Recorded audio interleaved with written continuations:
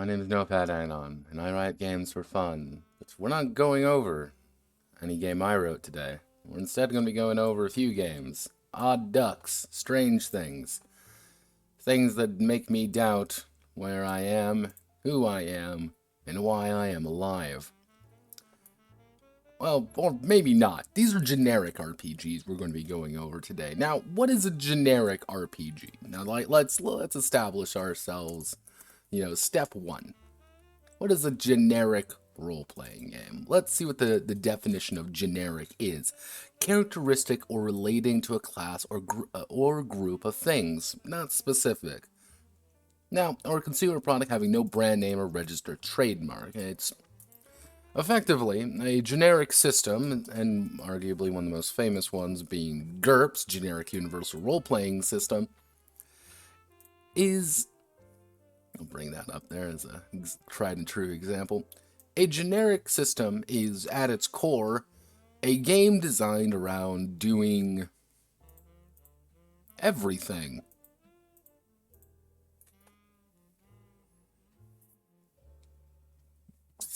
That's all I can really say about generic systems. That's the beauty of them, in an odd way. A generic system is, at its core, a game about doing everything. It's a game about having all these rules, all these options to tell a story, whether you are blasting aliens off the corner of Orion, or you are Wild West cowboys, or you are cavemen unga-bungaing yourself through time and space, or any fantasy world, any genre, anything you could think about. A generic system can do. In practice, that's usually not the case. That's usually not the case at all, because generic games fall into two categories. Let me just bring this up real fast. Now, a generic system can be a toolbox, or what I like to call true generic. Now, a toolbox game is kind of by its nature designed around not necessarily being a game per se, but it's more a set of tools for you to play with. It's a just giant, you lay out in front of everything. It gives you all these different options. It doesn't really have any identity to itself, but that's not the point. The point isn't that it has this identity. It's a toolbox. You can have a giant bag of tools, a giant bag of Legos. The Legos aren't the fun part. It's building something with those Legos. It's about doing something with those constraints or with those mechanics in tow. GURPS is the primal example of it. GURPS here is the primal example of a toolbox game, because at the end of the day, GURPS does not have a setting. GURPS has some implied settings if you look at some of the books, or has some kind of ideas of what a setting may look like, but at the end, GURPS really isn't a game that you're like, okay, let's play GURPS. It's let's play Elder Scrolls, but we're playing in GURPS now. Let's play a space cowboy game, but we're playing in GURPS. Let's play insert thing here in GURPS, because I've built something in GURPS with the hundreds of books. Yeah, hundreds of books you can really draw from to make your own ideas and make your own things. A true generic game, though, my definition of what a true generic game is a true generic game is something that allows you, that slots itself nicely into a genre of some sort, and that genre is what it does. That's kind of what the genre, generic, you kind of see the etymology there.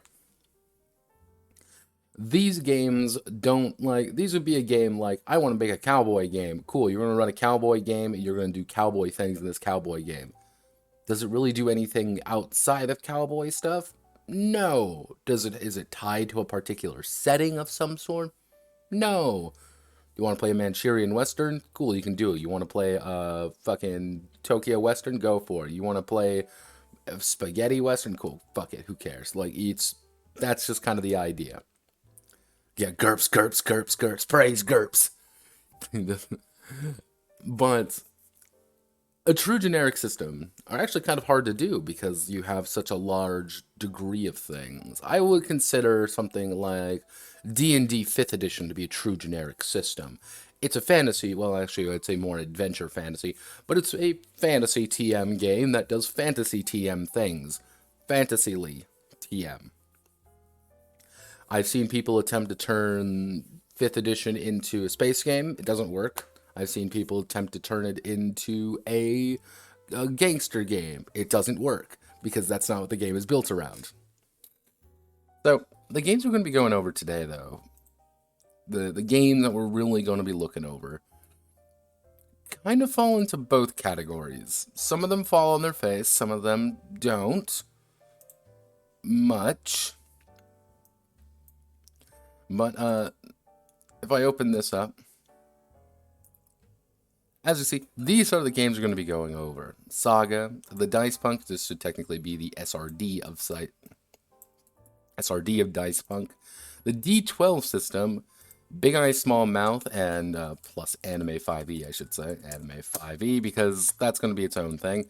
Fantaji, CYST, and Wa. You want me to pronounce it? You're not going to get that. Originally, there was a game that was going to get put on here, which was called... Where is it? Originally, this game was going to make its way on there, called Era, the epic storytelling game. It just didn't get there. I just never got around to going over it over the week, and other things popped up. So, if there's another one of these, this will be on there, obviously. But generic systems are fascinating because everyone approaches them a little differently. And you would think if we had something like GURPS, we would have the be-all, end-all. But no. Far, far, far from it. So, we'll start with our first game. Now, this one kind of interested me. I initially kind of wrote it off. I'm like, oh, it's kind of a dull thing. I had 5th edition, but there was a 6th edition.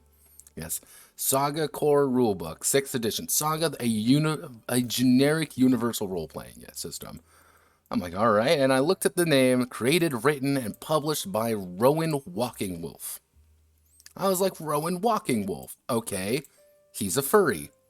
All right, or maybe he's native. Maybe there's a bunch of different options here of who Rowan WalkingWolf possibly was. God, I wish I was right about the furry thing.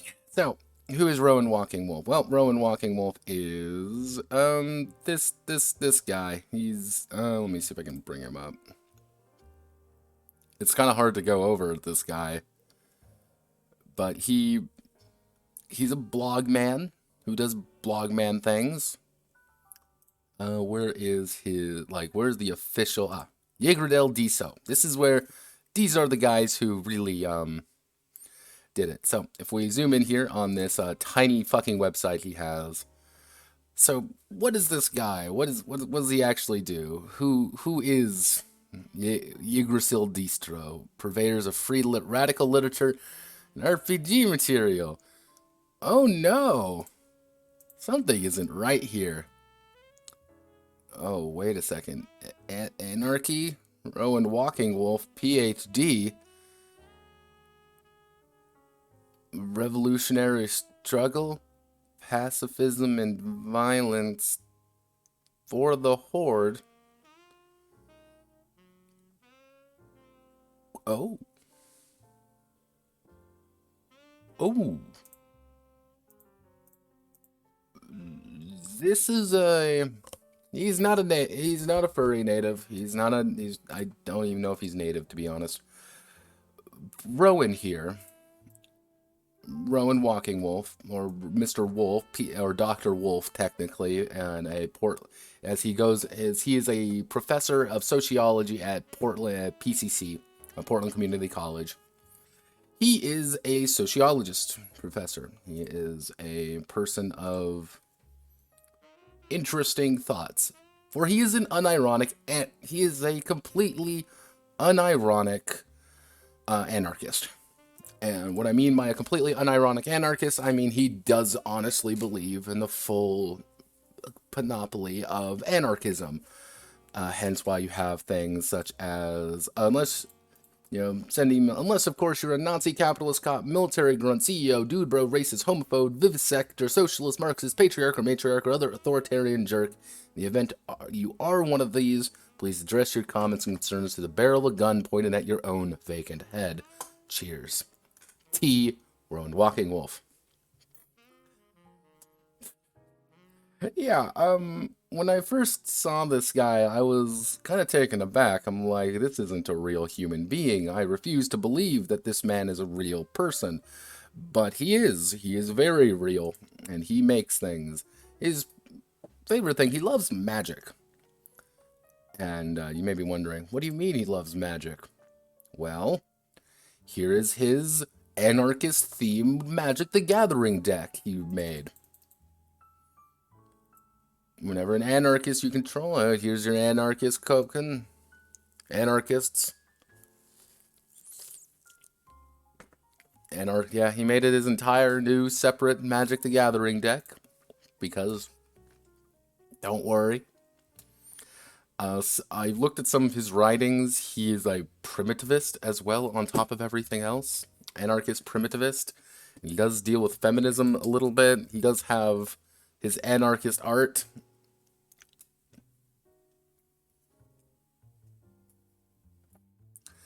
Yeah, he's also an unironic Cascadian, otherwise known as he shouldn't be trusted around children. So we don't trust Cascadians around here. But yeah, he is a fascinating human being, and that's literally all I can show you in good faith. Now, what do I mean by in good faith? Well, because if you Google Rowan WalkingWolf, you find him. His name's Robin. His name is Robin Marks.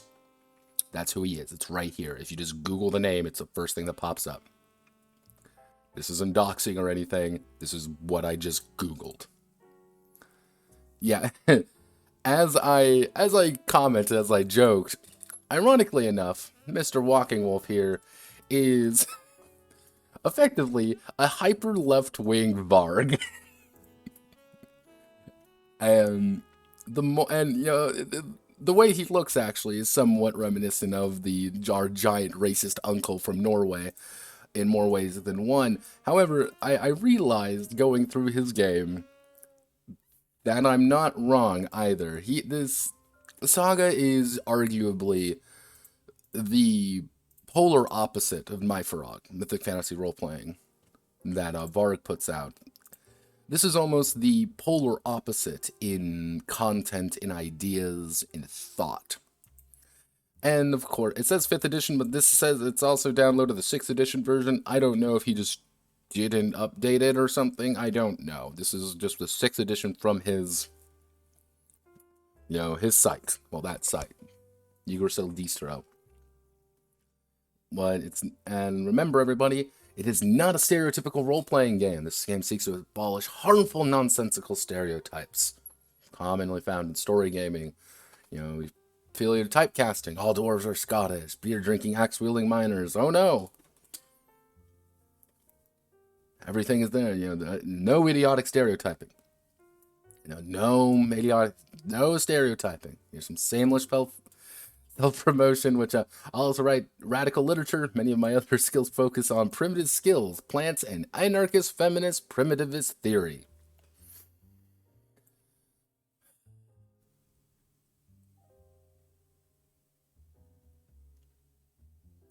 Wait, what the fuck was that new tab background? What? What? You don't like my new tab background? Come on. Get with the times, my friend. But yeah, this is...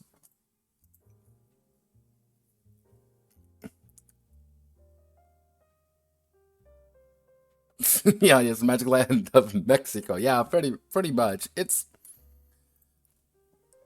It's one of those things that I actually was talking to my mother about it because she went to Portland State. She's an alum. She's a Ducks fan. Same with me.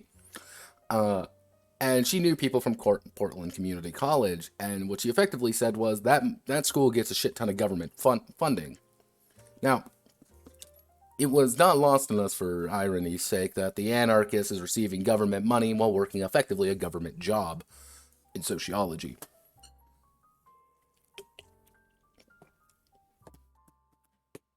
It's hilarious. You can't write that. You can't make this shit up. Like, you legitimately cannot make this shit up sometimes. Also, hello, Yanzu. For those who don't know, Yanzu is my boy. He's a good friend of mine. Technically, what I should do is there you go. I've known Yanzu for years. I'm calling you out. I'm calling you out right now. And I can do that, because it's my stream. So, what is this game?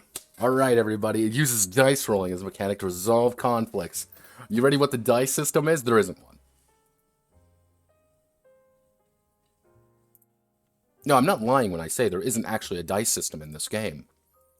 What the dice system of Saga is do whatever the fuck you feel like.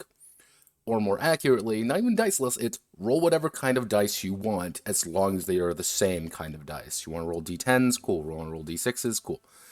Now we have the campaign settings. Okay, the Nürnberg Grace. Alright. Chronicles of Magnum, like, oh, this is from Lone Wolf. Alright. Resistance in the Empire, Bronze Age. Okay, got some new stuff.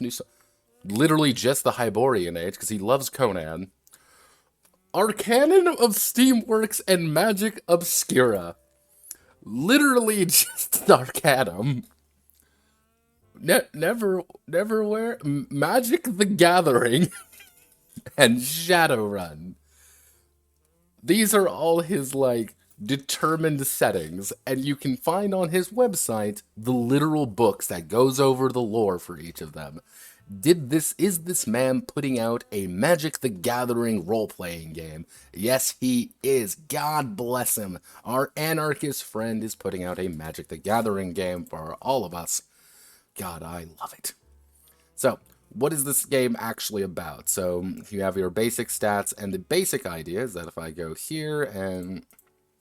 Let me bring up... That's the wrong one. Didn't mean to bring you up. Not yet, Wah. Not yet. Where are you? Ah. So, this is my example character I've been going through here, Andrei Tarkov. He is a stalker from the Stalker franchise. And I went through and I made a character. So, these are my attributes. What you have to do is once you get your attributes, you have to assign a title, like a thing after them. Well, for example, for your descriptors, let's say I have a 5 and something. I'm only going to be fair, I'm going to be average, I'm going to be decent, okay, moderate, mediocre, so-so. If I got a 10, I'm excellent, I'm superb, I'm amazing, I'm accomplished, I'm outstanding. What do these do? Literally nothing. Don't think about it too hard. They're a description. Hello. They're a description. They're here to assist you in telling you about what it would be like, what you are going to be doing. Like, okay, you have a pretty basic set of attributes, and there's actually some interesting ideas. Then we have skill generalization. So, skills in general, how they work. So, here's my skills that I have. Is that you're going to roll that many dice. In fact, that's really all you're going to do. You're going to be rolling that many dice for that much, for that idea. So, for example, I have a 4 in acrobatics. Because I have a 4 in acrobatics, anytime I need to make an acrobatics check, I'm going to roll 4d, whatever the fuck I choose. The quirks come in when you come with the skill specialization system. So, for example, we'll use melee, combat melee with 7. If I'm using something that isn't covered by here, I'm just going to default back to my basic skill generalization. But if I'm using a club, I use a 9. But if I'm using long rifles or blades, I'm only going to roll 5 dice, because these are my specializations. These are specialized. This system is actually kind of neat. I'm not going to lie. This system is actually kind of neat. Kind of with, like, you have your general skills, your specialized skills. And your specialized skills, the entire idea is that you might be good at one thing, but kind of mediocre at other aspects of it. Like bushcraft, for example, right here. I have a bushcraft of 6, and I'm really good at spotting anomalies, but I'm not really good at making fires. Like, I'm actually not great at actually surviving the great unknown, but I'm damn good at spotting things. I'm like, oh, that's kind of interesting. I'm good at assault rifles. I suck at long rifles, though. I'm good with clubs. I'm bad with blades. Like, there's actually quite a bit of things here that are interesting, and all it has to do is average out to be your general skills. I'm like, oh, all right. Pretty interesting. Got some very basic skills. Here's some specializations. Now, you're looking at me, all right, no fad. What's it? Well, we have education now. Education or pretty much everything else. You have a knowledge of swords. You might have a knowledge of Christian theology. Same thing. You choose whatever it is. Once you generate it, you're going to choose it, and then you're going to roll that much anytime it comes up. Pretty standard. Because one of the big things about this game is that everything is opposed. So, if I have to make, let's say, again, top of my head, I need to make an acrobatics check. I need to jump over a pit or something. I got an acrobatics of 4. And because I have an acrobatics 4, I'm going to roll 4d whatever. And the GM might say, oh, well, you're going, let's use d6s for example right here. The GM might say, oh, yeah, that's going to be a difficulty 3. So he's going to roll 3. So I'm going to roll my 4. And I scored, let's see, 6, 12, 17. Pretty good. He rolled a 7, 12. He rolled a 12. Okay, I win. I succeeded at the challenge. I actually like this kind of resolution system. I think that's actually kind of fascinating in a way. It kind of brings out a little bit of dynamics, and it also makes things that might be really difficult maybe a little bit easier, and also makes things that could be really simple, maybe gives a little bit of dynamic. So it's not like, well, I'm going to automatically succeed at this. You might not. You might roll poorly just as much as they might roll well. There's a little bit of nuance there. It's actually good. And I think you're all seeing like, okay, all right, everybody, it's time. Let's create a character. Everybody ready to create a character? Just assign stats at random.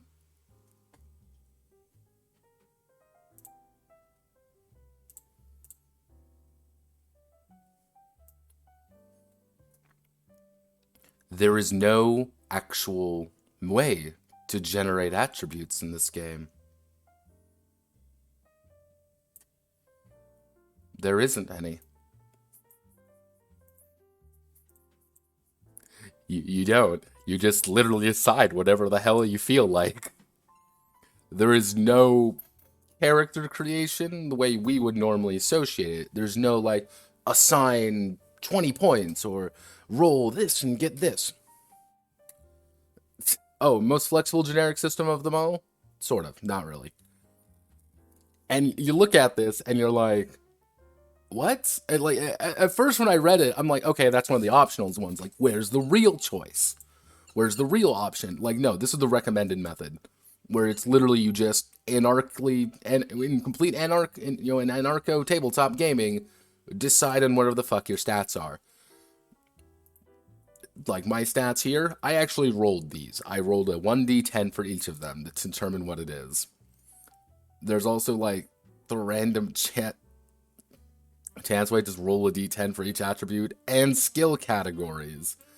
I only rolled here and kind of just randomly chose whatever felt appropriate here. Yeah, no, this game literally forgets half of the game. You can't make a character in any, like, reasonable way outside just saying that it is. Unless you just say that I am this, but I'm that. Alright? But, Notepad, we're only on page 16 of 78. Oh, you naive fools, you. Did you really think that that was going to be it? Did you really think that this game, when I said it was the polar opposite of Varg, I wasn't lying. It's the same thing as Varg, though. There are more mechanics to this. So, when you resolve conflicts, again, you make a conflict resolution roll, as I explained earlier, and we have all the examples. But then you can randomly, if you feel like, you can put in a secondary attribute called luck. Anytime you generate luck, you literally just roll a dice, and that's your new luck attribute. And when something happens, you might say, terribly unlucky at cards or lucky shot. These methods are useful. And other ways to generate a value for situation is just rolling a dice. Because again, you don't need to roll D10s or D12s or D20s or whatever. You don't have to roll any of that. It's just a dice pool system. That's literally it. It's going to say D10s in here. That's not really the case. And we're going to see why it mean like a D10 he keeps using for these really mean nothing. Because if you're noticing, these are just the amount of dice you roll. Nothing more, nothing less. Which normally I wouldn't be opposed to, but it does create some fascinating situations later on. So, default dice assume are D10s, although the recommended denomination are welcome to substitute any other denominations as long as they are consistent. Except so D6s or D20s, but all 6-sided and all 20-sided. Mixing dice breaks the mechanic and is not allowed. Now, there is something interesting you can pull off here. Like, maybe D10s are the basic ones, but maybe if you have a disadvantage, you only roll D8s, or if you have an advantage, you might roll D12s, or something similar to that. No. Anything goes. Again, so, remember, anything goes. We live in an anarchy. So, what luck literally is you roll. Let's say I'm going to roll I rolled a 2. That's my luck. So since I've generated that is now my luck. That is what the opposition is. That is literally an entire mechanic in this game, which is about generating random luck. Why this is in the game, I don't know. I genuinely have no idea. But as you see here in the attributes section, you can freely add 3 additional attributes to the game. And what they want you to do is add luck, and then literally assign a luck attribute, or something like that. Or not. You don't have to. You can just say, no, I don't want to. I'm good. Anytime you get a bonus, just more dice, less dice. That's really all this is. Let me see. But this is where I mean by... There are some rules in this game where just get more rules. So, to climb a wall in heavy rain is a -2 attempt to climb, or a +2 to difficulty, or enemy attacking from your side is a +1 to the rolls to hit. Attacking an enemy from behind is +2. Knowledge of creature behaviors is a +2 to roll to hit and +2 to tame. Blinding bright light is all these different circumstance bonuses. Now, I understand circumstance bonuses. However, it's like, oh no.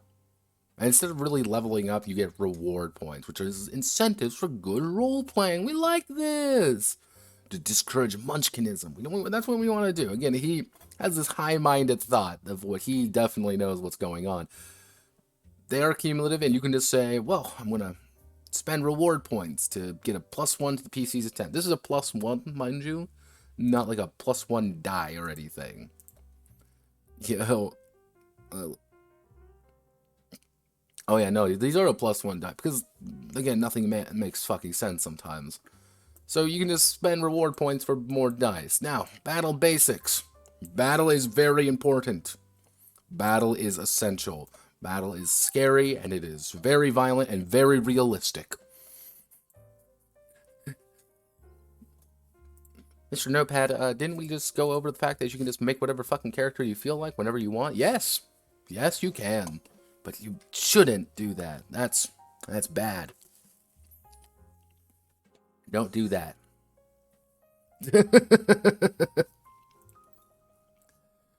You pretty much operate in order of your speed attribute. And in supplies, you sneak up on your enemies. And battle situation determined. Each round represents 1 to 3 seconds of time. After, not 6 seconds, 1 to 3 seconds. So these can be incredibly quick. During a play, you vocalize what your character is doing, makes the appropriate roll to determine success and failure. Alright, pretty simple. Oh, your size matters. Oh, between first level, you receive 1, and the idea is that you can hit things that are bigger than you. Like, okay, you can hit things more consistently, but you're doing more damage against them. Like, okay. Oh, and here's some... All weapons have size statistic. This is size the creature and vehicle normally affected by the weapon. Size bonuses, penalties are judged counting from non-number. So size 2, weapons get a +1 to roll against human allied. Size 1, and size 3, weapons get a +2. Oh. And you're looking at it, you're like, yeah, okay, this makes sense. Oh, but attacks of opportunity also there. Are there actually rules for, like moving around with miniatures? Sort of, but not really. You don't need it. And don't forget, there's also the entire page. The entire page worth of courage and intimidation checks. So, let's just do what a basic attack looks like. You rolled a hit. Okay? You determine hit location. You just choose whatever you want to hit, which is important, by the way. You roll to bypass armor. And then you roll to wound. There are 3 rolls you potentially need to do to hit somebody in this game. 3. Possibly 4 if you add in one for a hit location. So if you roll a hit, you strike. If you, oh no, you roll a hit, you roll fail. But again, everything has to be opposed, so they are going to be making a dodge check effectively, and you're going to be making a 2-hit. Roll, I hit you. Okay, we got to bypass armor now. Their armor might have a defensive rating of 4, so I got to hit with my pierce value of my weapon. We're going to roll again. I hit. I'm going to roll to win. Okay, and it's time to wound. I hit you. We bypass the armor. I'm going to roll now to actually determine if I hurt you or not. And yeah, you really think we're going to not get all this? Do you think we're not going to have in full wrestling techniques, punches, kicks, headbutts with unarmed brawling? It's there. And here's all the means of defending. Yeah, you can choose a shield specialization. You can parry with weapons. You can block with hands and feet. Avoid wrestling technique. Dodging while riding an animal. Dodging while riding while in a vehicle. Okay, very simple. There's dodge. All right. We're rolling to hit. We're rolling against you. Oh, okay. They may attempt to dodge and have non-resisting targets at a distance, which are different, mind you. Which is different because you can literally actually sneak attack people. Yeah, because there is literally a sneak attack option. Where is the sneak attack option? Because the sneak attack option, okay, the stealth section below. Sneak attacks are literally Elder Scrolls sneak attacks. So, sneak attack is literally you shoot, and if you hit them, you might be able to bypass armor. Now, if you are sneak attack somebody in melee, you instantly kill them. If you manage to get close to them and you perform a sneak attack move, they're dead. Congratulations, you're now playing Assassin's Creed. Yeah, don't worry, let me get my hidden blade out and go. And I look at this and I'm like, what the fuck is going on? Because this is so much. And it's outside, again, in a game where literally the first thing you're really kind of given is make whatever fucking character you feel like, add whatever stats you feel like, doesn't mean anything, or add in a bunch of these skills, which could be anything, mind you. There's no set of skills that you have. There's just anything. You have like a page dedicated to rolling to bypass somebody's armor, and which, don't forget, every single armor also has a fire resist, which prevents flame damage. Specifically flame damage, not actual, like, anything else, just flames. Why? Who knows? And you look at it, and you're like, okay, I'm going insane, obviously. I'm literally just going bonkers. Okay, we've rolled the hit, we rolled the wound. Roll the wound according to what part of the body has been hit that we do not determine, that you determine personally where you're going to hit. Is there any penalty associated with hitting a different location? None. Is there any, thing in the game to really tell you, like, where to hit? No, there isn't. There just isn't. And you roll the deadliness of his weapon against the strength of the target. If you fail, minor scratches and target. If your roll the wound succeeds, a severe injury is inflicted on what a body region is hit. Broken bones, Now, guys, what? Not bad. I got a question real fast. I got a question. What does health do? There's no health.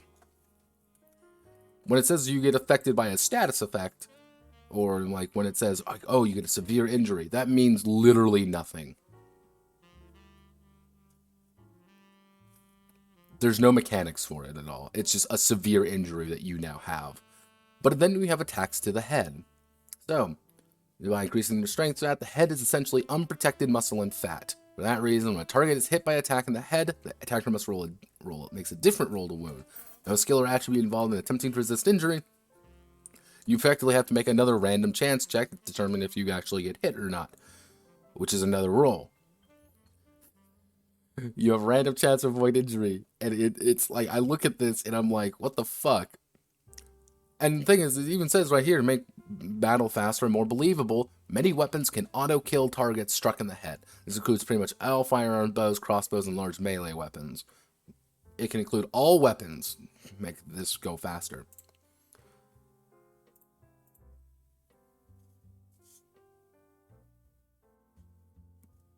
No idea why a developer would create such an overcomplicated combat mechanic. Clear from the outset they hate RPG combat. Well, again, that kind of like boils back down to that original idea with like Varg. Varg created MyFrog because he wanted to pretty much add in everything he wanted in an OSR game. That's literally it. He wanted to add in everything he wanted in it. So he did. And that's why, you know, people keep memeing about, like, if you're swimming in a river with heavy armor on, you get, like, a -12 fucking modifier to your roll or whatever. No one is going to give a shit about that. Absolutely nobody. But Varg cared about it. This game is kind of the exact same idea. Nobody gives a shit about this. They just want to hit they want to hit things, not with all, or if they do want this, they want this to be a lot more detailed. They want this part to be a lot more detailed. This entire combat system belongs to a different game. This is like some Song of Swords shit going on here sometimes. And, don't forget, reloading range weapons literally has a separate set of things to determine your speed. Oh, you're really fast and you're really fast. It's going to take you slower amount of time to reload weapons than not. Oh, you have horrible speed. It's going to take you 10 turns to reload something. You got really good speed. It's going 7 turns, easy. And you look at it, you're like, what? Why is this so detailed? Again, it's a completely separate set of ideas for a separate game. Again, you have this unconscious when blunt weapons, it's different from brawling in combat. That's its own entire different thing. Various knockout penalties. Here's some fatigue penalties for brawling attacks. Grappling battle. What you think? Yeah, of course you can do takedowns, rolling the pin, chokehold, and joint locks. These are all options in this game. Oh, your wounds. Like, okay. You're losing points of health effectively. But that's heavy bleeding, not severe wounds.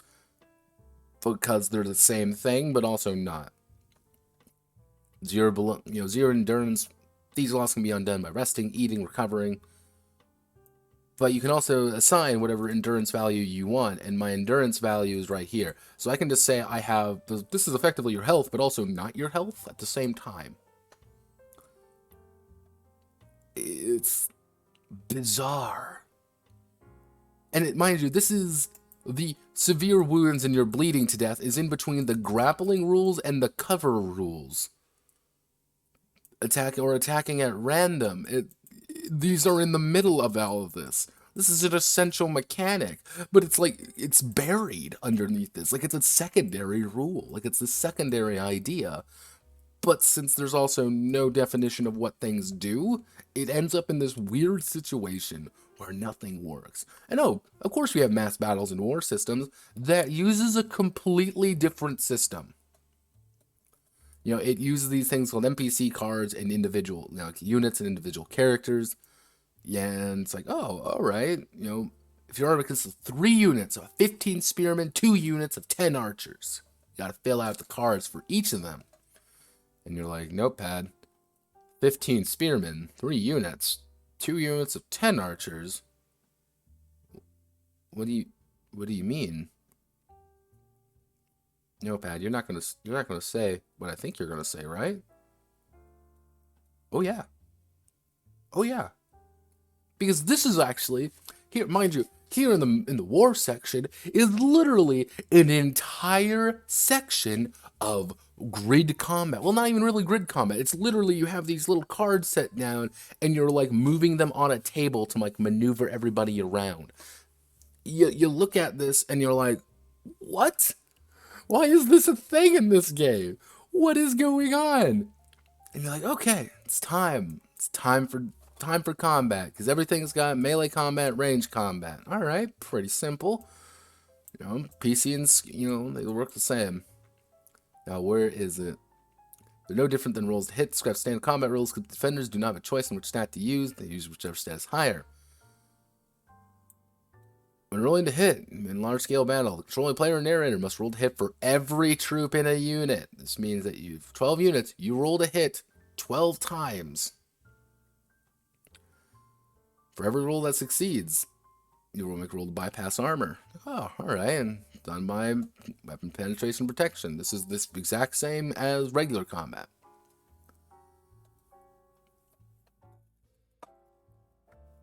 When it says you have to make a check for each of them, that means you might have a combat value of, say, 3. Actually, oh, wait a fucking second. I didn't even see this bit, because my eye was glazing over.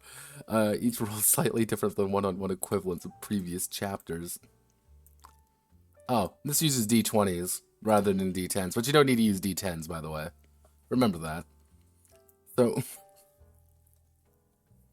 you're really legitimately just going to be rolling possibly 12 D20s for everybody, for your unit to attack. You might be rolling 20 D20s. You might be rolling even higher, more and more and more and more and more. But, oh, that doesn't seem fast enough.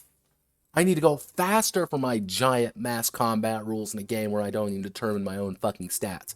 I need to go faster. It's fine.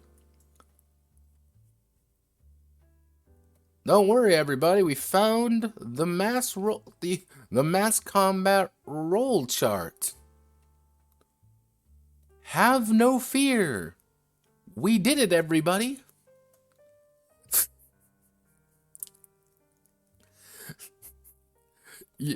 For example, Force 20 Spirit with a melee combat of 8 are attacking a unit of skirmishers with melee combat 6. The player compares 8 to 6 and finds a target number of 9+. That player then rolls 20 D20. 1 for each spearman. For every roll of 9 or greater, the one spearman succeeds his roll to hit. And mind you, it's like, what? Huh? It's like, I refuse to believe it sometimes. That this is just a thing. And like, oh, don't forget there's... Oh, attacking with axes from higher ground. Oh, that's just a hit, mind you. That D20, those 20 D20s just are to hit, not to actually bypass armor and kill people. Range attack from higher ground, cavalry attacking infantry, spearmen, pikemen attacking cavalry, infantry bogged down in difficult terrain. All of these have different options. And oh, well, here's the stealth section. The stealth section is literally, you're just making silent movement checks. You're making silent movement checks. Oh, there's somebody nearby. If you get close to them, you can just fucking kill them. This is literally, like, this is an entire page dedicated to be stealthy sometimes. Camouflage, same thing. Close quarters, yeah, literally, when a character successfully sneaks up in melee range of another character, he can execute a sneak attack. Includes slitting throats, stabbing back, snapping necks, stabbing hearts, suffocating others with plastic bags, sacks, garroting targets with piano wire or a cord, and taking point-blank headshots. If PCs and storytellers can imagine other stealth attacks, these are permissible as well. Executing a stealth attack means instantly killing the target. But you also need a bladed weapon, though creative PCs can also say they use a blunt weapon or other weapons. Oh, but if you're using a blunt weapon, you have to, roll to bypass armor. And it ranges, you can be a stealth archer in this game. And no, don't forget there's an entire section on magic. And each magic school is different, and they do different things. And I look at these, and I'm like, what the fuck is going on? But then it's like this Yggdrasil thing. I'm like, yeah, okay, this is something like he's clearly passionate about. And I just went over this. I'm like, I refuse to believe half of this exists. And no, it's here. Like, you want to put in, you want to put a hunger, thirst, and fatigue meter? Yeah, go for it. Oh, don't forget, here's all the weapons. Here's literally every single kind of weapon you can think about, each of them with a deadliness and penetration value, because your deadliness affects how well you're going to be able to hurt them, while your penetration value dedicates if you're going to be able to pierce their armor. I don't get this game. I genuinely don't. I am flummoxed by this game. Absolutely flummoxed sometimes that this game even exists. And I go through, like, I was going through it, and there's conditions, and there's combat rules, and, like, here's all these things. And I'm fascinated by this game. I'm completely fascinated by this. Mr. Rowan WalkingWolf, I congratulate you by virtue of literally making a game that isn't a game.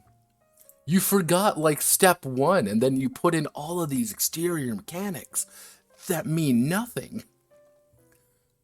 Because the actual characters aren't made of anything. They're made of imagination. I went through this, and I was just weirded out by it. And just the fact, again, he's an unironic anarchist who does genuinely believe in the entire fuck the state, even though he works in fucking public education. What I'm trying to get at here is that, is Saga a good game? Saga has parts of a good game in it. It has cool ideas in it. I actually kind of like you have general skills and you have to average out your specialized skills for it. And that's actually kind of a neat idea. There's some actual, like, oh, that's kind of a fun little concept. Or it's like, oh, the combat is actually kind of a cool idea. You gotta roll to hit, and then once you roll to hit, you gotta bypass armor, and then you gotta roll to wound. And there's, like, a lot of nuance there, and combat's really deadly, because a single hit could bring you down. Oh no! It's just that, of all the parts in this game, it feels like a completely jumbled mess. That each part of the game is part of a different game.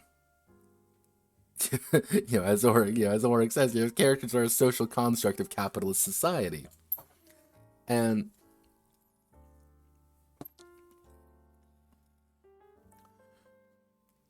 you have this detailed combat, but then you have, like, these non-characters, but then you have, like, this extensive magic system, and you have, like, this weird job system, which pretty much gives you a bonus to, like, whenever your job becomes relevant.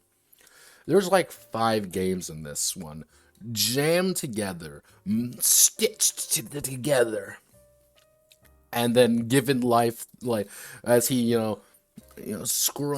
goes in there, he's like, I give you life, and he, like, clonks out and then prays to then prays to Darwin, I guess, and his, evolution myths or something, to bring about this abomination of a game. Like, this is a Frankenstein monster, and it's completely free, and you should totally download it. But yeah, that's Saga. Like, there's not much else to say on it, just because it's a completely bizarre game. That, if this was, now mind you, if this was Saga, maybe,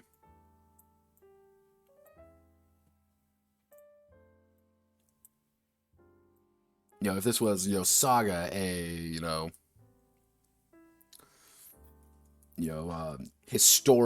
historical role playing.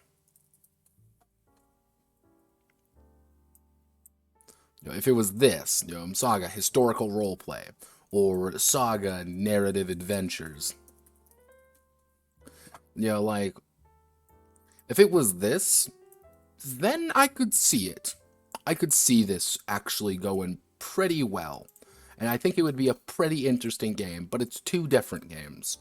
It is completely separate entities, and it's like, oh, if you want to play a game like this, with kind of like the skill system, do anything else. Like, play Amber, I guess? Now that's Saga. Like, I wanted to start off with Saga, because Saga is weird, and I wanted to get out of my chest the bizarre nature of video games, of just the weird shit that I find in this beautiful disaster area. So next we're gonna go over Dicepunk. So what is Dicepunk? Well, Dicepunk, or Dicepunk the SRD, is, if we go all the way back up here, it's cinematic role-playing in the now! Yeah! Like, oh, cinematic role-playing in the now. Alright, you know, like, who did Dicepunk? Who did this game? So, if you Google Dicepunk right now, Dicepunk, and you're going to find in End Transmission Games. You're going to go right in the drive-through and you can technically get this SRD for free right here. You can technically buy like a soft cover or a black, but 2.5 stars, 3 ratings. Not the most positive ratings. Like, honestly, it's really not. So I'm like, okay, who are End Transmission Games? Like, what else have they done? Well, End Transmission's games are most known for these two. Probably if you've ever heard of this name, it's going to be for these two games, which is going to be Psionics, the next stage of human evolution, and Splinter, which is Sword Art Online, before Sword Art Online came out. Seriously, it's literally just that.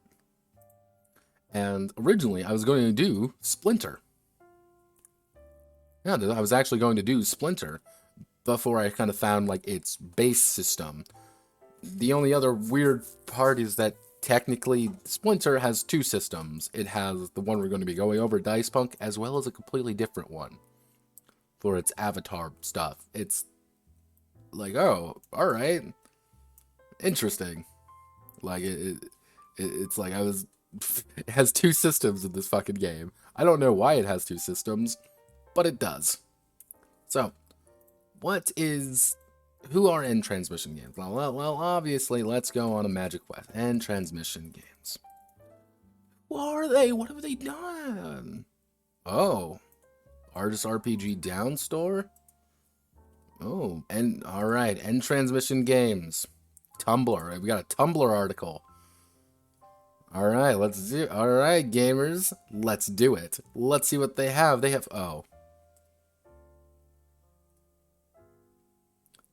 Back in 2017, they actually went down.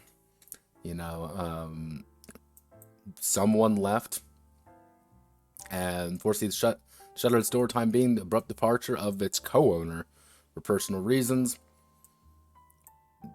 They had a bunch of stuff come out. They had a few Kickstarters, but this company is dead, which is weird to think about. And I went over there. Their website's gone. It's weird to think about that the company is just gone. Like, these guys have left, and there isn't really anything for this game anymore. No one's producing any Dicepunk, stuff. And I find that fascinating. Kind of sad, but that's kind of the case for a lot of these games, where people show up and suddenly they disappear. But Dicepunk is here, and we have to deal with it now. So what is Dicepunk? Well, it's a generic RPG, obviously. You already kind of known that. But the entire idea behind Dicepunk is that you're playing in a movie, kind of like a Coen Brothers film, and you're punks, and you're fighting the man, and you're doing stuff, but you're not really. Yeah. Characters will have stats, and those stats will totes matter. Like, it's gonna keep going like it's like this cool punk system. It's really not. Like, it's a D6 system. Pretty simple. Not exactly the most complex game ever created by mankind. And if I go here, I did make a character sheet. The exact same character, Andrei Tarkov. And I did a realistic, which we'll get to why I did a realistic here. And here are my stats. Got some of my skills. I'm like, oh, alright. Alright. It's literally just a 2d6 system, though. That's it. Ta-da! So, as usual, when it comes to this era, as this game personally came out in 2014, I believe. Where is this? It's 2000. I want to say 2014 because I'm really bad when it comes to remembering dates. God damn it. God. I promise I know what I'm doing.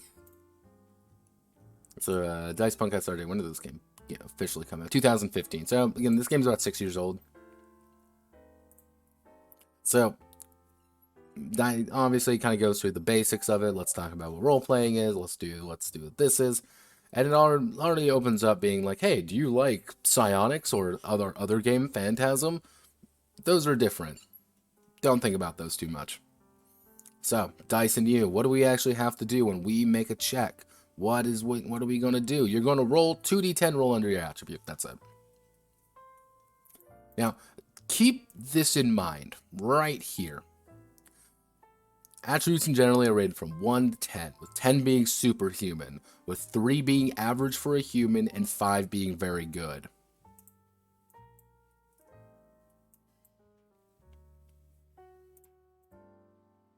Yeah, they're lying there, by the way.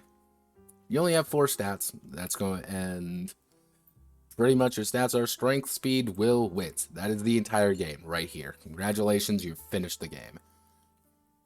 You have a bunch of these other things. They do not matter, though. Like, these do not matter as much as these. These are your core everything. And yeah, it's a 2d6 game. I don't know what you're expecting. You roll under your attribute, and these are pretty standard. And pretty much when it says a skill test, well, the skill is untrained, you have -2 penalty. Skill is trained, you just roll. If your skill has a skill at apprentice level, +1 skill bonus to the attribute, and so on. You can go up to the master level, which is +4 bonus, which is pretty big. Now mind you, when it says a +4 bonus, it means adding a +4 to this. Or a -2 to this rather than like a +4 to your dice, or a +4 to this. I got a little bit confused with that as well, or how they call difficulty modifiers DMs. It just is the way that it is. Like, this is just how the game works. And normally you're going to be doing, again, opposed checks when it comes to damage. Alright, pretty standard stuff. Like, this isn't really that exciting. Like, wow, what's the big thing? What's the thing? What's the big wah moment? What's the wah? What's the thing that really sells it? Like, yeah.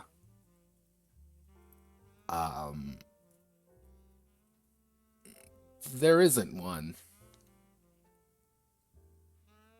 It goes over how to make a character, obviously. We had some pretty generic things. Spend attributes. Down your campaign power level. What they really want to do is say, like, oh, realistic literary power levels, comic book and anime power levels, and it's like, okay, all right. These are your APs. These are your campaign power levels and your starting AP. This is the amount of attribute points you get. Now, originally, I thought this was calculated differently, because if you go down here, not all people, gives you a pool of points which you buy your attributes determined by campaign power level. Feel free to spell these points however they please, resulting in diverse characters that are equal but different. Alright, you got your main attributes, and it doesn't really track any of this. Like, okay, and here's your attribute rating. Like, okay, good for normal human, peak of real human development, heroic, legendary, and 1 to 10. While cost of purchase of an attribute varies by the rating. And it's the same for all 4 main attributes. All attributes are equally important. All starting characters by default have pulled 30 attribute points to spend on their 4 attributes. These are our 4 attributes. These are our 4 that we have to buy from. Now, someone may be able to point out to me that something doesn't seem quite right. And you want to know what that really isn't right? The thing that isn't correct, the thing that kind of is wrong, is I can technically purchase a 6 relatively easy. So, I have 30. I have 30 points. I have 4 attributes. What's 30 times 4, everybody? No, it's 6 times 4, everybody. Get a drum roll, please. It's 24. I can get a 6 in every single attribute, which is above human development. This is supposed to be cinematic, what they kind of say like is the peak of it. And you still have more to get 7s, or an 8, or an 8 and something. This can get pretty big. Or if you want, you can get things like a few 7s, a few this, and the numbers here get really out of whack. And it's like, oh. Oh, hello, Iro.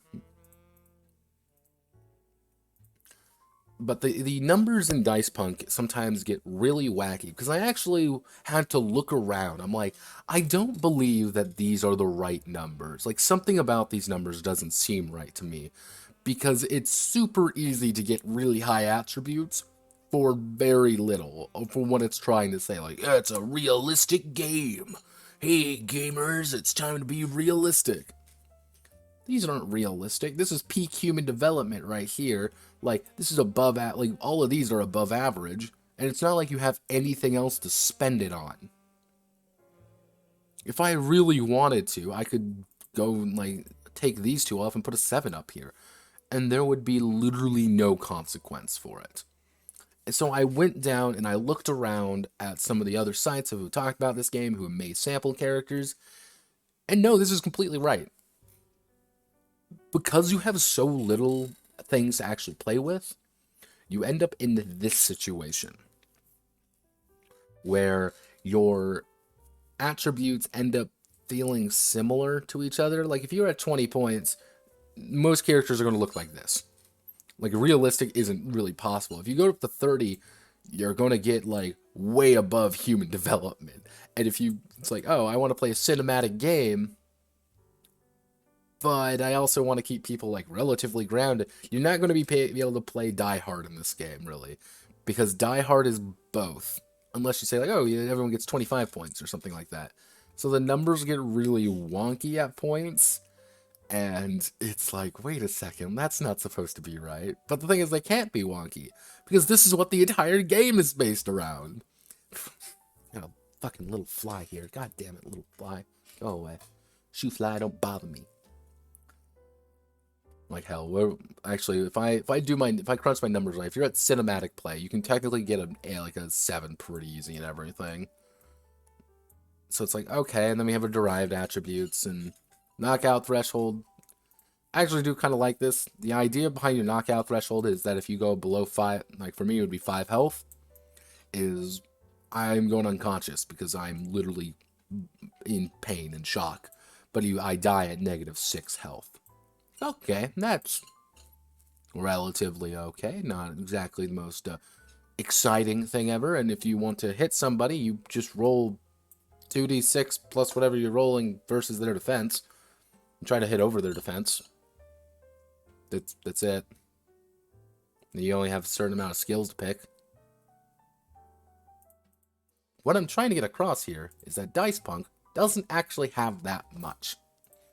And if you want to use the Dicepunk system for things, you can. There's a lot of options here. Like, don't get me wrong, there's a lot of options, but a lot of those options are things other games do.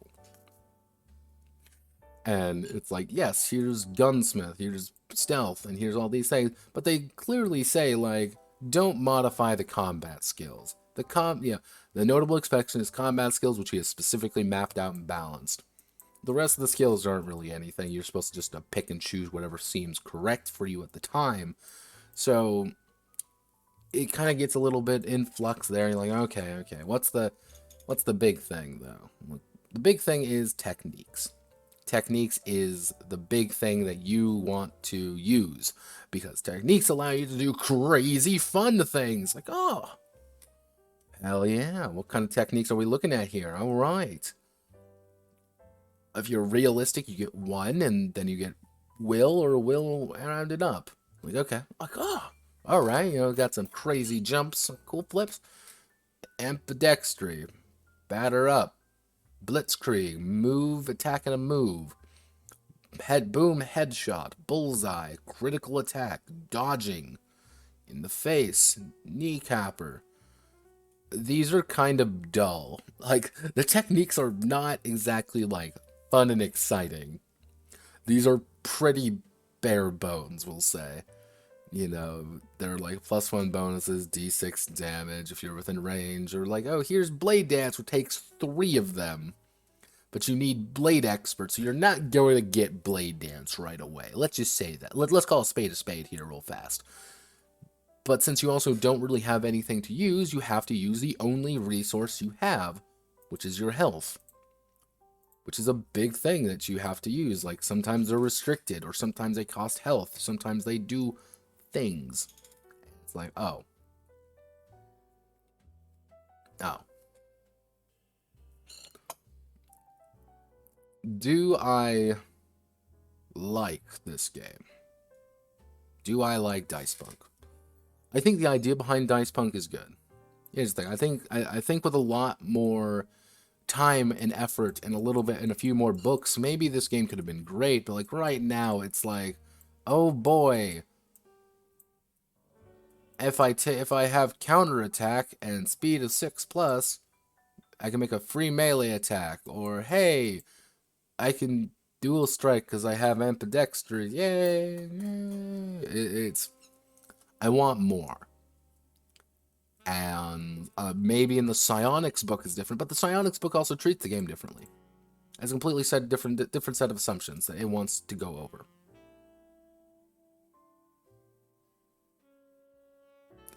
Well, that's the issue. That's the issue, Snow, is that there isn't really anything to base it off of. This is literally every single thing that you have to work with in the game. You don't have, like, willpower points or something. You don't have anything like that unless you add it yourself. But you have health. But, if you think about it, and we go back here, actually, and we want to, like, okay. Actually, and then we do psionics here. Psionics was one of their big games. If you think about it, how they word it in psionics is that you're always expending health to do something, because your brain is melting as you are attempting to do psionic abilities. And then it kind of starts clicking together. This game is more of a... How do I want to word this? It doesn't really feel like it has its own personality. I think it is derived from a system that they wanted to do something unique with, and they just didn't really know how to do it. And, you know, oh, firearms presented Phantasm, Roll Grindhouse, psionics evokes more military feel. These are completely different games that they just said, like, well, we use the same systems for it, so we can just make an SRD of it. That didn't sound good. But, like, melee weapons are pretty standard stuff. Combat knives, stun guns, crowbars, katanas for some reason. But then he has, like, this really overbearing amount of firearms. Because, yeah, there's belts, there's brakes, there's drum magazines. Don't forget there's clip cylinders and internal magazines. Very different. Like, these are all very separate. A holdout revolver, Colt Detective Special, 38 Special, does 1d6 plus 4 damage, raise fire single, and does use a cylinder. You also get a bonus to it for stealth of sleight of hand. You look at it, you're like, what the fuck? Like, what?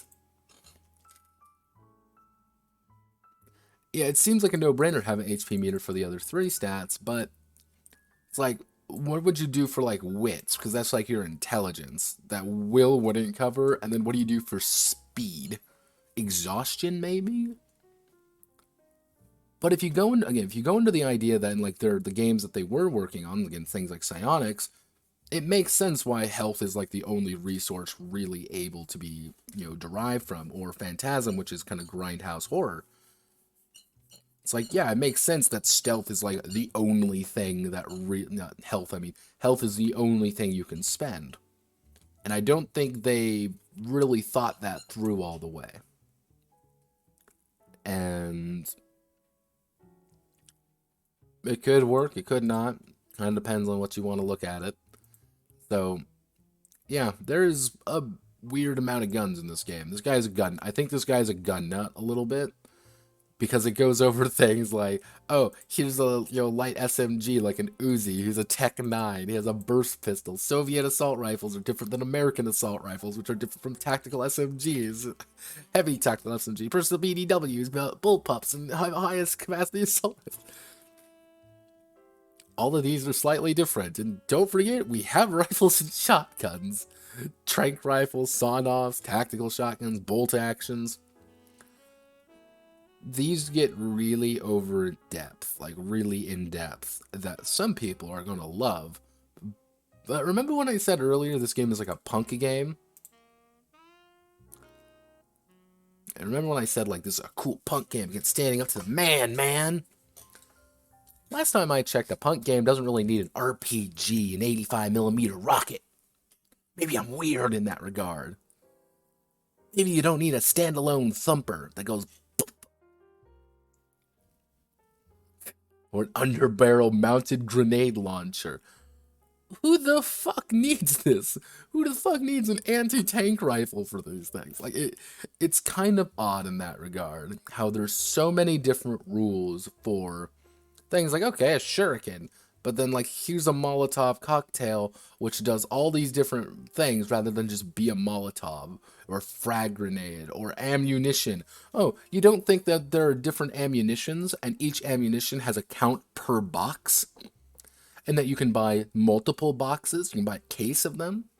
Oh, yeah. And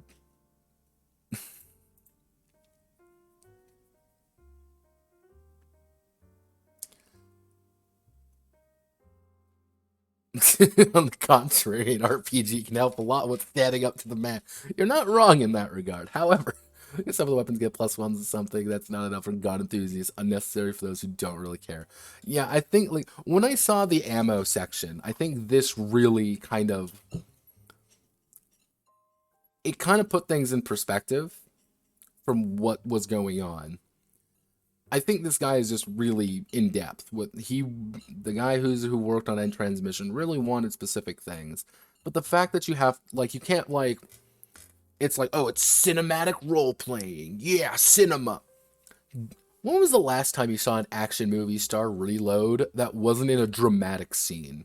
Or when he was like, damn, out of bullets, throws gun, picks up another gun, starts blasting again. Nobody fucking reloads in the movies. And if you are reloading, it's when something has drastically gone wrong or it's funny. Like, oh, we ran out of bullets. Now it's time to throw our, guns to the side and start punching each other. Like, cool. Like, if you want to go into that idea, fine. Why am I having to buy a literal box, like individual bullets in a box of 9.19mm hollow points or 9.19 Parabellum FMJs? Well, 7.6239 or 7.6254 or 7.6251s, which you can also buy in 7.6251s a 20 count for a box or 1,000 if you got a case of 50 boxes for $600. And it's like, yeah, you have to buy individual spare clips if you want, required for loading weapons that use clips or use drums, BM speed loaders, machine gun boxes. And yeah, here's some special ammos and special calibers, sponge grenades and shit like that.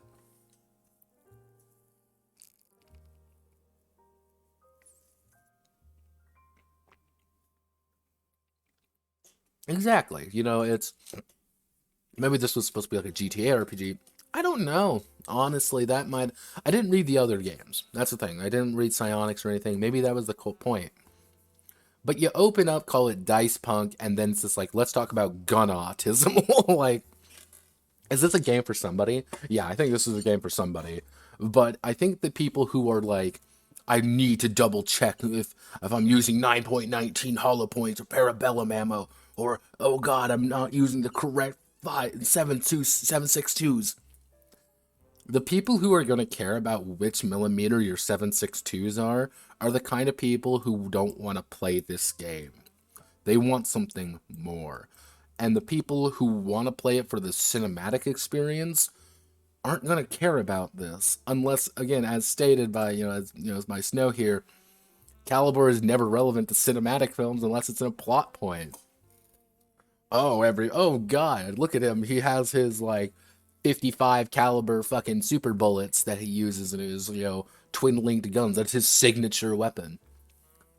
I know Tokyo Nova actually does this in a way, where it's the idea of your gear, which is your outfit, and that's how they call it, is specific to your kind of thing. Like saying that I have a Desert Eagle with the special kind of ammunition is a complete plot. It's kind of like a plot thing for you. This game isn't that, and it's like it's 12 gauge shots, like 480 JTACs. Who the fuck? No, what you didn't think there were going to be weapon accessories? Oh yeah, no, silencers, aiming modules, scopes, military scopes, armor. Armor kind of does the same thing, but it breaks it down between melee and cut damage, where a Type 2 Type 2 body armor reduces melee by only a small amount, but range damage by a lot. And like right armor, but again, you lose a lot of speed when doing this. Like -4 speed is apparently crippling. You're now a turtle man. Like that's why I only went with some basic armor, because I don't want to lose my speed. Because I like my speed. I like going fast. Like other gear, all these other shit. And that's what it is, it's shit. Paralytic agent, incapacitating agents. And then here's like 3 pages of gun trivia. Yeah. You want to learn about the FAMAS? here's a literal thing about the entirety of the FAMAS.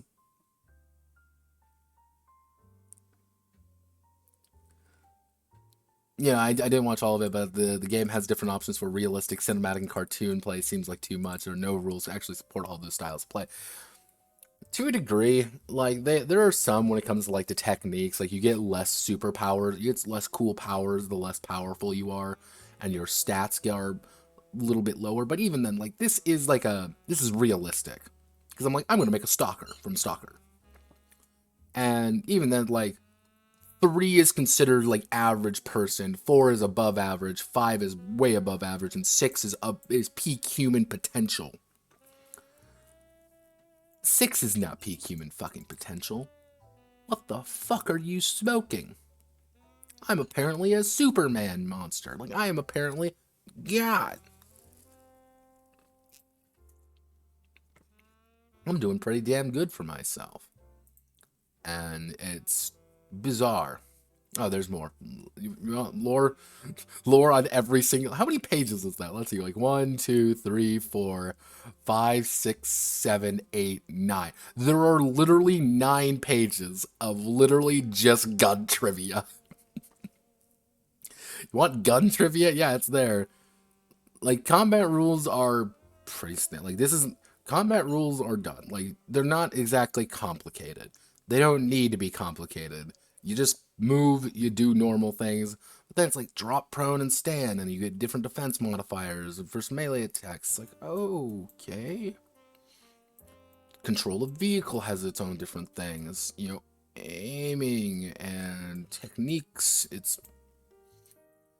don't forget, you can also say you have reactions, and like, oh, so you want to counterattack, want to do a reflexive dodge, you want to hurt people, oh no!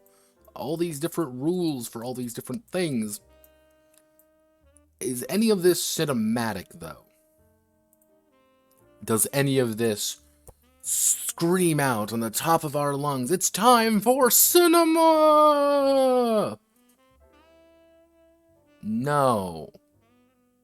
Not at all.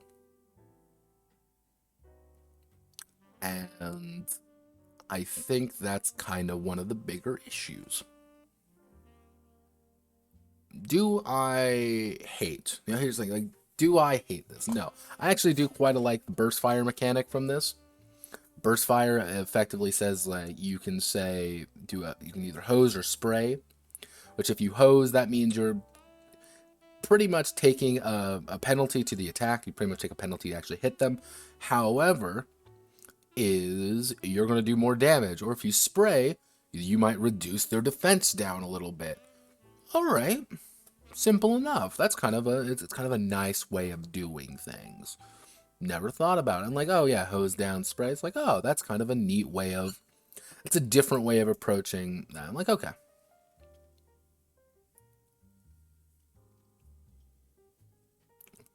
The audience that want all these different styles played only want to learn one rule, says not large, probably using 5e. We'll get the 5e. Don't worry, we'll get the 5e, Snow. But I think the Dicepunk, the SRD, I don't think is very good. I think Dicepunk, the SRD, because it kind of spreads itself a little bit thin for what it wants to do. However, Dicepunk, the applied to a game, yeah, I could see that working. I could see that working pretty well. But it would have to be a particular game. That's why I want to see what Psionics is. I would love to see Psionics. I need to find that game, honestly. Because if I can see Psionics, I'd be able to get a little bit better impression of this game. Because, like, right now, with this SRD in my hands, I look at it, and it's like, this isn't really cinematic role-playing. It's a 2d6 system that's real light. It doesn't really have personality.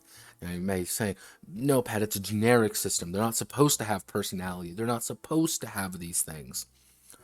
My counterpoint to that is every game has a personality. Every single game has a personality. And it's about expressing that personality, even if you are a generic system, is what makes you relevant.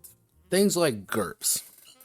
GURPS' personality is bizarrely clinical. And that's what it wants to be. It wants to be clinical. It wants to have this God's eye view of things. It wants to look down at you and say, you can do whatever you want. Do you want to play your favorite setting? Here's GURPS for it. Here's 100 options for you. And they're going to tell you all about it. They're going to tell you every little detail you want to know. But GURPS also has entire books dedicated to fuck it. You want to play GURPS Lite? It's literally one page. Cool, here. Like this, GURPS is incredibly clinical and distant.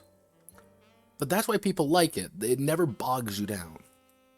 Dicepunk is there. It has all these, like, it wants to have a personality, but it doesn't quite manage it. And maybe because it's an SRD. That's a good observation. That perhaps because it's an SRD game, that it kind of loses that little bit of bite to it. Maybe one day, if I can work it in somewhere, I might put in Splinters or Psionics, the next stage of human evolution, and we'll go over what Dicepunk could possibly be when it has a personality, when it's like, here, we're making a Psionics game. You know, is the setting related to anarchism? I don't know. I genuinely don't know if it's related to, like, anarchism or anything like that. Like, when I've had this SRD in my folder for a while. And I've had it in my folder for a while. Originally, I wasn't even going to put this on the list, but I ended up putting it on here because I was reading through it and I looked at it, I'm like, wait a second, it's a fucking generic system. I'm like, ah, hell yeah, I'll put it in here. I think it's just the name. I think that sounded nice. I mean, Dicepunk. I mean, you're like, okay. Biopunk. I mean, you can put punk at the end of anything. Biopunk, solar punk, gas punk, diesel punk, game punk, plastic punk, puppet punk. It's puppet. Okay. Side thing. We got to find puppet punk. Sorry, everybody. I mean, we need to find puppet punk real fast. Is puppet punk a thing? I'm gonna feel so fucking sad if it's puppet. Okay, no. Okay, puppet punk is not a thing. Good news, everybody. We've saved the world. Okay, it's puppet punk. Okay, we found it. Every day we stray further from God's light. Alright. DeviantArt was a mistake. Okay, we're safe, everybody. Puppet punk isn't real. Puppet punk is not real. But I think that's kind of like what they were going for. It was kind of like this, like, it's the whatever you fucking feel like, it's punk. You know, hence why anytime they refer to the actual system, let me see if I can find it in here. One thing that I always find interesting, anytime they refer to the Dicepunk system, they use this particular font for it. They never write it in regular font. It's always the Dicepunk system. But, yeah, that's Dicepunk. I'm fascinated by it. I would like to see more of it. I would like to see if it would have a little bit more I wouldn't say personality, a little bit more going on with it if it had more things with it. So, next we're going to be doing is a special one. A friend, a mutual in the server, actually forwarded this to me, which is the D12 RPG. And I'm going to bring in everything because this is going to be a shorty, but I want to kind of go over this one because it's interesting in its own way. So this is the D12 RPG. Now, who did the D12 RPG? It's by this guy named Caleb Engelke. Engels. Caleb Mengele. Now, who is this kid? Who is this guy? Back in 2014, what'd he do?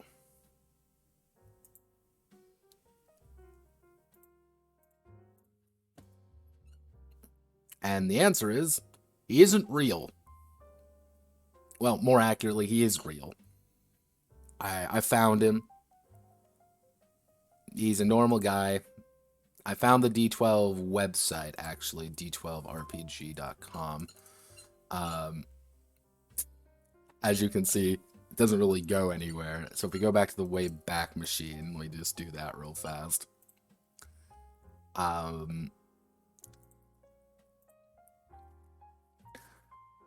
What is this? Who is this guy? What does he do? Nothing. He's literally just some dude who made a game on the internet. And that game was something he felt proud enough to show everybody. And hopefully this works. Yeah, okay, here we go. An easy to learn universal. This is effectively his blog. This is who the guy is. The big thing, though, is that actually getting this game is kind of hard. And it was originally debated to be lost media. That's actually how it was pitched to me. Like, this is a lost game. Like, it's impossible to find it anymore because the guy went off the internet. Well, not necessarily went off the internet. I think that's the wrong way of saying what happened to him. I think he just grew up. I think he is a psyop. And this is back in like 2014. This went all the way back to, during my research, about 2012. Like, this one is an old one. And he has worked on other games. The other major one he worked on was called the Hodge game, which if my one friend is in the chat, I get to insult him and we all get to laugh about names. And you know, Caleb, the creator of the Hodge RPG, streamlined the rules and developed D12 RPG, same principles. Like, this is like the pre-one, and this is like 2012, 2010 even. Like, this is pretty old, like, relatively speaking. And everything here is on the wiki. And this was literally just developed by people at LeTourneau University in Texas, and they just said they wanted to do something interesting. And they did. Can you download the D12 RPG right now? Sort of.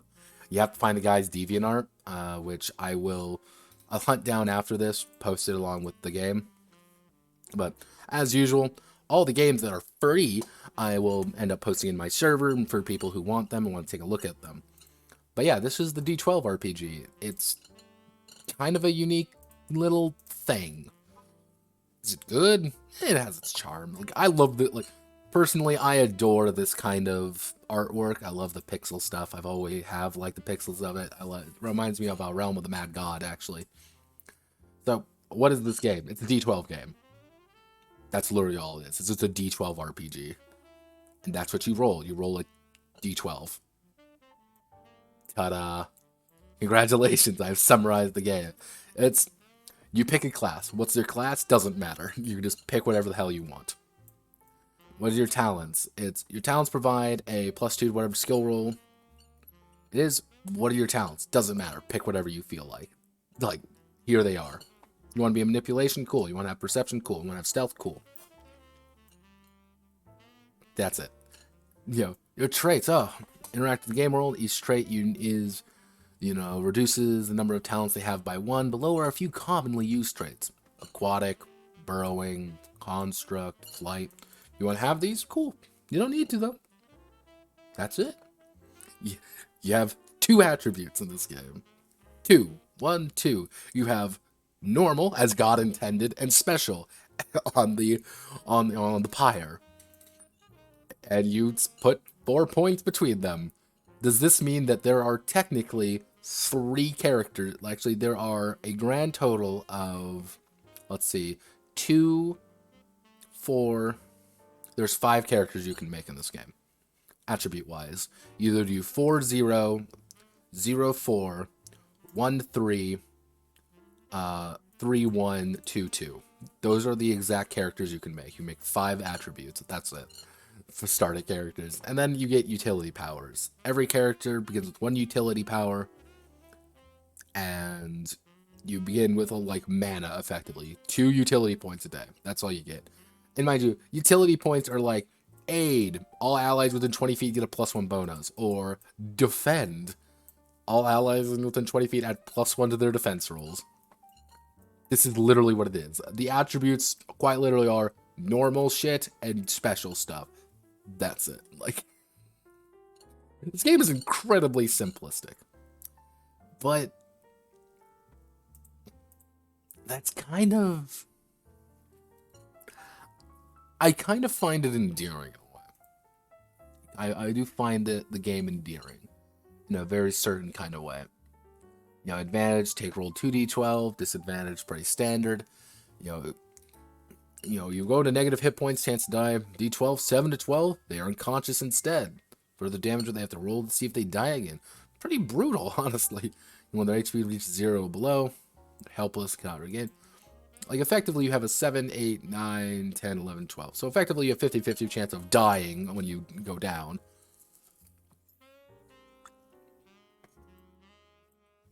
So what's a weapon? Weapons just do weapon things. Class which weapons they are proficient in. Use weapon in appropriate manner, or a weapon not proficient with disadvantage to attack.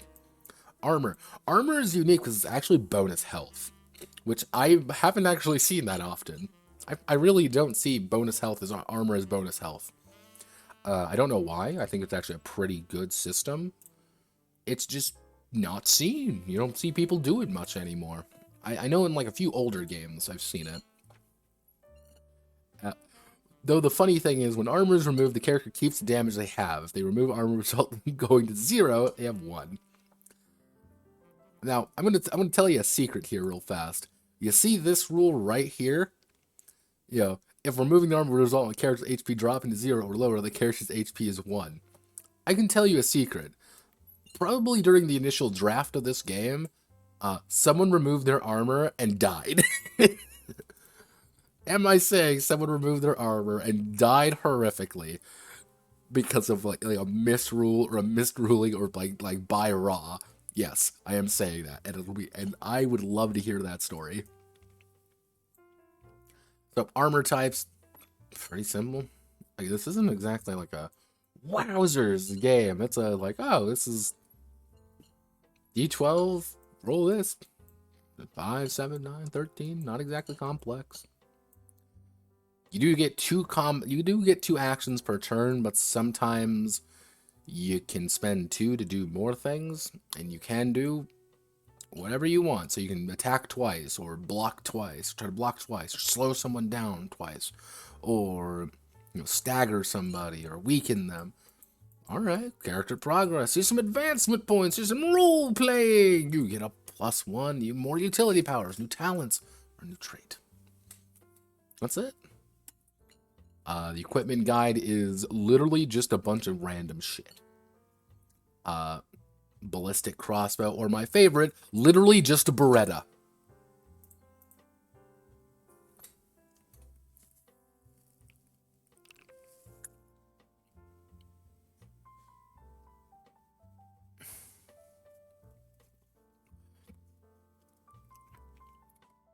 Yeah, that is true, Snow. That is true. Usually for lighter games, I think it works. Like this one, like this game's fine when it comes to that, because there's probably no good way of doing it outside of just like giving bonus HP or something.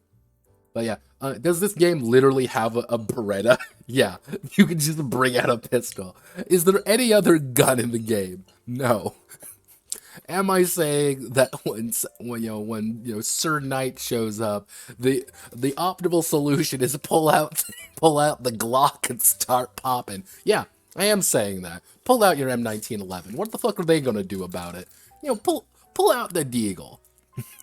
We're playing Counter-Strike now, and I am vengeance. Like, most of these are pretty simple weapons. Some of them are kind of amusing, some of them aren't. I want to be honest, I actually got a lot of Terraria vibes from this, from kind of the artwork and how it looks. I'm like, oh, Terraria is fun. I enjoy Terraria. And kind of looking at this, there's another Beretta. Like, here's just another gun. Or the Vorpal sword. Here's some special armors and things like that. Scale mail, dragonhide. I enjoy this. Now, one thing is, I'm like 99% sure he did all the artwork. I have found his DeviantArt. I have found like his old artwork and some of like his more recent stuff that he posts on his Facebook. He's really developed his art style over the years, and I actually quite like it. I think it's pretty endearing. Like, that's really all I can say. It's endearing artwork. It's good pixel art. I like it. Monster guide. Just some basic monsters, how they operate. They operate this exact same how you would think. Chimeras look funny. My personal favorite are the Death Knights, because they look so ridiculous. Silly. Big old dragon. Wrath demon. Doppelgangers. Flame skulls. Looks like it's part of a fucking mediocre roguelike. But I'm down. I'm down with games like these. I think they're fun. They also put monster creation rules, which always put in monster creation rules. Saves you having to write an entire fucking bestiary. Yeah, and that's a D12 RPG. A little bit of lost media for everybody. And I think it's always important to go over things that may be lost to the sands of time. But now we're going over some fun ones. Actually, I'm gonna go over a simple one real fast. This is CYST. CYST is 12 pages. CYST burns my eyes anytime I look at it. And what is CYST? What is this game? This is the generic game. I like that the second is called Demon Lust. Yeah. What is CYST? RPG. All right. What's this cool generic system? It's a universal role-playing game. I'll give you an answer. It's not. It's not a game.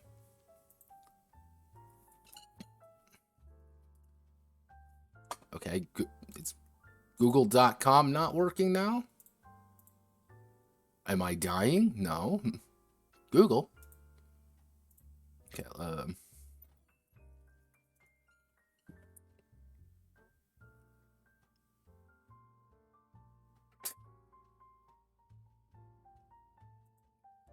okay then. Alright, gamers. So, let's do a little bit of finagling. Give me a moment. I'm gonna make you stare at the cover for a second. I'm gonna go to Google Chrome. And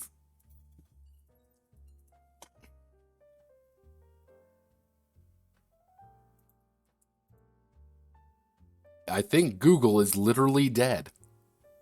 Is Google down? Oh, this is a new one. Am I coming in alright? No dropped frames. I'm not looking like anything's dropping here. Huh. Well then. That's fascinating. I think Google may be down. Or something. Like, I try to get on, like, let's go to Twitter. Like, Twitter says it can't connect. Okay, you know what? I'm going to do a quick check.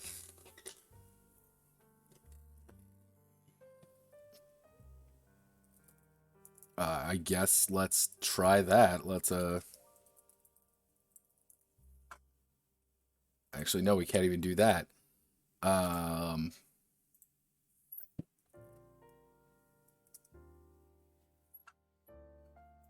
Ooh, what do we do in this situation? Like, I'm trying to think of the top of my head of, like, what to do.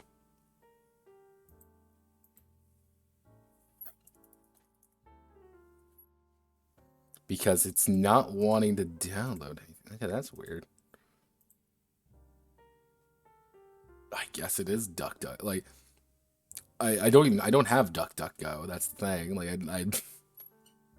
I don't use any other really site except Google. So I'm trying to think of, like, the top of my head of what to do. Well, overall, what it is, let me see if I can find it.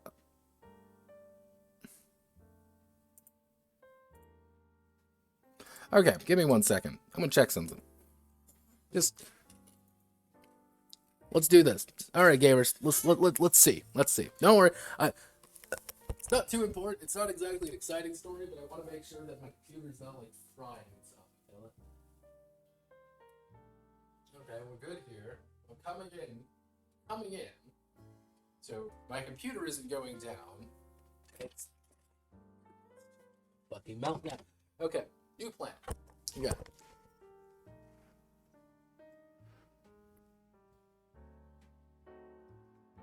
Like, that's what I'm thinking, like, is it me? Is something going on wrong on my end?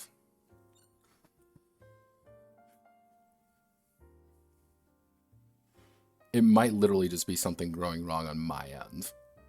Which, yeah, I can't, DNS address, why is it? Okay, everybody, we're going on diagnostic problems. Let's see what the fuck's going on, apparently. Actually, let's see, is...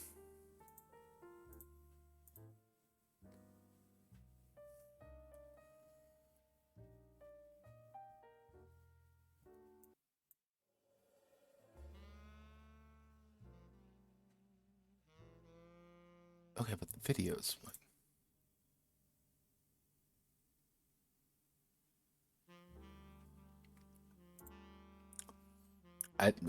is this it? Is this the time? I think it's time, everybody. I think Google is enacting the final solution on all of us. Because YouTube is working. Because I can play videos on YouTube just fine. But apparently I can't do this. This is great.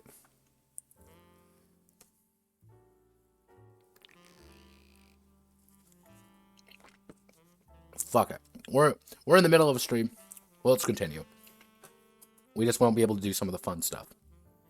So, this is CYST. CYST is a generic system. CYST is not a game. So, all has come to ruin. The sun is dying. The world is breaking apart.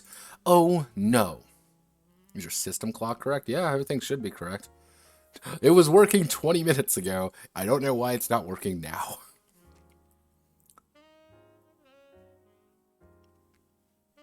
Okay, wait a second. Yeah, it says I'm literally offline.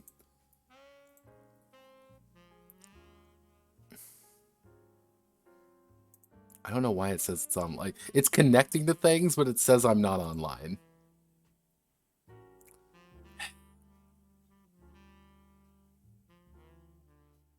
Yeah, it is madness. I don't know what's going on, but we're just going to continue.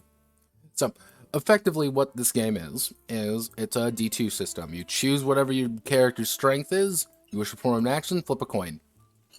On heads, you succeed, and tails, you fail. Something interesting occurs. Flip a coin again if your strength applies.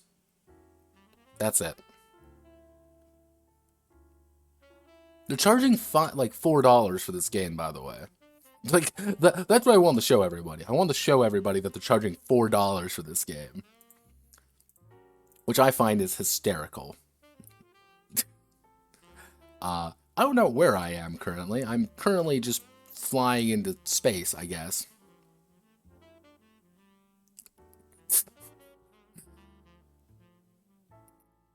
Unless I do a nuclear option, try to reset everything. That could work if I try to reset.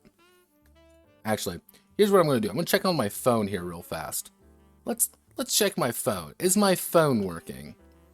Will my phone connect? Because if my phone is deciding to connect, then that means my computer's acting up. If it doesn't connect, that means my internet is acting up. Which I would not doubt.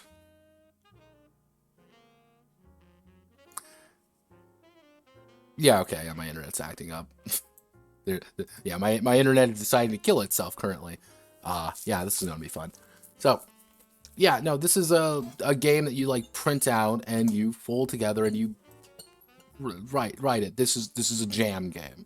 This is a game jam game. You literally roll, you flip a coin. It's a 1d2 system. And because it's a 1d2 system, you flip a coin and things happen. What happens? Whatever you want to happen. It's a magic game. It's a fun and exciting game for the whole family because things occur.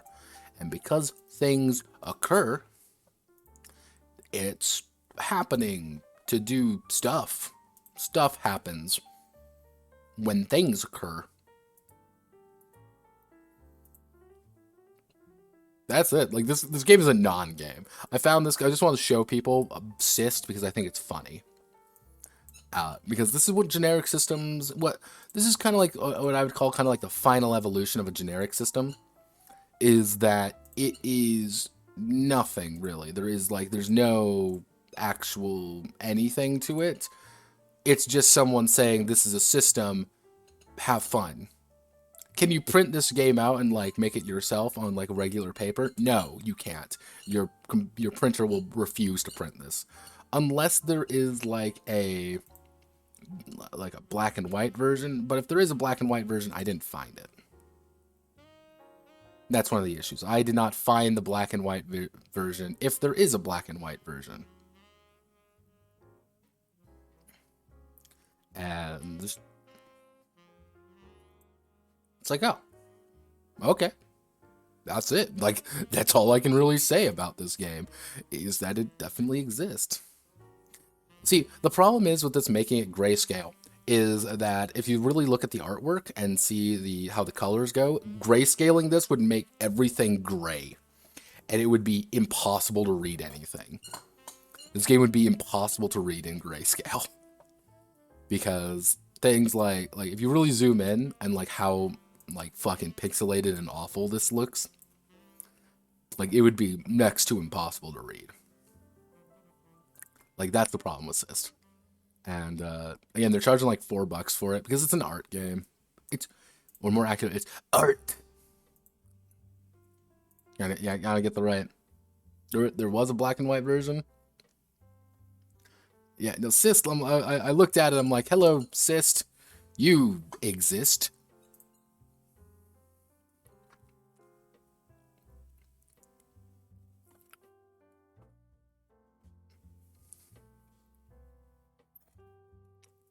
Okay, let's see. Can I access anything anymore?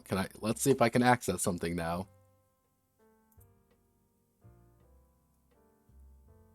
Okay, let me think. Top of my head. We're gonna stare at the gray black mass of nothingness for a second here, real fast, while I do a little bit of investigation. This is called impromptu.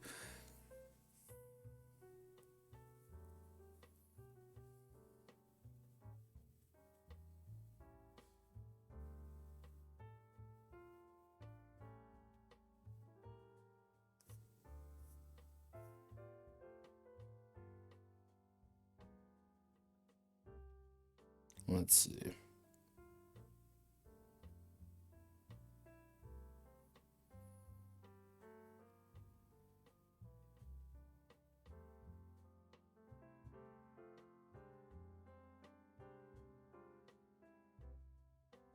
All right, so God, I love I love computers. They're the best. So the next thing we're going to be going over is going to be called, let me see if I can click on the right fucking thing first. So, this is a game you may know. This is Big Eyes, Small Mouth. What is Big Eyes, Small Mouth? So, Big Eyes, Small Mouth is an anime game. I don't know if you could tell by the fact that this is an anime game. I don't know, maybe it was the artwork that gave it away. Maybe it was the name. Maybe it was the fact that it's literally called The Anime and Manga Adventures. It's a little bit, we'll call it on the nose. And because it is a little on the nose, we need to go over it. So, this was going to be the capstone. This was initially going to be the one that I'm like, I'm going to go over this one first, because it's big and it's important, and I want to go over it. But I'm going to give you a secret. I want to give you a little hint here about Big Eye, Small Mouth. This game is 350 pages long. And it's 350 pages for a game that can be summarized in about a sentence. Roll 2d6. Roll 2d6, add modifiers. That is how you summarize the entirety of Big Eye, Small Mouth. So this is my character sheet right here. This is my beautiful character. He is my boy.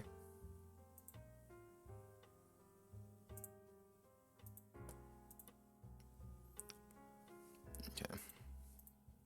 Now, what does all these mean? Like, wow, look at all these notes. What's this mean? Well, Big Eye, Small Mouth uses the tri-stat system. Effectively, you have 3 stats, body, mind, soul. That's pretty much it. And anytime you need to make a check, you take your 2d6. Dun, dun, dun, dun, roll. I rolled a 5. I'm going to make a body check real fast. I rolled a 7. And a 7 there. I got 14. We did it, everybody. Go home now. But that's not really what Big Eye, Small Mouth is about. That's not really what the game is at all about. Now, Big Eye, Small Mouth 4th edition came out in, let me just double check on my phone here real fast, because this is just what I have to do. Come on, phone, please respond. Phone. Big Eye, Small Mouth 4th edition. Yeah, this is called impromptu streaming. Not BDSM. BESM, very different. 4th edition. So, Big Eye, Small Mouth 4th edition came out roughly in about, let me see, this came out in about 2000, where the fuck are you? 2020. It's actually relatively new. You're not streaming alone today? What do you mean streaming alone today?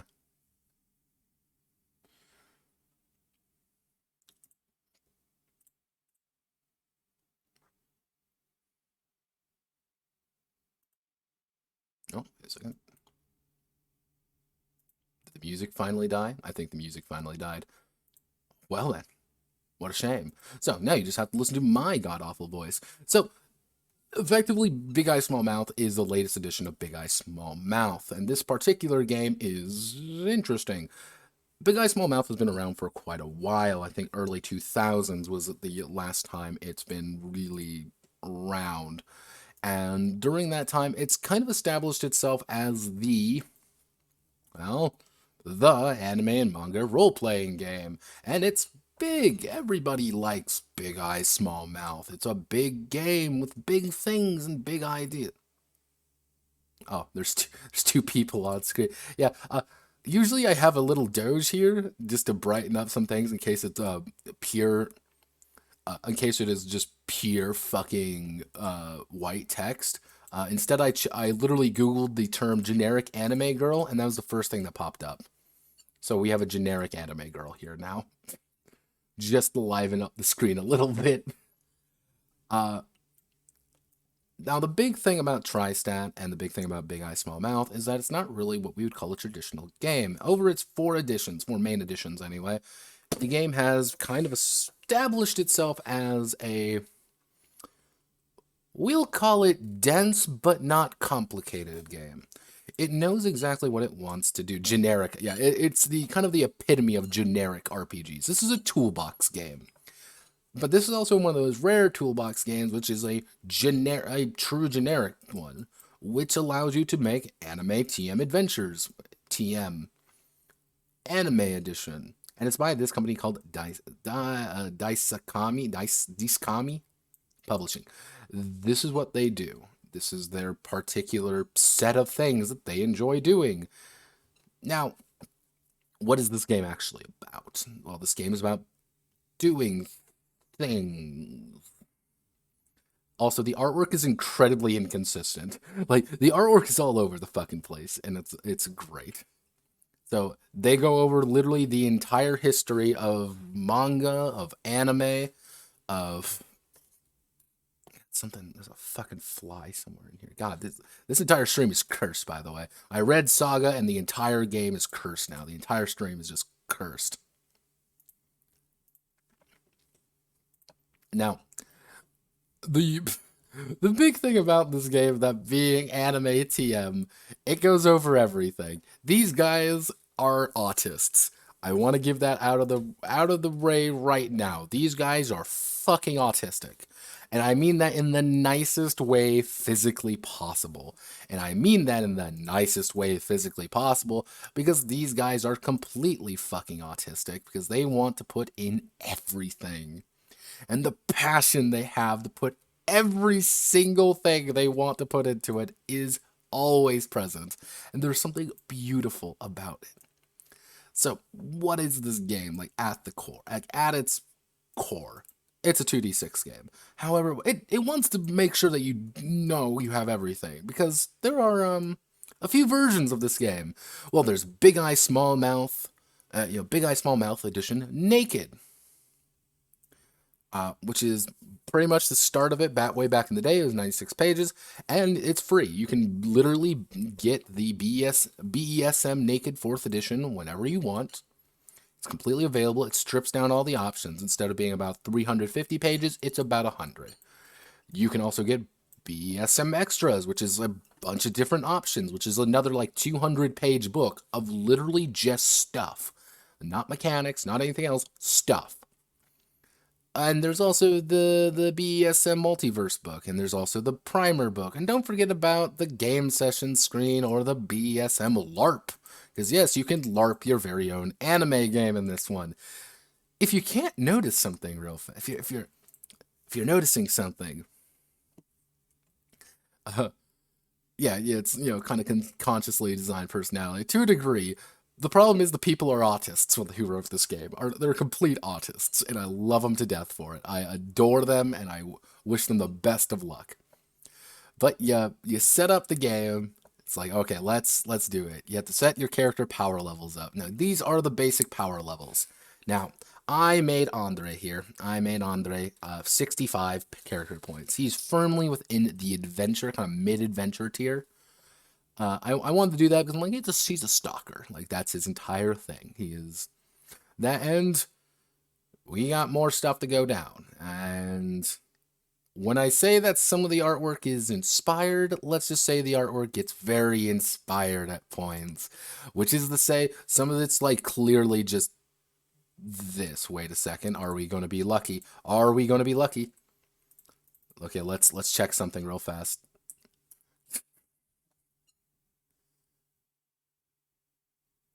This is the moment of truth, everyone. Okay, everyone, it's back. We did it, everybody. It saved itself. Why did it do that? I have no idea. But Big Eye Small Mouth 4th edition, fucking Jesus. See, this is what happens when we go over Saga. Literally, I escaped the Matrix. I took the red pill. I'm gonna, fight off, I don't know, I'll, oh god, don't worry, we're secret, you may not know it, but this was all secretly the Lane RPG, it was always possible. Let me see, we want to do, give me 1 second as I actually pull up some more fucking music so I'm not, like, boring your ears to death here. Alright, so, Big Eye Small Mouth, we go here. They are a Canadian company, though, and they don't really have much. This is really their big thing. And I specifically say 4th edition. The other editions aren't really in stock anymore. Because most of BESM, back in the day, if we go right over here, BESM 1st edition, older, they belonged to, I believe the company was called Guardians of Order. Was it Guardians of Order who did them? You would think I would know these, but I wasn't really planning on having to improvise majority of it because my computer decided to just explode. Actually, Guardians, let me see, Guardians of Order BESM. No, that's not it. Guardians of Order 2nd edition. Is that what it's going to be? Who did this? Yeah, Guardians of Order. Yeah, okay, there we go. Guardians of Order is the one who did Big Eye Small Mouth initially. These guys went until, I believe, 3rd edition. And these were their big thing. Their big thing was the Tri-Stat system, and Big Eye Small Mouth was their big company. They died in 2006. And I mean, they got right to the back of the fucking head. They were dead on the ground. However, as you can see here, there was actually quite a bit all the way up to 2007. 280 pages. People really liked this. But Big Eye Small Mouth had issues. Big Eye Small Mouth had a lot of issues. And it's just Guardians of Order were just not a great company. They had a lot of debts, they have a lot of problems, they were just issues. Not really bad things, but this franchise has been technically going for 24 years. So you gotta kind of give them that, like, oh, cool. And they published a lot of games. Silver Age Sentinels, they have Ex Machina, and a lot of other things. Now, one of their big things here is their expansions. They had a deal with a few big companies back in the day. And those big companies wanted to do things which effectively was, we're going to put out books for particular franchises.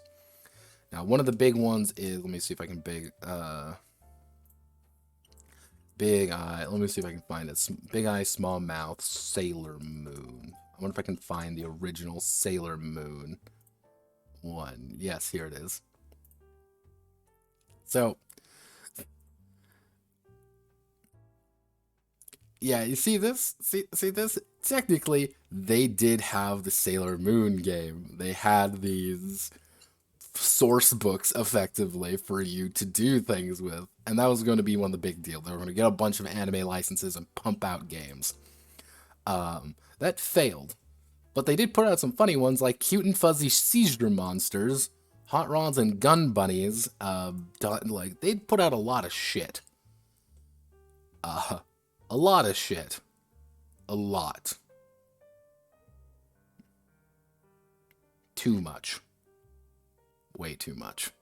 You know, hence why BESM Hellsing, Trigun, Slayers, Revolutionary Girl Utena, all of those are technically Big Eye Small Mouth properties. You can get those source books if you want to. 4th edition, though, was a quiet... Did I get you? You little shit. This entire stream is cursed. It's just cursed now. It's anarchy. Nothing makes sense anymore. But Big Eye Small Mouth came back. I think it was 4th edition Kickstarter? Yeah, this was on Kickstarter, I believe. It was on Kickstarter back in 2020. And ta-da! It's back. It was published by Japanime Games, mostly. And it did well. 140,000 over 20,000. It was a successful game. Everything was here. Everyone was actually really excited. This was back in 2018, actually. And everyone was excited for it. Because it was a kind of an old and appreciated thing. It was an appreciated system. I think people kind of wanted more of it. And there's obviously a market for it because it got its money. Now, Japanime, they may sound familiar because they publish weird shit. They bring out games that are sometimes anime inspired, sometimes they're literally just Japanese games, but these are what they do. They publish games, and you get things like Testament, Final Fantasy Battle Monster card games, Domino Anthology, Heart of the Crown Fairy Garden, Heart of the Crown, and like they usually do board games and like card games from Japan. This was their first one that wasn't from Japan. This was quite literally just a Canadian company trying to bring back an old franchise. And they did. And I find that there's a kind of like an underdog quality to BSM 4th edition, which I like. I really like. The company's not really done that much. But there's that kind of that underlying sense of like, yay! Yeah, dungeon crawling. It's dungeon crawling now. I'm gonna get the goddamn spray bottle out. I hit the wrong button. Oh god, I hit the wrong button. The stream is cursed. The stream is fucking cursed. But yeah, we have our power level, very inspired artwork. I can't believe it's not Alex Mercer from popular video game franchise Prototype. Benchmarks, and it's 2020. There's some 2020isms in here. You're gonna like it whether you like it or not. Just deal with it. That's my thing. Power level, maximum stat values. What I mean by this game is autism is get ready, because we're gonna go over a lot. Background, group connections, what's in the name, inflicting damage. There's damage excuse me. There's damage multipliers, there's attack damage, there's armor rating. Technically health point. This is the calculation for health points, which is your damage minus your current health points equal your current health points. Why does that need to be in the game, people? It doesn't. It really fucking doesn't. You can technically do like all these different rolls, but it's at the end of it's a 2d6 system.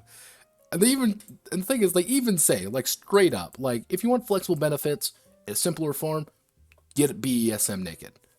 Because there's a lot of shit here. Or they want you to use templates, so they keep customization to a minimum. They want you to kind of understand what you're getting into. Because this game is effects driven. And there's a lot of templates here. And they want you to use templates. And don't forget, we do have size. Oh, you think we don't have size templates on top of everything? Oh, we do. Have no fear. Now, this is where the anime artwork gets a little bit weird, because I would say this is the art style for Big Eye, Small Mouth. And I don't really have a term for it. I've heard people describe it as like faux anime. I've also had people describe it as like, what was the one very cursed line I heard? It was wanime, Western anime. Kind of like you're trying too hard to be anime, but not really, or draw your own manga shit. But yeah, you want height and mass modifiers and lifting capacities, damage modifiers, armor ratings, hitting with range attack, defending against range attacks, running speed, throwing distance, inanimate object modifiers. You're gonna like having all the weird shit in this game. There's a lot.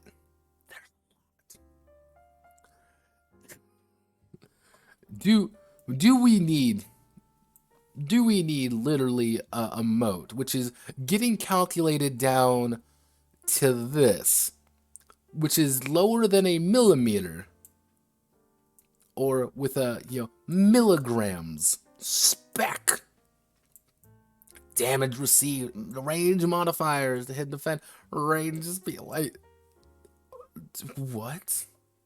Who the fuck needs this? Who the fuck needs this? Like, I would say anything past like right here, like fine. Anything past fine, like fine and below, completely unnecessary. But it's here, in case you want it. In case you want to be a. I can't remember the exact name. Begone, all of you. God, fucking fetishists. Not even ones.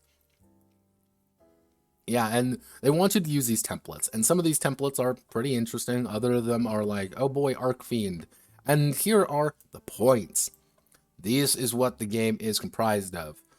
If you don't follow the points, this doesn't work. And I had 65 points on my stalker here. That was the entire idea with him. And some of these are like Dark Elf, 20 points. Azrai. Okay, that's Azrai, not Asari. I'm like, someone's going to get sued now. Like, here's a dwarf. Here's a fairy. Which, fairy, I don't know, got me acting strange. We got half dragons. We got literal fucking aliens in this game. We got half Oni, half orcs. Hrud. You want a Hrud? Here we go. Space fairy species. They're literally space snake men. Alright, fuck it. Here, take it. Kodama. You want Kodamas? We got Kodamas here. Here's a shape change. Fuck it. Here's a fucking shape changer. I don't know. Or you have, like, World Gate Sense of Skeleton Keys, which is tied to their setting. You want to play a slime? Slimes are one of the few races that have a 0 total. Like, you can just create a slime anytime you want. Snow maidens, spider demons. Anything you can think of is probably in this game, or you can attempt to make. Classes, go for it. Which, people adored this. This is the Artificer. The Artificer flummoxed me. There's just something jank about him. Maybe it's the pauldrons. Maybe it's like the super gauntlet. Maybe it's the fact his other pauldron has a face on it. I don't know. But I'm in. And we're just gonna go. Now, you want to be an idol? Here are literally all the idol stats. Magical boys, magical girl, mech pilots. There's a mech pilot for you. You want to be a ninja? Cool, be a ninja. Here's literally a pet monster trainer. You want to be Ash fucking Ketchum on those soulless fucking eyes? Go for it. You want to catch all the Nautamon? Look at him, he's fucking adorable.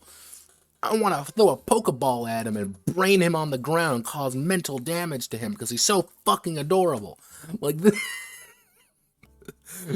Here's some budget Sentai members. Everyone want to be Sentai members? Cool, go for it. Here it is. Congratulations.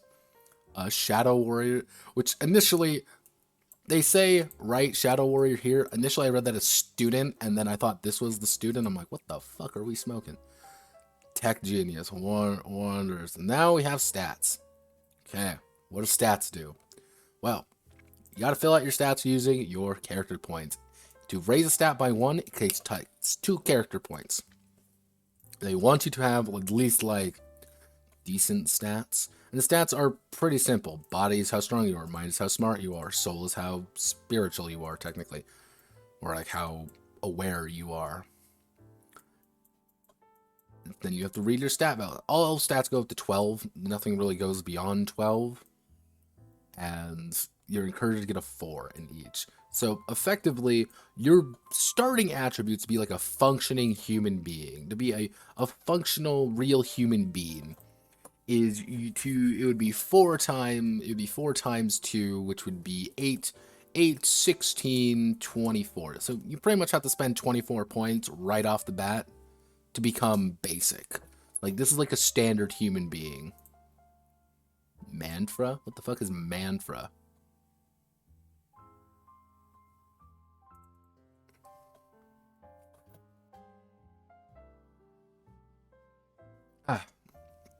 Let's Google Mantra here real fast.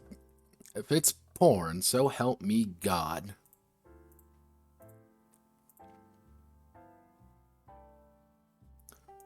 Okay. So this is Mantra. I can't believe it's not anime. Now mind you, Radiant, but side tangent, Radiant's really fucking good, and you should totally watch it or read it. It's pretty good. It has its own charm. It's also French. And it's also One Piece. It's literally French One Piece. I like it. Wakfu. Pretty good. Totally watch it. It's good. You should totally do it.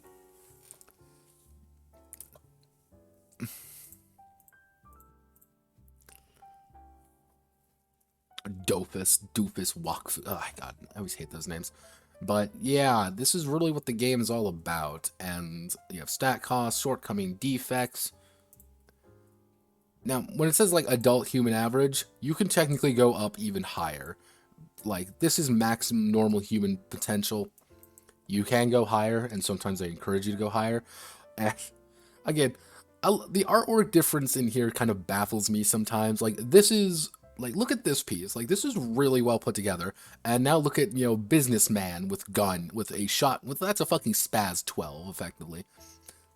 business, like, look at those pants, look at that shirt, look at that man. That man knows what he's doing in life. He's ready. This man fucks. He is ready to fuck your day up.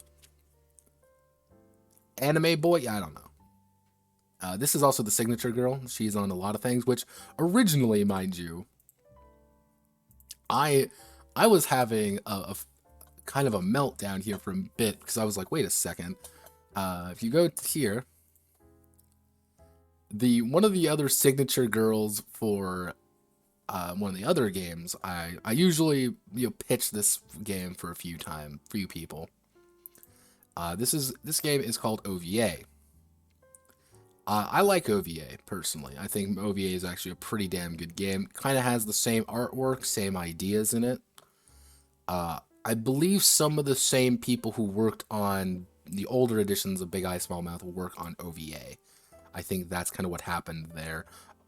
Probably in a future Curious Case, I'll go over OVA in more detail. But OVA, I actually thought these were the same character at first. But here's where the game is, by the way. This is where the game is. This is about, let's see, this starts at page 78 and goes to page about, this is about 60 pages worth of stuff. Every single, also, don't look at that, every single thing that you could possibly think of is in here in one way or another. You want to adopt a combat technique? Cool. When you choose a combat technique, you gotta choose one of these. You want to do blind fighting, blind shooting, brutal, beam concealment, have deflection, have an extended range, judge opponent, lethal blows, lightning reflexes, portable armories, reflections, weapons encyclopedia, tournament encyclopedia. Do you want to be connected? Do you want to have a companion? Well, here's all these different things. They're things. Now, the most basic way of editing these things are through limits and enhancements. Enhancements just cost more, cost pretty much the same amount as to purchase it, but you get a little bit more out of it, but the rank doesn't increase, while the limiters increase the rank, but also kind of usually come with an issue of some sort. Let me see if I can find a good one with that. So like these would be enhancements, like, oh, major or large category, significant impact on the game instead of just a minor one. Or a primal category, which are kind of bigger. Okay, where's a good enemy defense, energized, exorcism, extra attacks, extra arms, features. Oh, don't forget, we can have extra features. Can't forget that. You know, flight. Like, flight, for example, you can increase your flight, except you can put on things like glide. Like, if they launch from a high place, or you have to have spread, or you can only skim. You can increase the amount of flight you have by putting a problem out. OVA is more than surprisingly functional. OVA is really damn good. And I always like, anytime someone's like, I want to play this game, like, run it in OVA. Like, OVA will do what you want. But, when I say everything is backed behind these points and these attributes, I'm not lying. This is also gear. You know, like, gear is, like, you need gear to get things, but that's different from items. But items cost amount of points, and heightened awareness, heightened senses. All of these different things you need to buy. Here's an entire section on items. You know, these, like, you need to get a specific set of points dedicated to getting an item. You want to get a specific level of things to get an item right. You want to get jumping correct. You want to get melee attacks right. Only if you do certain things, you can increase your combat value by using certain parts. Melee defense. What I'm trying to get across here, the big thing I'm trying to, like, say more than anything is you have a lot of cool options here. Don't get me wrong. You want to be a mimic? Here are all the rules to being a mimic. You want to have mind control? Here's all the rules for being...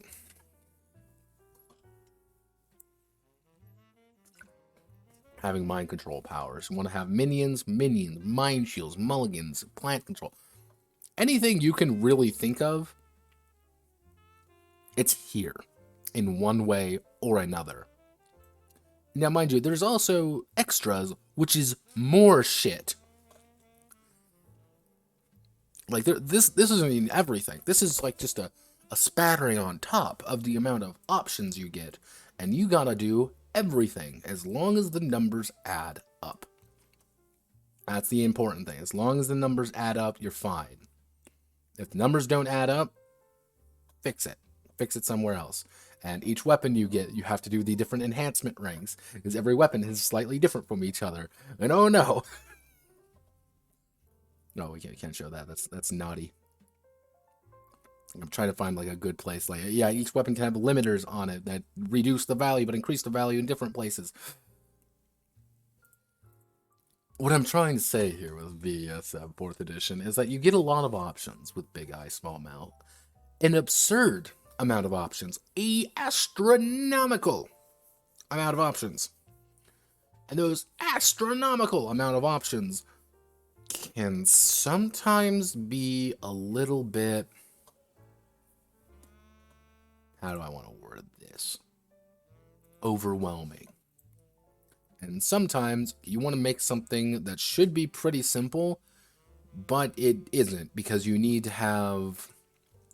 Well, to do this particular thing, to make a portal, you need to have an area, and you have to have the right duration, and you have to have the same rights, and don't forget you have to have the same targets. The people who usually want to do something bigger than this want something a little bit quicker. You're going to be able to do everything in this game, but this is a true fucking toolbox. You have to decide how this works. And some of these are big. Some of these are massive how they work. And defects are the same way. You want all the defects? Every single thing you can think of is there. Every single one. And every single one is going to do different things. And every single one, every single bit is going to give you something else. And some people are going to adore this game. Some people are going to love this fucking game. I'm not a huge fan of it, personally. I personally am not a huge fan of BESM 4th edition. The main reason I'm not is just because there's so many options, and most of those options are these incredibly bulky ones that players are going to naturally either, if they aren't handed something, if they aren't given something, like a class or something already kind of made for them, their eyes might glaze over a little bit. And they even say, like, yeah, there's some overpowered combinations in this game that can really break the game. Do it yourself. You can fix it. You can do it just fine. You want the full game, though? Make sure to buy extras. I don't have extras. I only have the basic version. This more shit. They do also, like, I think more games should do this. I should do this in my own games, personally. Here's literally every single thing you might know. You want literally every single one of your movement speeds. You want the amount of jumping distance in meters you can get from a stationary or running start with vehicle with a ramp, swimming speeds, hedging your dice rolls, game rounds, speed conversions, or like, oh, dice distribution results, which all obstacles and edges do is give you an extra dice, and whether or not you take the highest or take the lowest. Someone had to go out of their way to make this chart. That's why I say this game is autism. Beautiful, beautiful autism. That people went out of their way to say, I need to put the dice distribution results chart in this game. The fact that, like, here's the swimming speed, here's hedging your dice rolls and how they actually work. Here's opposed rolls, here's attack rolls, here's initiative, here's damage, here's recovery rate, here's your different target number, here's your weapon ranges. Every single thing you could possibly ever fucking want in this game is here. Every single thing. And it's very simple. The game isn't complex. Again, it's a 2d6 system. You roll the fucking dice and you go for it. And they know that. They know that. They kind of address it here a little bit where it's don't roll the dice when it's like not going to increase the enjoyment of the game. They don't want you to roll dice that often. They want you to roll that dice in a far more how do I want to word this? Lower but more common, like lower but important amounts. Which is usually the case, but they kind of spell it out a little bit more here, which kind of summarizes most of Big Eye Small Mouth, which is let's summarize everything. Let's do how the damage works, how attacks work, how people get hurt, and how the initiative works.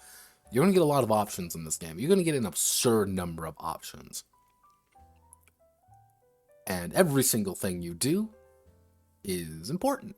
Every single thing you want to do jumping distance, here's defense rules, here are damage rules, because everything is opposed, because they have to be. Armor ratings, damage ratings, effects of characters, doing damage. Even they have like 2 paragraphs on death that like most people don't die in anime and manga because that's not really the point. How do you recover? Recovering energy points, which allow you to augment your rolls a little bit. And then items, which is the part that's kind of annoying, where it's like, hey, you want just a longsword? Well, you can get an longsword. However, there is a point cost to it. It's going to cost 6 points. It's going to cost 10 points. It's going to cost 3 points. It's going to cost just a little bit of point that are from here. There comes a lot of management with Big Eye Small Mouth. And that lots of management takes time that someone might enjoy. The fact that like a small rock costs a point, it's an item cost of 1. Because that's a thing you have to put on there, because that's important, and it does your level and damage. And if I hit somebody, let's say for example, like Andre has his assault rifle. It does 9 damage effectively. Technically, I do 9 times 6 damage to people because I have an assault rifle. But because I have assault rifle, it's only cost 18 points, but if 9 points if I use an item on it. But I also have gear, so it doesn't really cost that much for me. And it's you kind of look at it, and your eyes begin to glaze over a little bit, and you don't need to. You can just give people armor, but then people select things like, oh, here's my weapon, here's all this. It's like, oh, God. And that's kind of the issue. You can kind of argue with Big Eye Small Mouth. At the end of the day, the big thing with it is that you're taking all these items for a reason. You're giving all these things like, hey, you want a sports car, you want a bus, you want a heavy tank, you want a jet fighter, you want a motorcycle, an assault mech. Here's all of these different stuff that you can purchase for items, for stuff. And sometimes people really like that. Sometimes they don't. And here's like just stuff that are important to you. Companions work the exact same way. Personally, you will I felt despair. It's like I punch an enemy and take his sword. Like, the game doesn't quite understand that sometimes, that's gonna occur. But, yeah, no, here's your Wolverpotamus. You will never have a Wolverpotamus. Is there a justice in this world? I don't think there's justice in the world that you will never have a Wolverpotamus. Which I feel nothing but misery for. Nothing but pain. Or a foxophant or whatever. Like, that's just a rabbit. Like, technically it's called, what's it called again? A cabot. That's it. Here's a cabot. There's a griffin, there's a jackalope, there's a monster, abomination of Christ. But, like, you will never have a Wolverpotamus. Fucking oof. Yeah. Here's like an entire thing on companions that you can bring into battle with you because you're a pet trainer and that's what you do. Like, that's your job, is to pet trainer people. And look, God, he's so adorable. I want to give him a hug. I want to give him a hug and I want to throw him at the enemy and murder my foes. Oh, oh wait, you think you can not have all the companions listed out? Yeah, take them. I'll wait.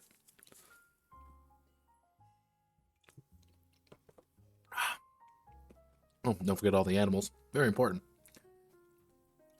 Playing BSM, it goes over everything. Now, here's the thing.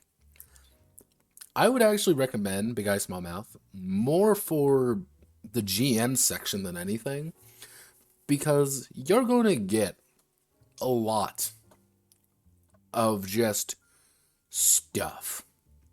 You want to learn literally anything about Japanime or manga or mechs or anything, it's probably going to be in this book somewhere. You want to go over like an entire thing about the Japanese police system? Yeah.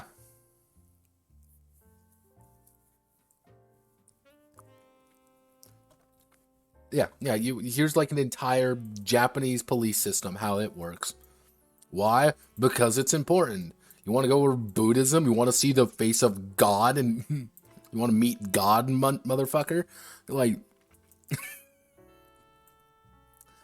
here's like an entire thing on like player.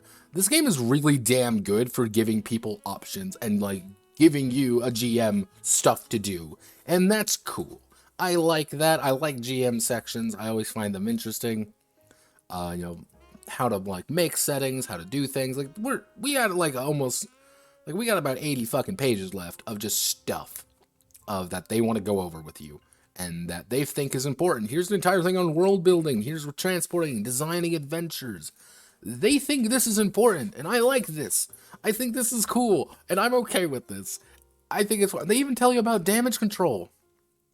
Like, you make mistakes, it's okay. Let's see ways to fix things. Let's get people back on track. Let's help people.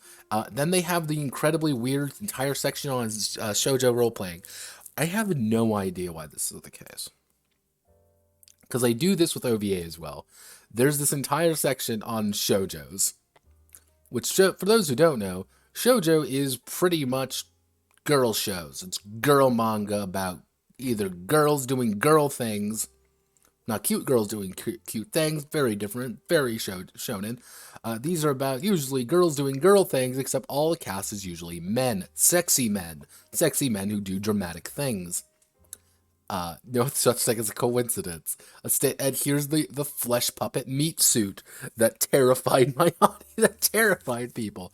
There's something incredibly wrong about this. I don't know what it is. Is it the vacant eyes? Is it the vacant mouth? Is it the fact that she has an MP3 player? Is it the fact that technically the way she's sitting makes it look like something has crawled out of her and is waiting to re-put on her skin suit? I don't know. The artwork in this game is really inconsistent. Yes, all I'm gonna say is the shoujo campaign, is the shoujo section of this book 1, 2, 3, 4, 5, 6, 7, 8. 8 pages long, yes, because you need it to be 8 pages long. And here's the setting. No one gives a shit about the setting. Seriously, no one cares. The setting's stupid. You need a setting just because you need to justify everything, but you don't need a setting because it's dumb. Literally, it's just stupid. But that is Big Eye Small Mouth. Like, it's this bizarre game. There's so many options. There's so much stuff in it. But the main issue with Big Eye Small Mouth is that through all its options, through all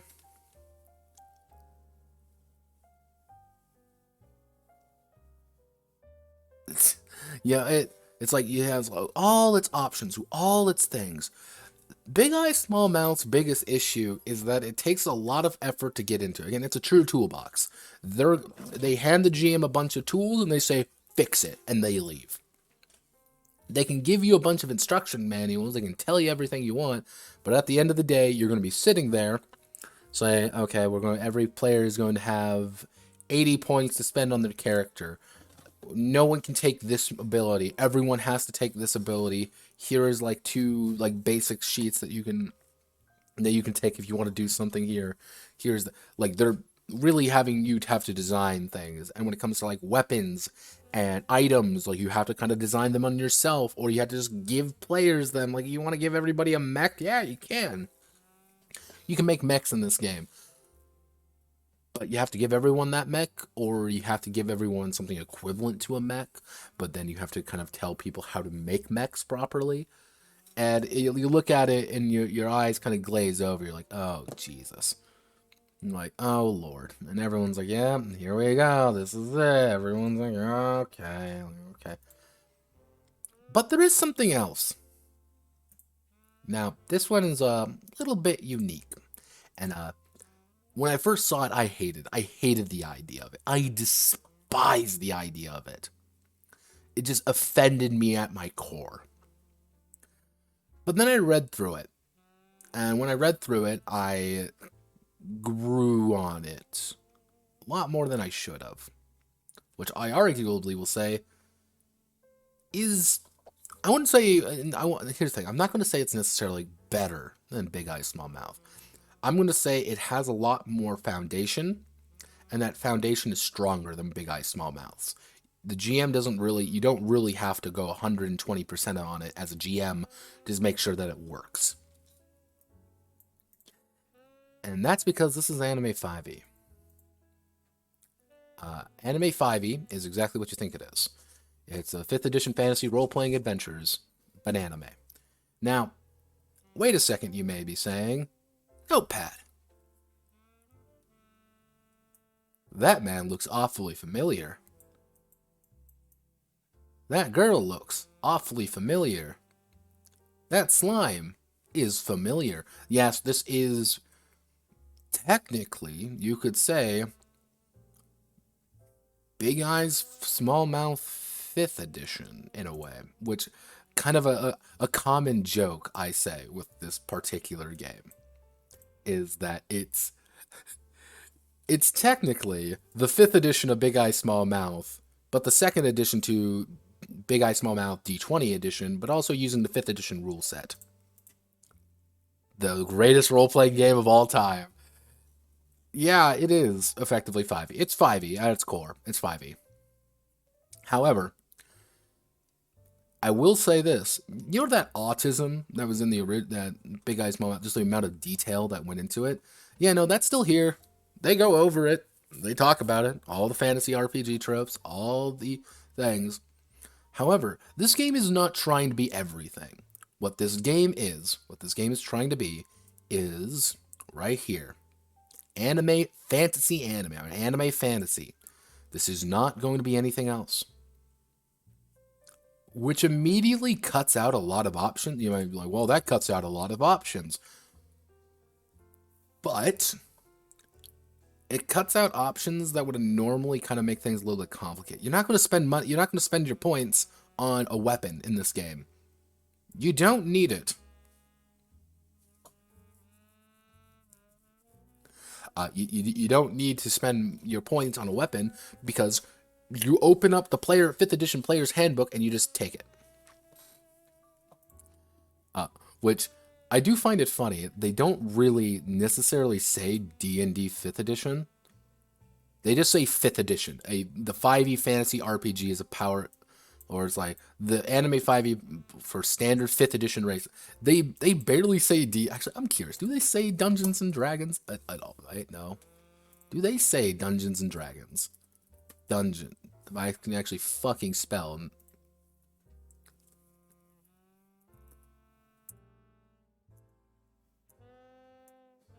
No. They never say Dungeons and Dragons. No. Maybe D&D. No, they'd never say D&D in this game either. But this is literally what the game is. It's the greatest role-playing game of all time, Anime Edition. And it's good. I'm going to be honest with you. It's pretty fucking good. Because it has that grounding, and it definitely knows what it is. And they already came off a Big Eye, Small Mouth 4th edition, so they have all the information they need. And, you know, they kind of like, oh, here's the 5th edition, ha ha ha ha. Like, the big thing, though, that I like about this game, the big thing that I'm more invested in this game than anything, that I enjoy, that I personally... Yeah, this is, again, the short form that refers to the handbook that players use in traditional 5th edition RPG games. GURPS 5e, which will be fun. Yeah, GURPS 5e, that's just the final evolution of gaming. Like, the singularity occurs when that happens. Like, they go over a bunch of options, but the big thing that I enjoy, let me see if I can find it. Outside of, like, they go over every single stat in, like, very hardcore detail. And then they tell you how to actually make races. And they're going to tell you how to make races. Every race in graphic detail. Because this is what Anime 5e does. They say, we want to make something, we're going to break down every single race.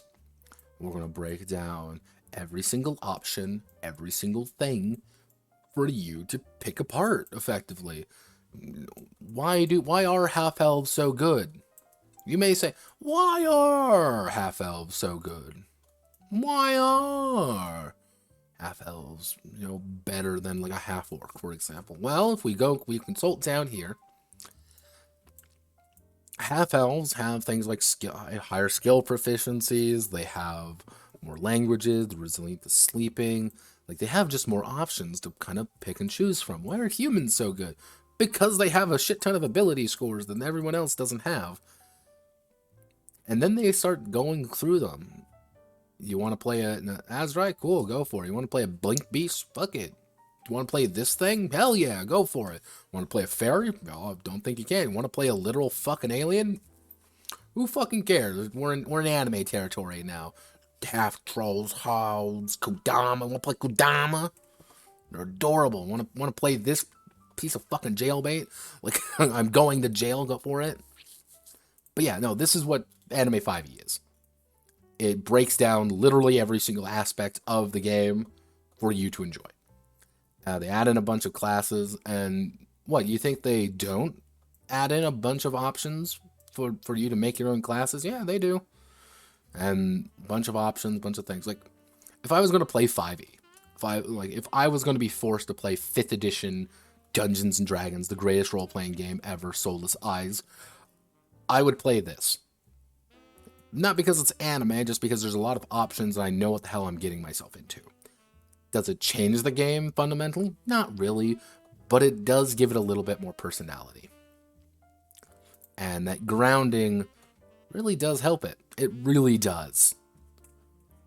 I think it's something that people should check out. Like, it actually did, like, phenomenally well on Kickstarter. Like, Anime 5e, like, if we go to, like, let's say, Anime 5e Kickstarter, this shit made money. This shit made money. 600 grand over a $10,000 goal. Hell yeah. This made over, like, triple. Like, this made a fuck ton of money compared to what they needed. And this was actually through them personally, Dicepunk Company, rather than one of their other things. And all the 4th edition extras and a bunch of other things no one gives a shit about. Like, this is what I mean. Like, this was a big deal. And people, what was the largest one that people actually, oh yeah, 268 people. 268 people backed the $300 tier. They got over $6,000, almost $9,000, based entirely off people pledging on the 300. Character folios, adventure screens, rule books, printed limited edition books, pocket editions. Everything you could possibly want. Everything is here. You want it? It's here. 5 original mechs. You want to make a mech in this game? Hell yeah, you can make a mech in this game because fuck it. We're going to make some fucking money while we're doing this. Hell yeah, let's get some money. Yeah, if you want to actually, like, if you want to play 5e and want something new, or you want to, like, do something interesting with it, see if you can't find this. Honestly. This is coming from me. Pick up Anime 5e. I don't think... It's pretty solid. You want to make something... You want to make a new class? Look at it. maybe you don't want to even bother with like the anime bullshit part, but you want to have legal, like literally legally distinct, you know, I didn't even realize this was here. You want to have legally distinct Attack on Titan? Yeah, fuck it. It's right here. Like, it's right there. Merry Christmas. You want some Pokeballs? Yeah, menagerie balls? Go for it. Hell yeah. It's all here. You wanna fuck with things, you wanna add shit, go for it. Even if you don't want, here's the thing, even if you don't want to like play the anime shit, this is just good for like making shit. And I think people kind of overlook that because of what I think people really overlook that aspect because it's anime 5e, but it actually has a lot of personality and it's pretty decent. So we're not done yet because God is dead and I'm not allowed to rest until it's over. So we have 2 more games. 2. Luckily, the next one's going to be pretty quick, even though it's like one of the longer games on this list. I didn't mean to open it up there. I need to open it up in here. Now, this is one of the... This is Fantaji. I actually had good things to say about Big Eye Small Mouth. I don't really have anything good to say about Fantaji. You may be wondering, why, Notepad? This game looks like fun. Look at it. It's anime. It's not. It's not. It's not anime. It's not. This game is weird. And it's weird for a lot of bad reasons. So who did this game? This is Anthropos, and I'm gonna have to actually ANTR, yeah, ANTHROPOS. Anthropos. Anthros. The furry community made this game. Like Anthropos, Anthropos Studios, I believe that's what it's called. TTRPG. So, who are these guys? What have they done? Well, these guys are probably best known for Fantaji, and literally it. Anyone ever heard of Early Dark? Anyone ever heard of Centennial Gothic? Probably not. I haven't really found anything by these guys. Like, the only other game that I've heard a lot about is King Pink. King Pink is a solo game. Now, there are 2 versions of King Pink. The I'm going to jail and the I can't believe it's not Dark Souls version. This is daytime and this is darkness. There is literally no difference. There is no difference between these 2 games, which I need to find at this point. I need to go over it just because the cover is ridiculous and I need it. But there is literally nothing there. Like, it's ta-da. You want to play it? It's King Pink. That's really the only thing that I could really find on these guys. There isn't much here. However, Fantaji, if I can actually fucking spell it, Fantaji RPG Kickstarter. Now, this did have a Kickstarter. All right, Fantaji, hell yeah. Calvin Jones. Who are you, Mr. Calvin Jones? Now, Calvin here is our main man. He is our boy. He is our man. He is the man of the hour. This made 6.5 thousand of a 3.4 thousand goal. And you may see 2014. 2014? The answer is yes. 2014. This is an older game. This game's real old. However, not much happened with it, mostly because there was almost a 5-year gap between publishing of Fantaji Realms. What's Fantaji Realms? Well, Fantaji Realms can best be described as like the source books to this game. Nearing the end of production, Fantaji stretch goals,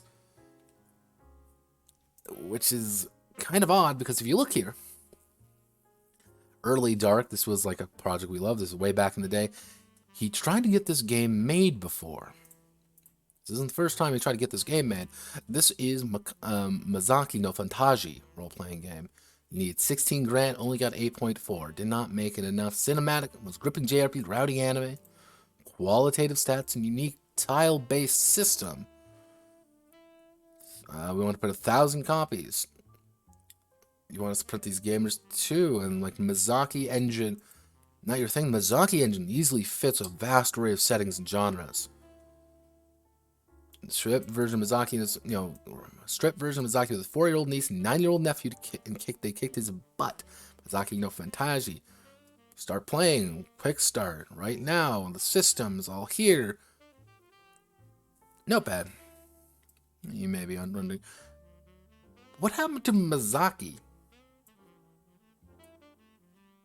Well, Miyazaki got turned into a setting of Fantaji because he converted everything to this generic edition.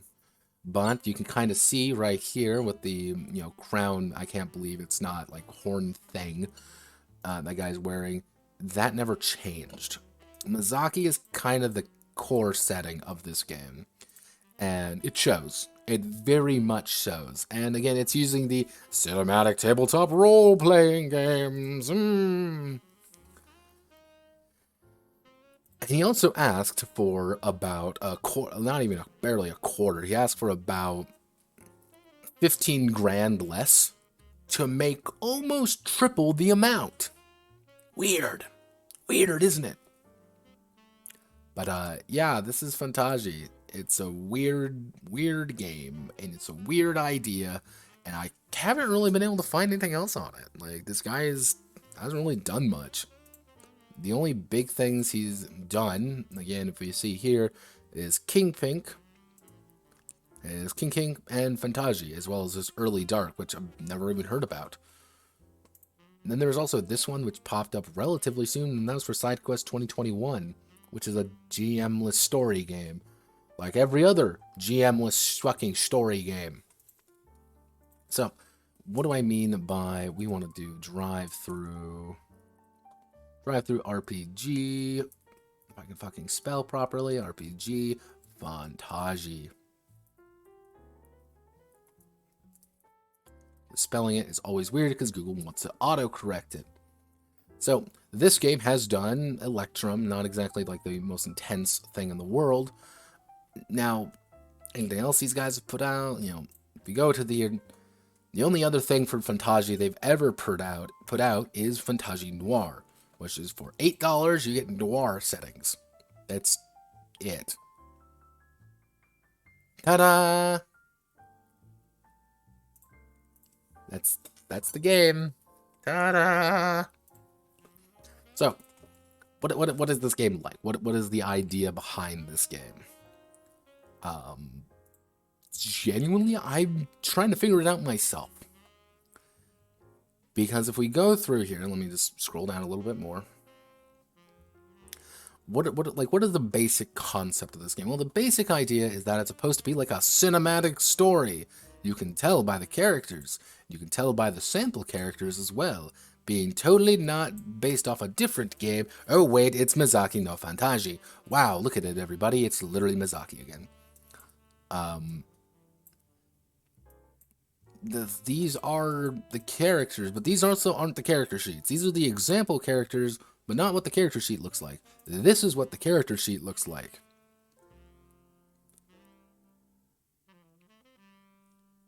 They looks different. If they look different or they look weird to you, is because these are supposed to be like tiles, and that tile system is going to keep coming up constantly. Pretty much how this game works is the D10 system at its core. And the idea is that you're taking these, I wonder if I can scroll down, I can explain a little bit better.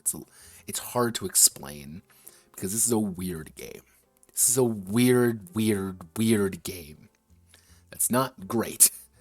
And let me just scroll down a little bit. We want to do what drama looks like. Drama. Okay, like here, we one of the core things about this game is the idea of drama tokens. Drama tokens is both action points and your mana, and you want to build drama tokens to do things. And the more drama tokens you have, the more aware you are, but also lets you to do more things. You can spend those, but you're always rolling the number of D10s equal to your drama tokens, plus whatever other ability you have. And you look at it, you're like, wait a fucking second. Like, you pause and, like, take a second to think about this real fast. Let me see if I can find the... okay. So, almost every... actually, no, that's a bad one. I need a good example. Where's a good example of the character sheets? It's a little... It's hard to explain this game. It really is fucking difficult to explain this game. Okay. Alright, here we go. We'll use this right here. So, the main crux of this game is these three things up here. These are themes, obstacles, and your characters. The core idea, the main thing, is that you want to tap into the themes, tap into your character abilities, as well as try to overcome threats. The more times you tap into the themes or you tap into your own abilities, you're going to gain more dice, plus whatever drama tokens you have. More dice means more successes. Alright, pretty standard stuff. However, they also have drama tokens. So, for example, here the preface is that a giant lizard has burst through the walls and they want to kill everything. The locals are trying to get away, and the idea is to reduce the drama tokens of the locals to 0 to get them to safety, while trying to kill the giant lizard man who wants to kill you. Now, that also is the amount of dice they might be rolling. The amount of dice they roll also can use those themes and ideas that they have on top of their character sheet, which can also influence the number of drama tokens they have and the amount of powers they might have. And it's this very interesting system. I don't even know what you would call this, because the idea is these tiles. These tiles kind of define everything you do. So you might have like a tile for an enemy that looks like this. Not really artwork, but they have literally cards for you to buy. And it's like, oh, well, if you use a trait, you get a dice. If you try to do something, you get the number of drama tokens. Oh, well, here's a condition that you have, which is a special power. But you also can move. You can cause 1 round of shock to all players who have a difficulty 5 check, and then you have bite it. This game's bizarre. Very bizarre.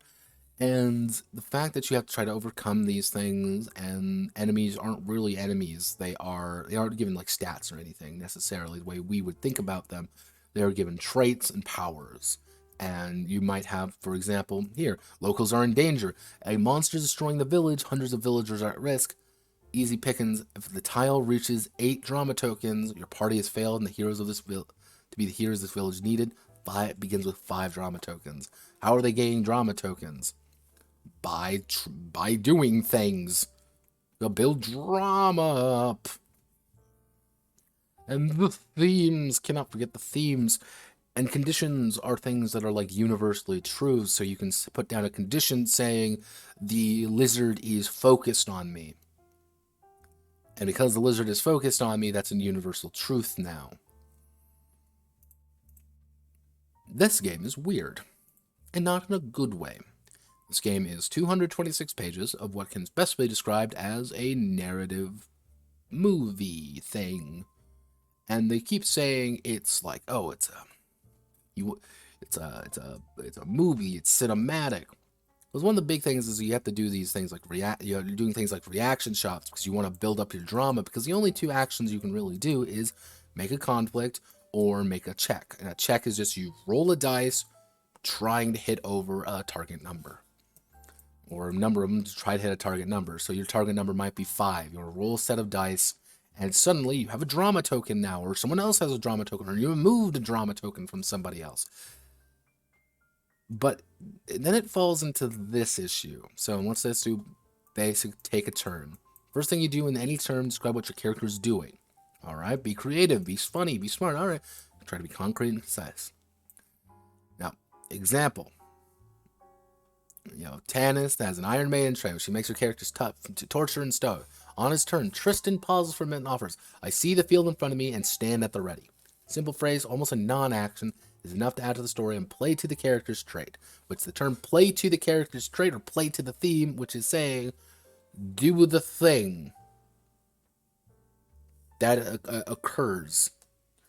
And you want to play to these themes and these concepts. So, for example, I have on Andre here, the iron-hearted freedom fighter, and the only way forward is the gun. Because you keep trying to make it poetic. All your traits have to be poetic. All your ideas must be poetic. However, it does fall into one very simple problem when it comes to this. Kyle's character, Hakuin, has a versatile, the sound, and furious trait. The trait covers how Hakuin is loud, quick-tempered, and sturdy warrior. Kyle declares, I draw both my swords and run toward the enemy, scraping the tips of my blades along the wall on either side of me. As I engage, I let out a bloody war cry and slice both blades upwards in an X across his body. Ooh. Just say that out loud. It hurts. Your body just retracts and you're like, oh god, the cringe. But you need to do that for almost every single action. Where it's like, declaring colorful, meaningful actions rather than just I want to attack. Now, you want to make a check or you want to make a conflict, and there could be different things. You can describe the same thing and say different things. It's like, okay, as you describe your action and your intent, that the group will sort out which traits and themes were adequately played to. You can describe something, and the group may not pick up on the fact that you have a trait or a theme that you're trying to aim for, i.e. trying to get more dice. To do well in this game, you need to do one of two things. Either be verbose, and I mean like have like monologues every single time. As I was joking with people when I was going over this game with them, most of your descriptions of basic combat are going to devolve into you spinning, because every time you ask someone, what do you want to do when it comes to like describe an attack, they're going to spin. I spin around with my blade and cut his head off. I spin around with the club and I knock him out. I spin around and discover the key. They're going to spin. Because you always need to do that. Or you do what you say you're not supposed to do. Because you want to appeal this. A less experienced Kyle may take Hakunen's turn with I take out both of my blades to play to my measure once, cut twice trait. And I rush down the hallway. And then I let out a war cry, playing to the sound and the furious trait. I went headlong at him with a good day to die theme. Oh, and I kicked off Tanit when I started running to play the strangers become friend theme. They say that's not how you're supposed to play. They say that is not the way that you're supposed to play this game and the way that the game is not intended to be played. However, that is how the game is going to be played. Because you're going to describe something short and sweet, and people may not pick up on the fact that you're trying to appeal to like 3 different themes and 2 different traits to get the most amount of dice so you can finally kill this fucking monster. No, you're going to spend 30 seconds going over this fucking monologue, this soliloquy to heaven, because you need to make that soliloquy.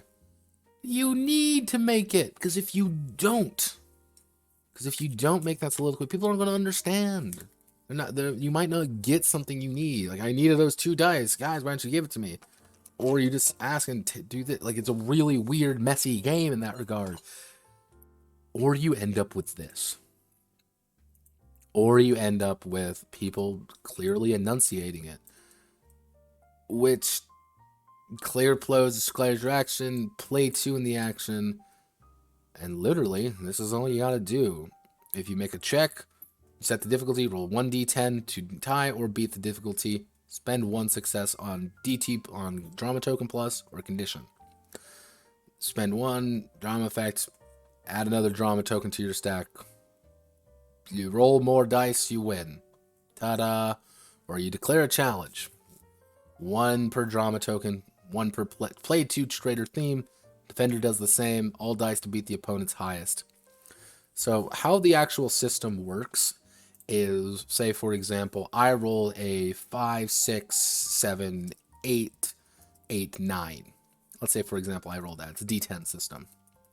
They roll a 4, 5, 6, and like 8. And let's say they roll 4, 5, 6, 6. Technically, their highest is 6, so I beat them by 3. I have 3 successes on them, because 3 of my dice are higher than that. However, if I were to roll like 1, 1, 1, 1, 1, 1, 1, and they have a 2, I'm not going to succeed at anything, because I didn't roll any or anything. That's pretty much it. It's a fine system, not exactly, unique or anything. The idea is that you're having to use all these different things to actually get those dice, and condition effects. You want to create a force, eliminate conditions, and you have to spend these successes to do things to eliminate conditions or get, have bonuses. And it's like, and checks are just boring. You just roll a D10 and that's it. You can just roll. And you can technically, create additional things. And they do go over everything. Like, don't get me wrong. Like, they go over every single thing that you want to do. They're going to go over bonuses. They're going to tell you what clashes do. But the actual set of effects, now the actual gameplays, has the very unfortunate quality of all these rules, of all these thematic things. Oh, look at all these themes, look at all these power. Oh, it's so great, so wonderful. Blades in the Dark does it better. Powered by the Apocalypse does it better. Dozens of these games that I usually shit on, but they do it better. They do things that are faster, that are easier, that have maybe more robust mechanics in some cases, that don't have to have all these tokens, they don't have to have all these different things. They even have clocks effectively in this game. I wonder where's that clock. I can't even remember where the clock is, but like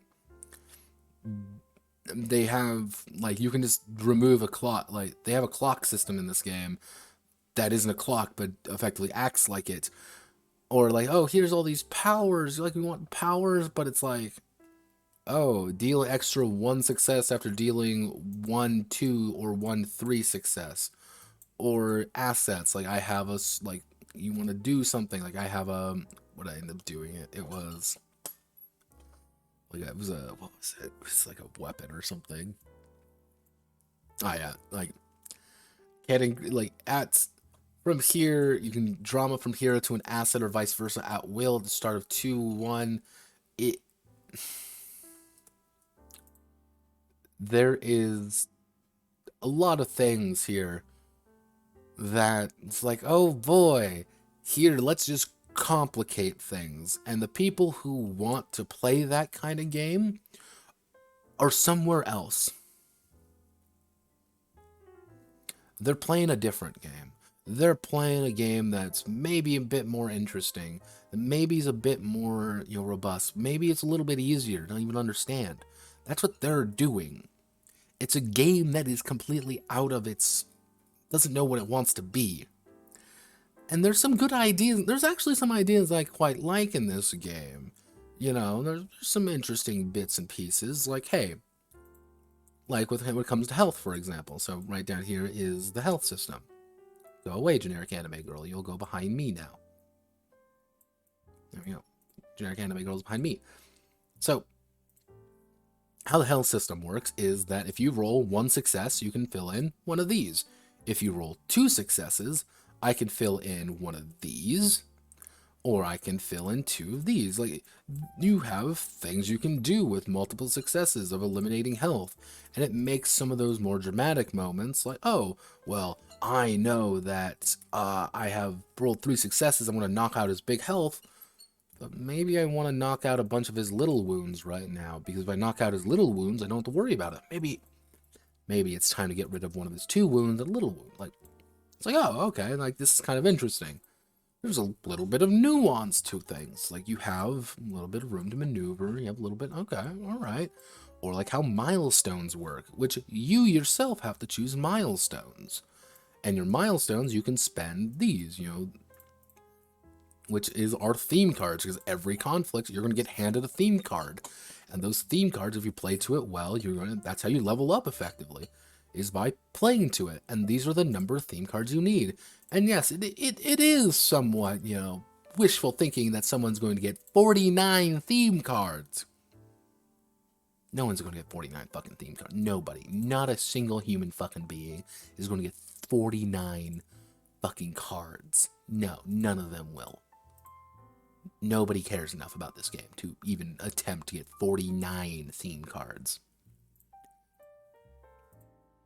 But that's Fantaji. Like, again, when I said there wasn't really anything I could really go over this game with, it's because this game, I read through it. I read through the entire book, all 226 pages.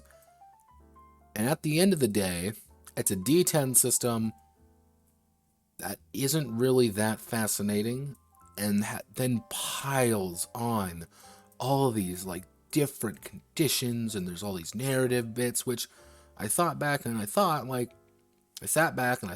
it for a minute. I'm like, what does this game do? Like, what is this right here? What does this do that Blades in the Dark doesn't do? What does this do that PBTA doesn't do? What is these things that any narrative game doesn't do, or any of the other games we went over? Why do I need this card here? And the answer is, well, it doesn't do anything in particular. I'm like, all right, okay, all right, it's there. It relies too much on this narrative, but it is kind of like out of its depth a little bit. It's, if this came out in like 2008, maybe it could be interesting, but I had a theory, though. I had a little theory as I was going through all of these books. The fact that, like, so, actually, no, that's not it. I wonder if we can find the campaign card. Give me 1 second, I'm going to find the campaign card. Let's see, right. We gotta go down a little bit. Okay. The fact that they have these, like, campaign cards, like, here's the genre, here's the major institutions, social dynamics, unique magic, all the potential different modifications to it, such as, oh, will you get milestones, power clashing, which are different, spell books, treasure generation, elemental magic, martial arts, dodge, essence meter, mega damage, skill system. And that was the entire point, was that you're supposed to add on more mods.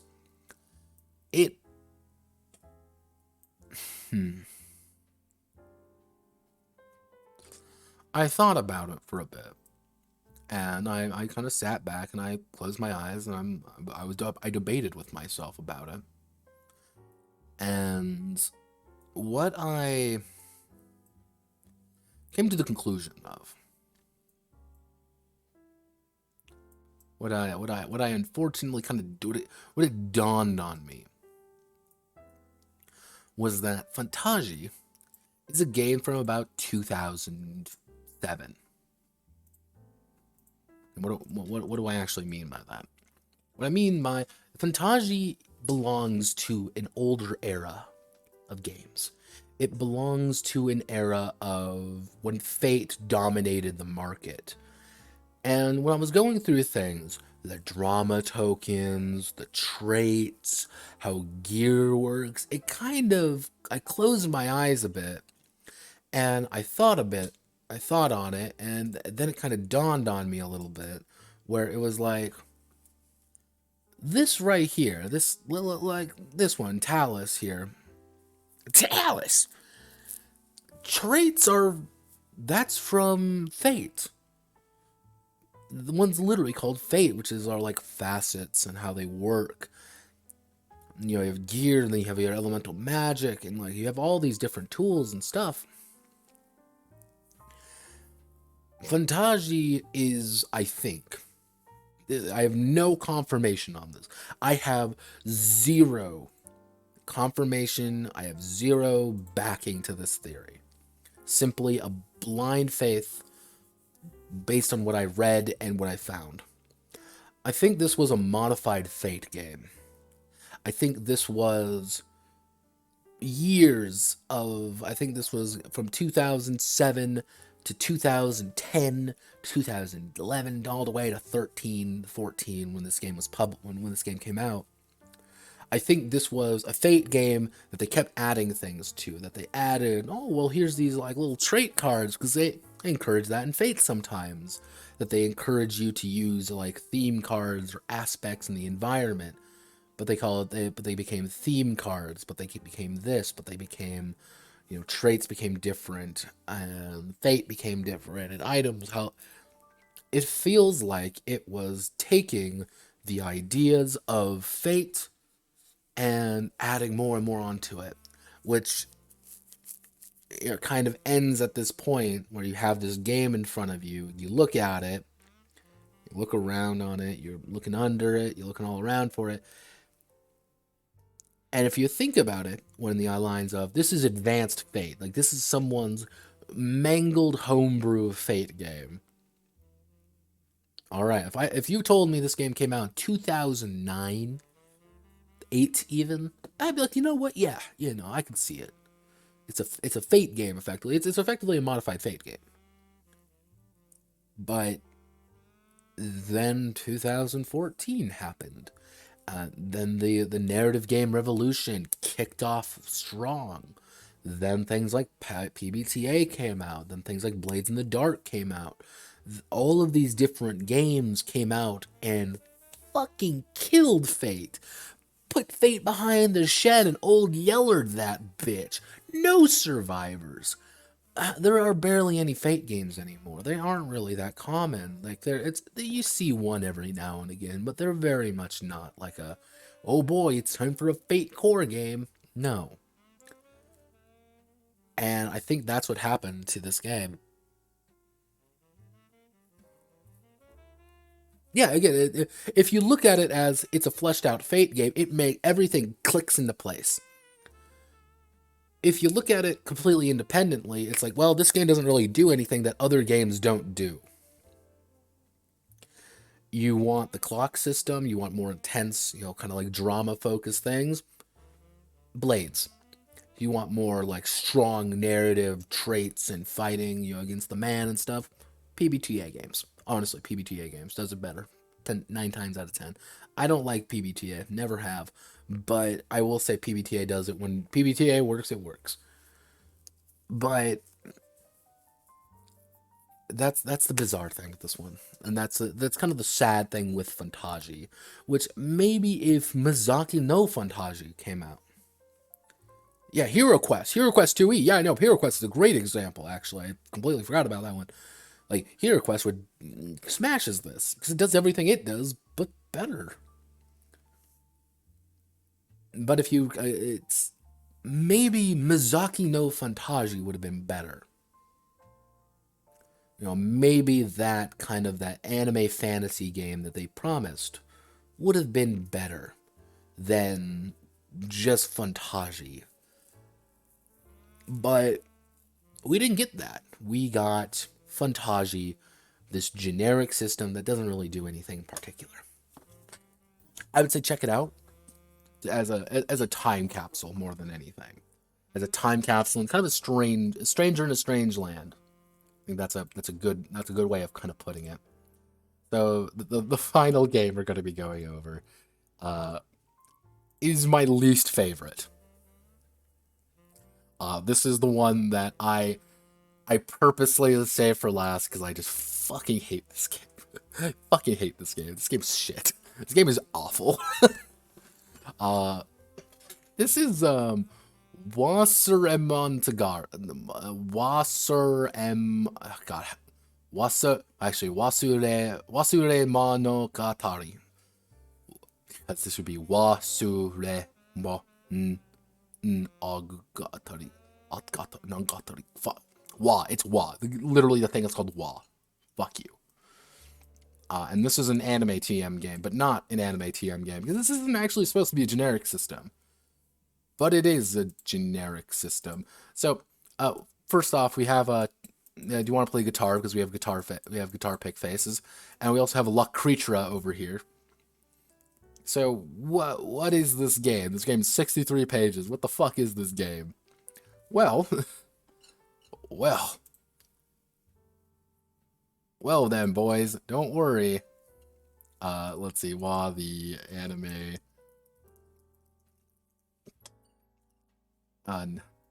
See, it's trying to say, like, it literally says OVA, and then it's like, yeah, this one's here's too.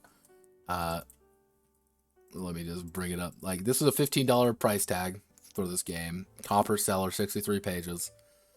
This is kind of what the artwork looks like. And it's called Void Spiral Entertainment. What does Void Spiral put out? Not much. However, if you're astute observer. Fuck me, I'm getting tired. Void Spiral Entertainment.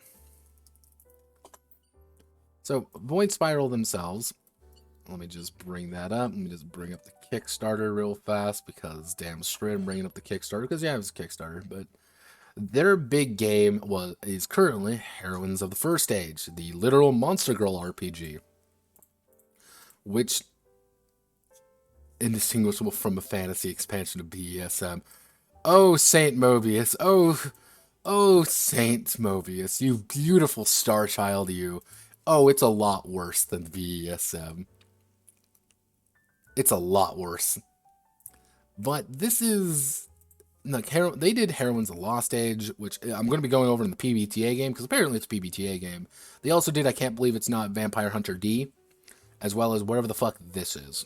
A Dungeon with No Way Out. Honestly, I've never really seen anything about it. Now, if you ever want to see what a redheaded stepchild looks like, this is their products. Okay, Dawnline, all of the War of Prophecy, America Land of Monsters, Heroine of the Last Age. Oh, wow. Hold Fast, Heroine of the Last Age, Obilette, Summoner's Grimoire, Wa. And then Brevity. Never heard of Brevity. I was trying to find that. That's just not exist. Wa is the sad, miserable creature that they just forgot about, and I think they wanted to bring up behind the store, and you can bring up behind the shed and shoot along with Fate. This is a painful game. This came out in 2014. 7 years old, and it's shit. It's a bad game, but like a hilariously bad kind of game. Big ear, small torso. Wa is a action-oriented tabletop role-playing game. It's a fantasy version of feudal Japan. Now, why is this? Why is this in? Why are we doing this in generic? Well, because it is a generic game. There's literally nothing here. Y'all see all this world stuff? Doesn't mean anything. Now, open game world. We want to write stories now.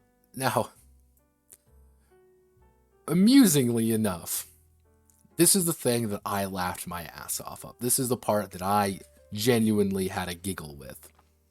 Well-used, widespread world. We want people to write stories, novels, adventures, and their own games in it. That reason we're making the world open source. You can use a WA for a point of your own projects. We'll incorporate particularly good material back into the game, if and only you let us.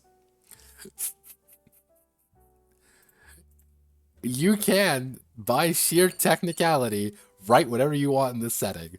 You can do whatever you want in it. It's completely open source, and you can think of the world like a GitHub project. And they do say right here that it is like a GitHub project. It's all here. Now, the Kickstarter goal. Now, I'm gonna give you all to do our work for us. Yeah, we're gonna get to that. That's gonna be the funny part. So, I'm gonna do a little bit of let's do a little bit of a heart-to-heart between us. Kickstarter goals are for two things. Two things Kickstarter goals are for. They're for additional fun things, and they're for improving base things. by additional things, it's like, hey, we got $5,000. We're gonna add, we're gonna add a new map. We're going to add a bunch of sections on lore. We're going to add in some new monster blocks. We're going to bring in somebody to help us with it. Or it's like or they're improving base product. All of the black and white artwork is going to be in color. We're going to add more artwork. We're going to get new, we're going to update some of the books. We're going to we're going to get hardcovers. Or there's going to be a limited edition that we can bring out. That's what it's for. 2000 cover most important 2 chapters. The Scroll of Laws contains the game rules, Scroll of Mastery, which contains information on how to run the game. If we barely meet this goal, we'll be able to complete only these 2 chapters and release them on PDF. Because we really want to get started, we set up our Kickstarter to deliver parts of the full book in stages.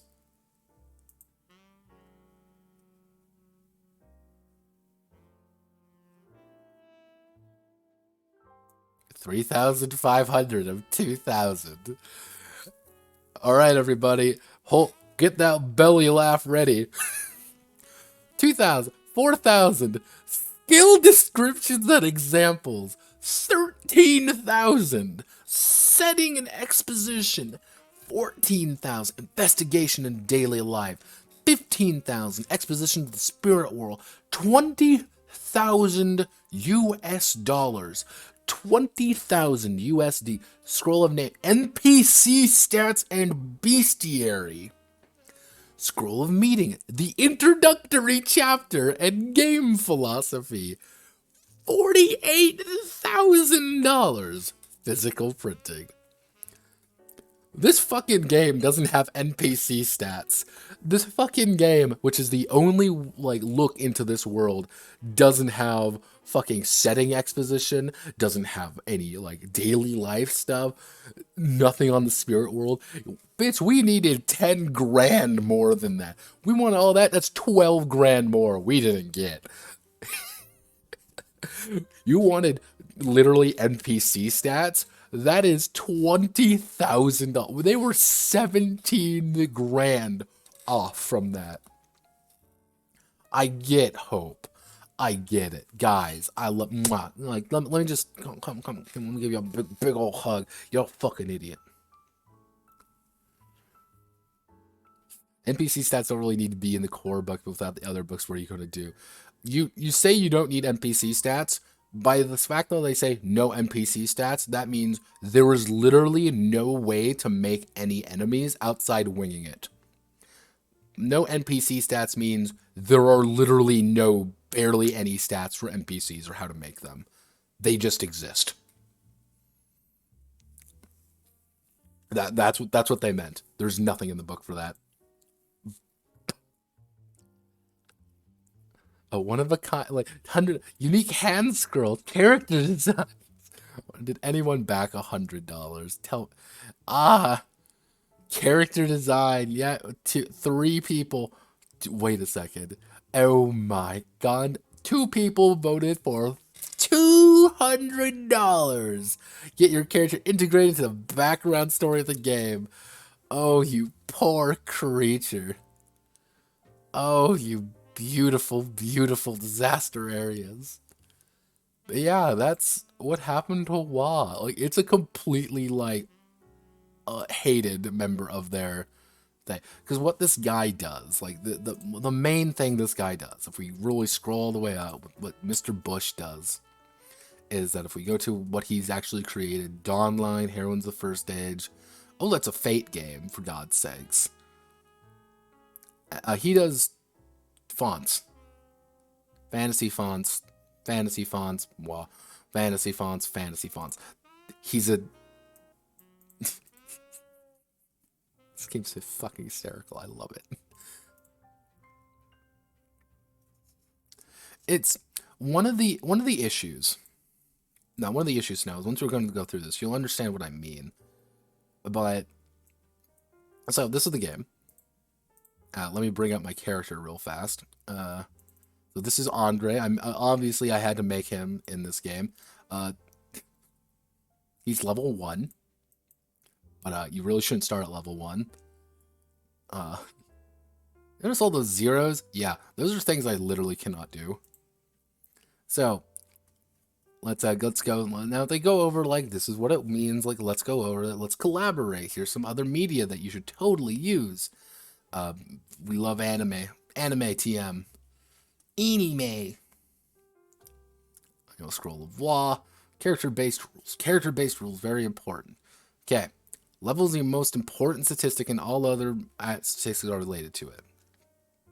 Points are pretty much your attribute points and skill points and everything else. Traits do fucking nothing. Traits literally do nothing.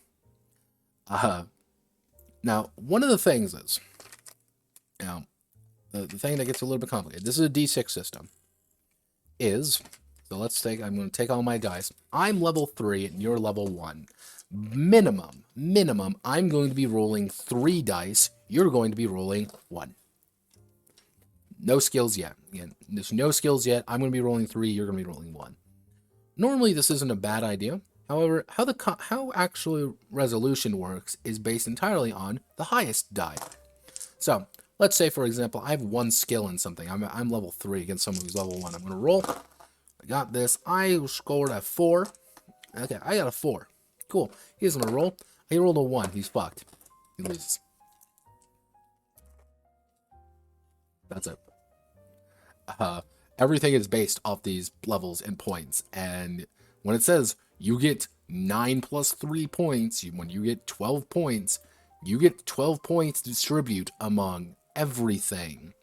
Your attributes, your battle skills, your magic skills, your tactical skills, and your professional skills. Every single one of them use the same amount of points. And initially I was like, did I do this right? I wasn't confident I was doing it right, because I'm like, something seems really wrong here. But yeah, apparently that is correct. But they're like, all right, so let's go with basic concepts. Now, you have our story. Story is the main important part. So I'm going to go over the part that doesn't matter.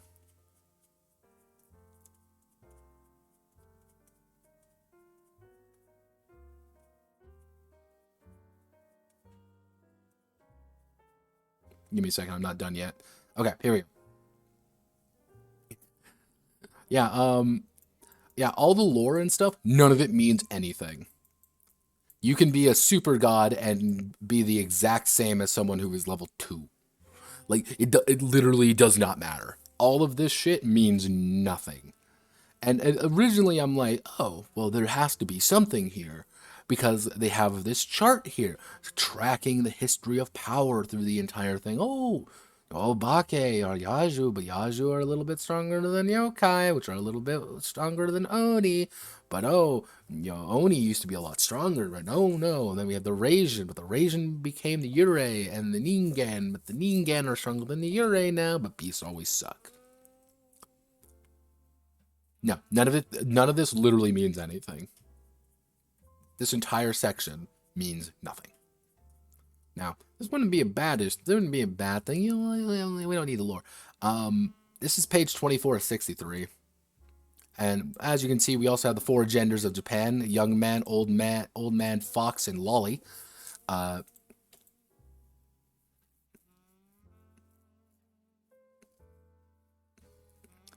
would you try to sum up a person one gamey number? Because that's the only thing allowed. That's the only thing here. That level is the most important stat in the game. If your level is higher, you've automatically won most fights. Like, levels are power, they range from 1 to 9, with 0 representing animals, some ghosts, spirits. Level 0 cannot actually physically function. They are useless. They are fundamentally impossible. Level 9 represent enemies that contain enlightened. Bulk of human population are at level 1. Soldiers, magician, monks, priests, and other powerful sorts of people taking up level 2. Above level 2 are veteran heroes, mysterious powers, or foul spirits. This is what I meant by the fact that there are literally 0 stat blocks in this game. 0. The fact that there are none present means you cannot confirm anything. Most games start at level 1 or 2, just starting their adventures. Will start slightly higher power level. Lots of backstory and power. Isn't limited. It's merely the majority of individuals lie on a scale of power. Well, your stats. Okay, stats are used for conflict resolution. Stats set your character's level. You already know one of the stats, character level. Attributes, skills, and traits. Attributes are fixed properties of the character like health and reputation. Skills are things that the character can do, such as melee attacks or crafting. Alright, that's fine. But you also only can use all of those based on your level. You only start at level 1 with 12. You only start with 4 traits. Let's count. Let's count, everybody.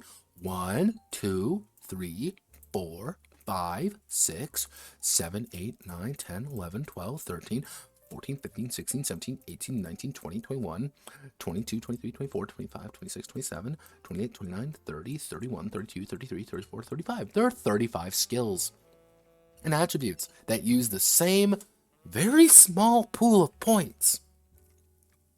Now, what do you think is going to be the most useful? Well, let's think. We have health, initiative, being able to move properly, reputation, energy, personality traits, which reputation and personality are literally the same thing, by the way. These are literally the exact same thing. They just do things slightly different. Battle skills, guard and dodge, do effectively the same thing, but don't also do the same thing. They are very different, but also do nothing. Ninjutsu, range, darkness path, F5 element, none of these do anything. They're all the exact same thing. Because none of these do anything.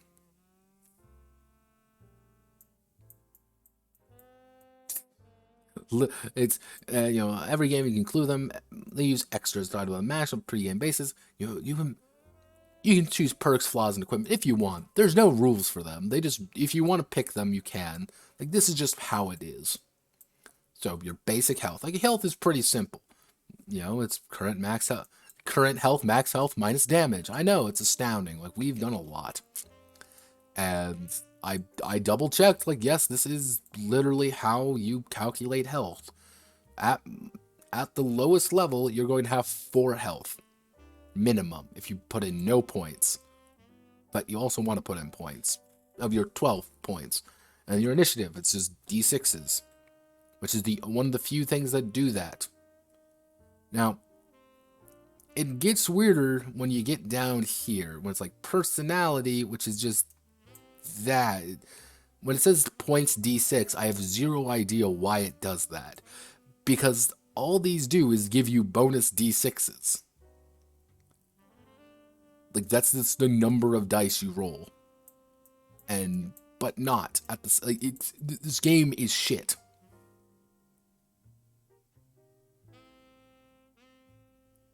Yeah, 1 to 9s, not 0 to 2s. Yeah, that's the issue.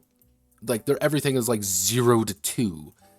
Because the problem is, 0 literally means you cannot do it. If you have a 0, that means you are unable to do it. That's just an impossibility on your thing. Of just, sorry, you cannot do it. And where was it? Where is the...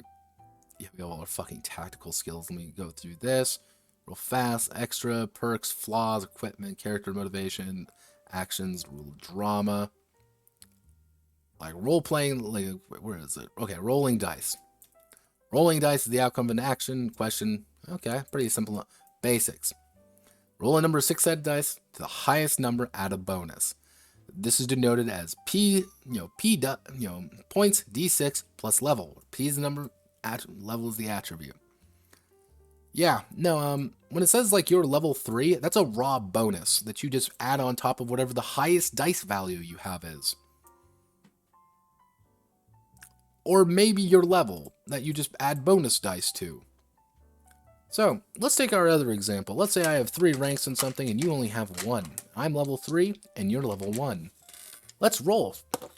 You got a 3. I got a 6, even though I rolled a 3. Fuck you. I win.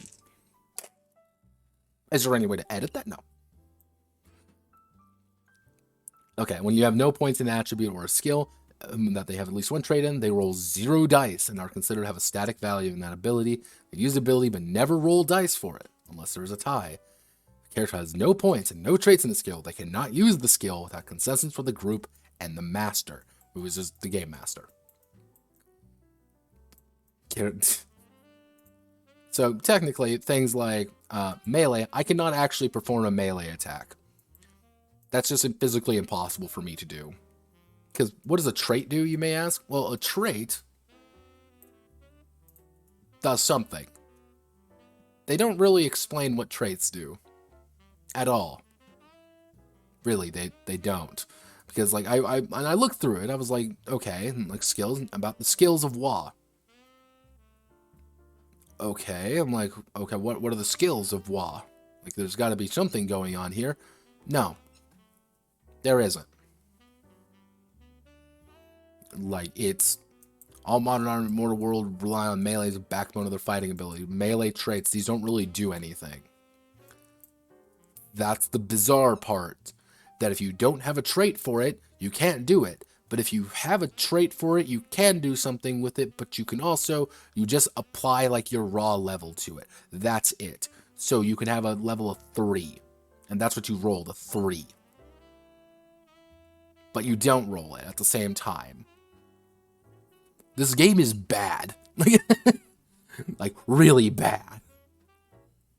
So, okay, combat's the main focus of this game. Okay, combat, okay, we got initiative. Initiative makes sense. Attacking and defending. Yeah, wait, you're good. You, me.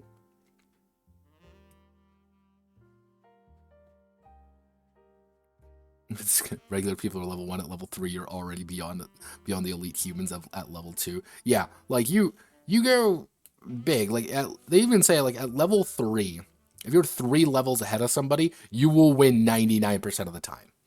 It's almost impossible to beat them. Yeah, so, okay. Generally attacking is an action. Alright, when character attacks, describes their character, declares the target, and describes the action. Alright, pretty simple. Stunt of some kind, the attacker rolls the dice for the main skill of the attack, declares the result. Got any bonus for stunts. Defender rolls opposing defense, and describes the skill used along with any traits. Did you see any instances of, like, which skills being used? No, of course not.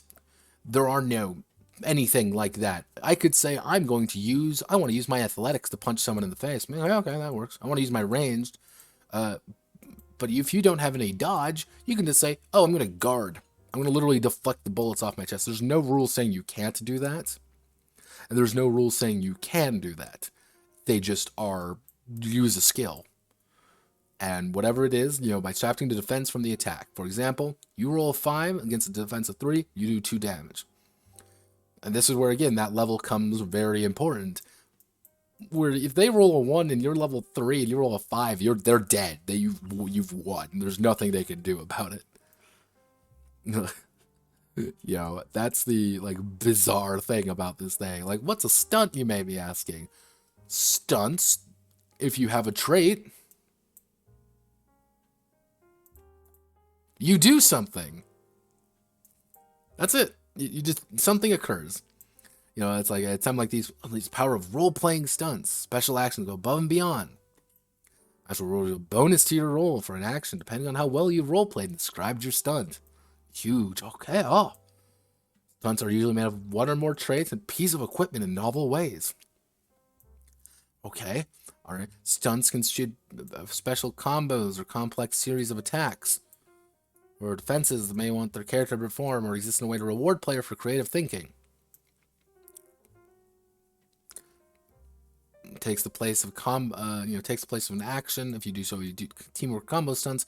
You'll be able to attack or act on your turn outside the stunt you're performing. Pool their resources and accomplish a goal. Single character must act the focal point. Not necessarily have to deliver the attack, but finish the combo. Start an attack as combo. Guess what this is going to be? You're going to roll and add a +1 or +2 to it. That's it. That's what this entire section is saying. All of these words are effectively saying you're going to add a +1 or +2, because that is the only thing you can do. Like, strictly mechanically speaking, that is the only thing you can do, is add +1s and +2s. Or combo stunts. Combo stunts are hysterical because we discovered, yeah, that will never cause arguments, but you need to do it in this game. Like, you will need to. Now, combo stunts are funny because how they work. So, let's say I do a stunt and I get a +1. I can pass it on to the next player. They can do a combo stunt, give it a +1 as well. They can pass on that +2 to the third player, who's going to do another stunt and get a +3 to it, who's then going to pass it on to the fourth player, who's going to have a +3 to their action. Are you encouraged to Voltron? Yes. You're gonna fucking Voltron 95% of your attacks of people combo stunting, which you have to do unless the GM says no. If the GM says no, the entire thing is ruined. Tag team attacks by a samurai and ninja pair. Fire smell from a teammate. Like, it's literally make-believe. It's great. I love it. Now, key search, special time of bonus for after the dice roll. Literally, if you have energy, which there's a good chance you probably didn't dump a single point into because you have 12 fucking points, you can say, oh, I'm going to add a +1 to my thing and key surge. You just add a +1 to your bonus, to your roll. That's it. State of your new total, your opponent may decide whether to surge as well. If they surge, oh no! Energy ripples from where their traits and enhancing their skills! Oh my god! It's visual and means it's literally just a +1. That's all it is. Equipment bonuses, they can be used for stunts, not much else. Miscellaneous bonuses, they show up. Like, unopposed action, character progression, using, like, you can use experience points. Like, this is kind of, I guess, a novel way of doing it. Experience points are 1 for 1. So if you spend, like, you need to spend, like, to get level 2, for example, you need to spend 9 skills and 4 points. You need to spell 13 points, regardless of what you do, across every single ability here. You must spend 13 points, 4 in traits, and 9 into skills. That is how you level up. You spend experience points. It's not really like bidding. If it was like there's a cool mechanic there for like bidding if that were the case, but it's more like, okay, I have 4 energy, I'm gonna key surge, dump all my energy, and beat you. They're like, okay, do they key surge? Like, yeah, they're gonna key surge, dump 4 energy, and just negate it, because it's just a flat 1 bonus. If there was like I'll mind you, if there was kind of like a thing where like the person who won the key surge gets to keep all their key, that could be interesting. It'd be kind of, or like burns it all out or something. That could be interesting. Or the person who lost keeps all their key. That could be kind of an interesting dynamic of like, you always are trying to push forward, but maybe you want to relent a little bit. But no. Recalculate your stats. Here's how to play. Which they literally say you can play hard and fast, which is just some players prefer the story so much that they're willing to sacrifice statistics and mechanics to facilitate the ease of getting of the character. These types of games are somewhat rare and are sometimes called freeform. That's what the game is. It's fucking freeform. Meticulous detail. Games play this way are more like Dungeons and Dragons. More random elements in the gameplay, limitations. But then you ruin the game if you do that. Like, you fundamentally break the game because you have to keep track of all items the character has in their possession. Energy is now used to initiate any kind of stunt. Characters heal slowly. Energy is only regained through prayer.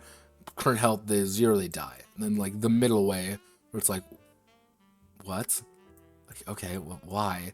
To some, especially middle way is still up here to saw. We urge you to think less about death and punishment. Who the fuck is thinking this? Nobody is. Like, oh, remember comedy? Remember small, integrate back. Like, these are just like basic things. This is like the GM section. This is what you paid for.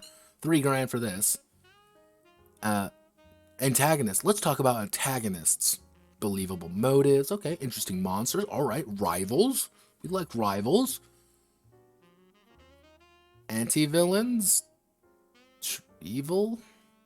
Do we know how to make any of these? No. Winning and losing? No. Adventures? Yeah, this is literally, you have a 50-50 here of receiving damage, or you have a level difference of 4+, you will die. Like, it's almost impossible for you to actually, like, win. Recurring adversary, staying fresh, ending the game. Here's some adventure seeds, I guess. You want some extra mechanics? Cool, here it is. Here's some extra mechanics for you.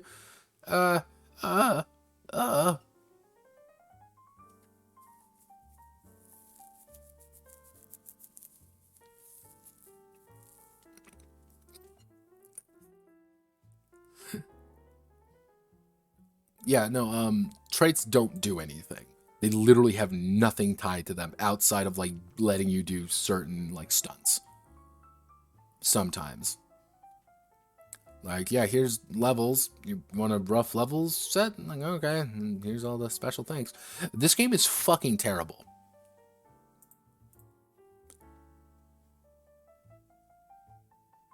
Oh, yeah, no, it's pretty much how Key Surge works. Is, let's say I'm going to roll for 2. I rolled a 1, and you roll... Actually, that's a terrible example. Come on, give me a good... Okay, let's say I rolled a 3, and you rolled a 4. We both have 3 key. I Key Surge. I'm going to dump all my key and make that a 6. You know it's a 6. I can Key Surge, dump all mine, make it a 7. I'm going to still win. We both spent our key. I win the fight, though. I still do 1 damage.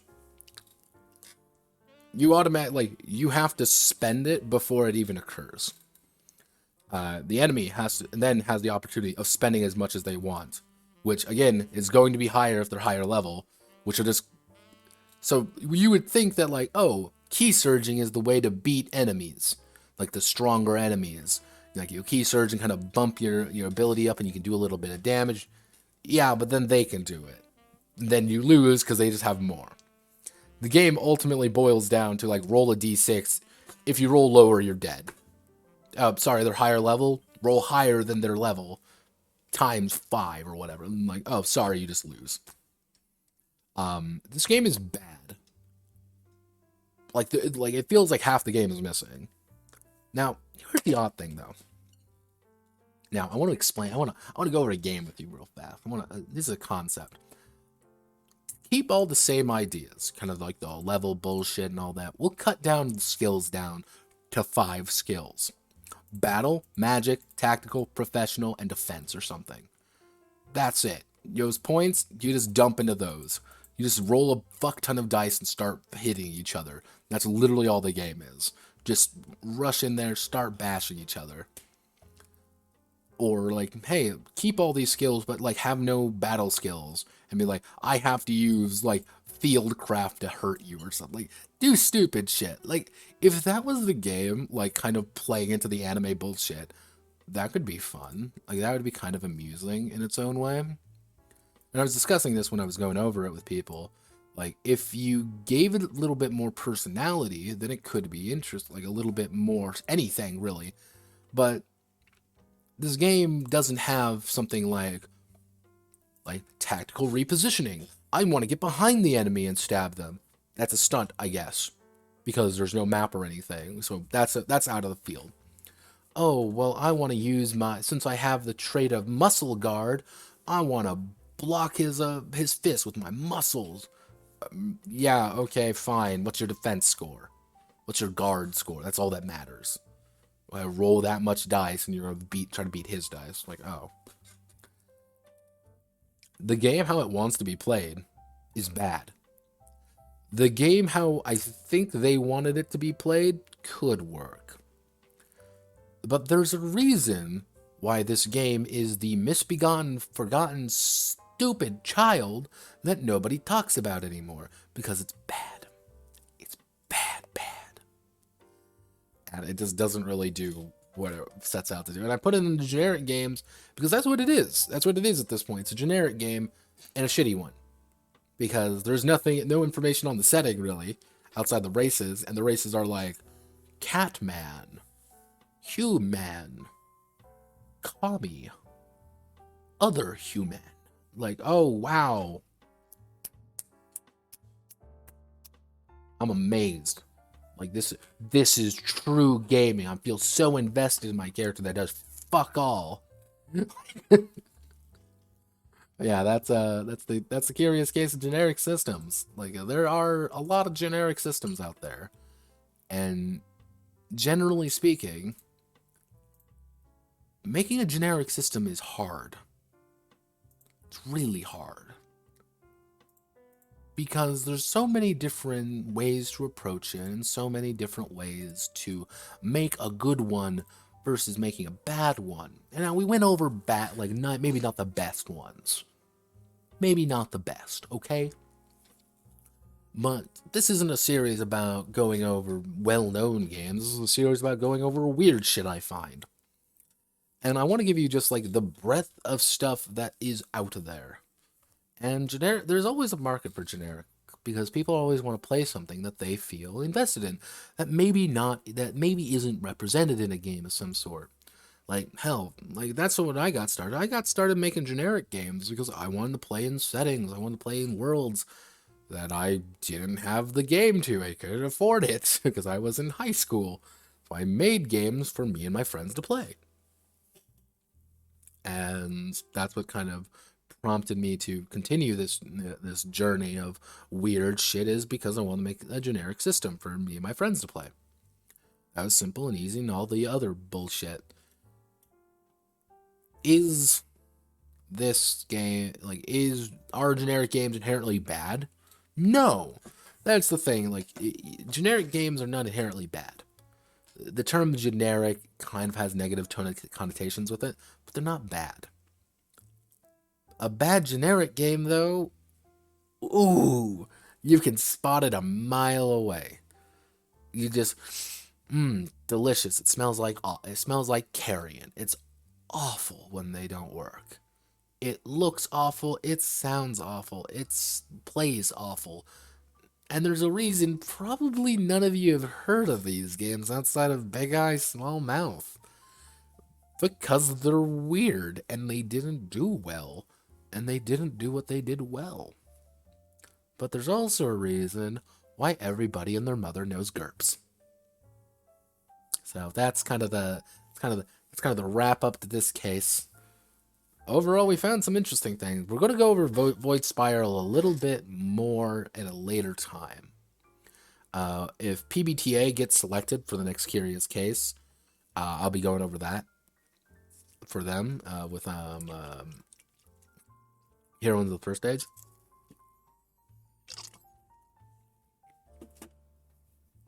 But not much else there. So let's do the most fun part. Let's go to Kickstarter.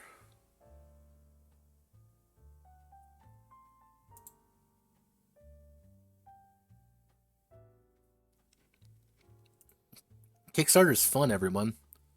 This is my favorite time. Can't you tell by the despair in my face? What I want now? Why is it always gonna be Kickstarter?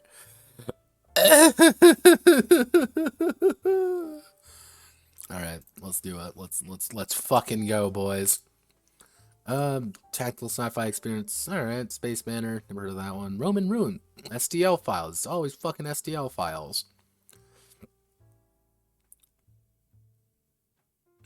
Let's see. Amalgamagic. The official trading card game. Oh. Some Hexen miniature game. Alright, fuck it. Cool, I'm down. So, Web World, a tabletop RPG guide about a post-apocalyptic world where spiders have taken over. Alright, fuck it. Like, is this literally what I think it is? It's literally just a game about spiders. That's fucking horrifying. Sneak from building, interacting with interiors, like, wrong web to the Webscape system. Okay, what's the Webscape? Homebrew. Use a homebrew pool system designating D8 from a dice pool, specifying characters into checks and skills. Like, oh, all right, that's what the fuck.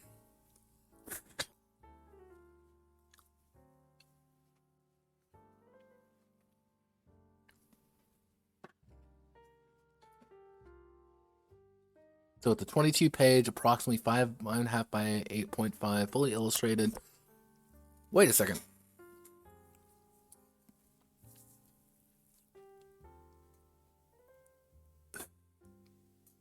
Wait.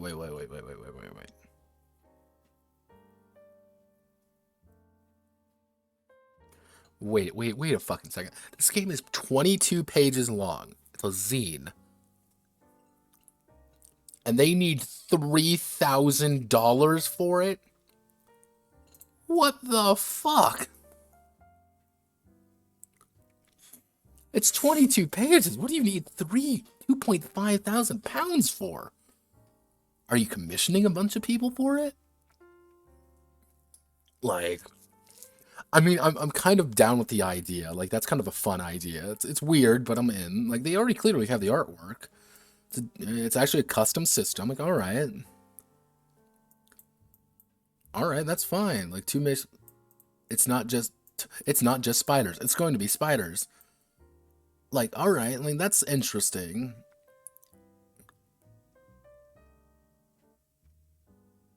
I mean, the system looks a little bit weird, but like, all right. But like,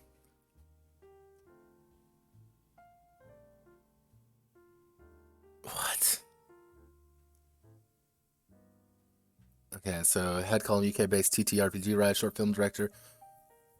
Not to say there isn't room for twisted art, though. That's horrifying. There's a soy face underneath that. Will a neon rot also voice? That's a man I want to punch it. Like, oh god, he's pyrocynical. Oh my god. Oh my god, it's pyrocynical. Like, the thing is, if like, here's the thing. I get art is expensive. Like, I understand art's expensive, but this is also a 22-page book. If it was, like, honestly, like, things like this, if this was in a book, like a zine, I'd be down with it. Like, okay, I'm in. Like, this looks kind of neat.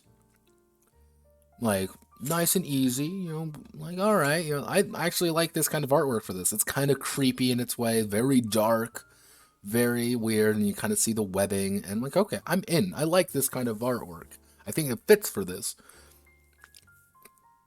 If this was like a 50-page book, I would be like, okay, like, all right, like, okay, this is fine. But like, cover will be printed on recycled 100-pound cover stock with full color, locally sourced professional printing company. That's it, right there. He's going through it. He's paying off a friend, I can guarantee you. Color on 70-pound paper stock. Like, bro, this is a fucking zine, man. You don't need to print the... Okay, that's what's driving up the fucking cost. He's printing everything out on fucking 70-pound? Fuck me, man. Brother, please. I don't think it's the art. It's literally going to... It's printing. That's literally what this is. It's going to be printing. Because that shit's expensive.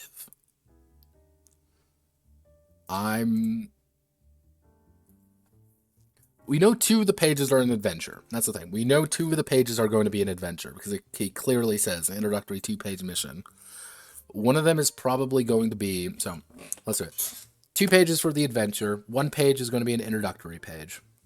He probably is going to count the cover, so that's 4 pages already.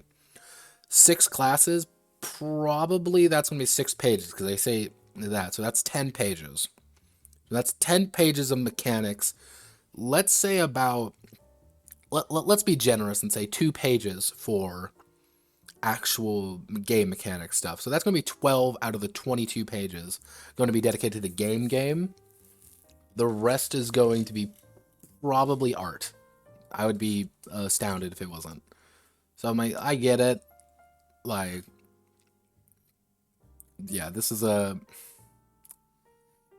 If he had more to actually work with, like, has he done anything else? Like, no.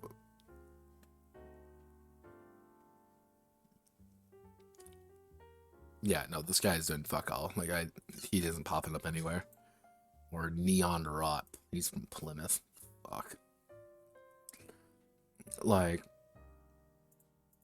I'm not exactly like yeah, see, thing is like several several tables having like 3 results each, or are they several tables with like D88 here? Like that's kind of impossible to know. Like I'm curious to see like how much it is, because he says it like right here. Like, where is it?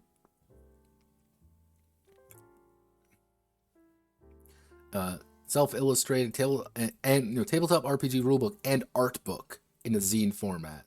Like art book. See, if this wasn't here, I would be a little bit more confident, but I'm not really, because the art book says like a majority of it's going to be just art. It's going to be like Morkborg. But I'm not going to back it, but I'm gonna remind myself of it, because I'm interested now. I saw this the other day. I'm like, that seems kind of weird. Here's a card game. Actually forces fun skill and strategy with no RNG. Oh wow, this with mini events. Oh wow. Oh. Oh. Oh. Have you ever just looked at something and you're just immediately like, oh, oh, sweet Jesus. What is that? No, that text is way too small. Wait a second, is that Pokemon? What? What is this? Okay, how do you get the packs though? Or is it going to be like a CCG? Oh my god, it's going to be a CCG. No! You want an anime game?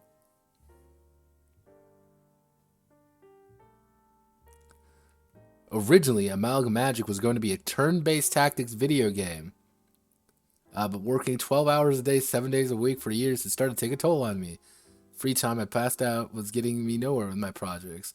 When I decided to take a short break in game development, play some TCGs. No longer games I played as a child, so I decided to convert my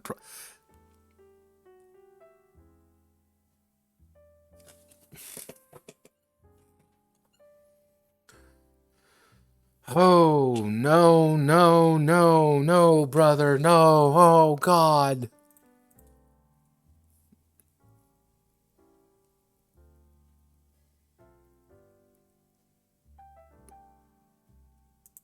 Oh, no. Oh, God. Sweet Jesus.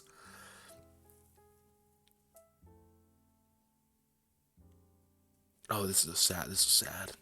I feel really sad now. He's dumping everything into a trading card game. He's effectively dumping everything into a trading card game.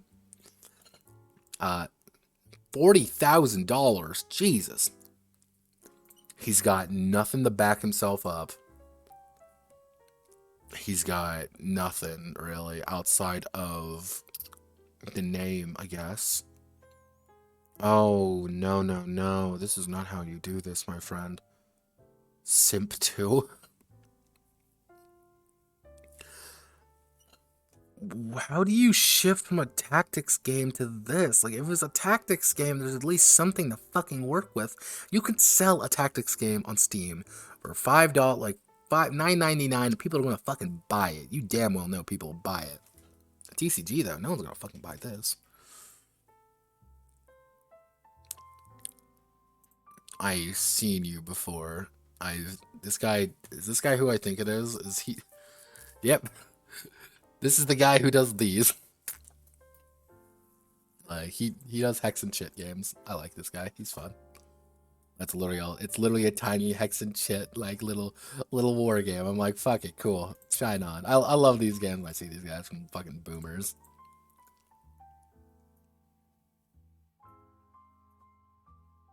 It's the go first entirely depends on how you summon in creatures and how the cost distribution works and how you build decks. But he says it's TCG, and there's like, oh, it's booster decks, and there's things like that. No, no, no, no, no, no. Like, the thing is, you can mitigate that in things like LCGs. You can mitigate a lot of that in an LCG. Because it's like, we know fundamentally they're only going to have X, Y, and Z card, and going first may mean you have only one energy, while going second means you have two. Like, And we know, guaranteed, there are only 7 cards in the entire game that have a 1 cost energy. But maybe, you can play some shitties or something. Like, having that first turn advantage can be mitigated a lot easier. Or you have, like, a second turn advantage, like a coin or something. Like in Hearthstone, for example. Well, you can pop the coin, and suddenly you have an advantage, or you have something to work with. That, I hope for the best, but I'm not expecting much. But I'm incredibly cynical. Let's see. Bag of Holding, Cherry Blossom, Warlord Chess. Oh, wow. Yeah, that, wait, Warlord Games. Wait a second. Are you who I think you are? No, Hammer Dog Games. Never heard of you before. What have you done, Mr. God, why do you look that way? Funding canceled. Heh. Pathfinder, Pathfinder, Pathfinder, Pathfinder. It's always Pathfinder. 5th edition. Pathfinder and 5th edition and Pathfinder 1E. That is how you make fucking bank. What prompted you to make this? You've done 5e shit, and now it's like, let's make a version of chess. Like, why? Okay, like... I love chess variants. I need to play some more with my friends. I need to yell at him about that. That seems really familiar. A tactical collectible card game. Oh.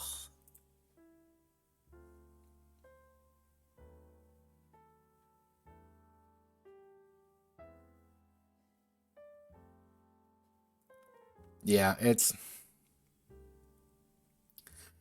Yeah, like... I fell out of TCGs. I'm not a huge fan of them much anymore.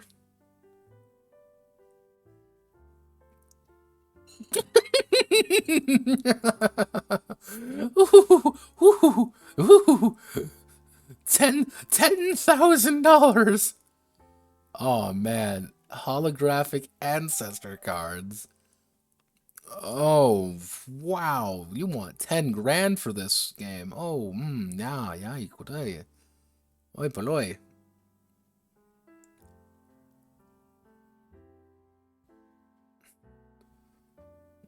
Working as an independent artist collective, we were only able to print the first 5th edition of 50 games on our own. Kickstarter, we can raise funds for much larger 2nd edition to reach more people. Visionary aesthetic of solar. Wait a second, I know what this is. Wait a second. No, okay. I thought this was like a club. Yeah, I'm not. This ain't gonna go much. Like, oh, okay then. Welcome to the wonderful world of Kickstarter. Salvage Union. This one's a funny one. And yeah, that's pretty much it. Like, it's one of those, it's punk but not punk. We don't talk about it. Salvage Union, though, this one's fascinating because some guy shilled the fuck out of it on TG like they did with Lancer. Because they literally posted this, like, is this the Lancer killer? And then posted it on TG, and everyone collectively shat on them. It was hysterical. Leyline Press, what have you done? London-based tabletop avid gamers. Hey, hire me, by the way. I'll make your game less shit. That's not very good. World is dead. Arcology's not the landscape. Corporate elite, those who serve them. Mr. Life, Corpo Serfdom.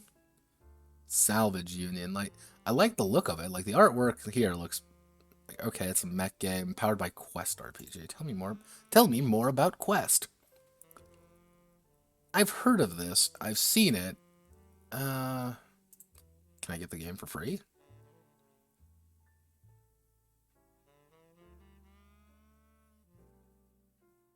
Wow, that's a goblin, all right. Fucking goblins. Goblins. I don't like goblins. Dust Jacket coming soon. I wonder if they can post the... Ooh.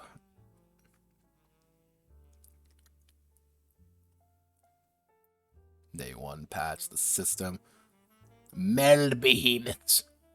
Quest RPG, easy to learn, 3 to 6 players, the mediator, pilots control mechs within games. Oh yeah, use this D20 system that's like, I can't, oh god. What if humanity actually stopped ruining the planet for short-term profits? Here's the secret. I'm gonna give you, this is gonna be a philosophy notepad a little bit. It's not, don't insult Brigador like that. Don't insult Brigador, it's worse than that. What if humanity actually stopped ruining the planet? Here's the beautiful thing.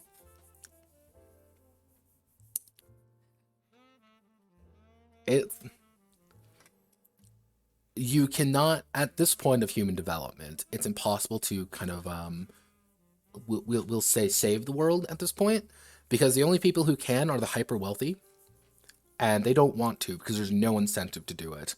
There is zero incentive to actually save the world for anybody else except for themselves.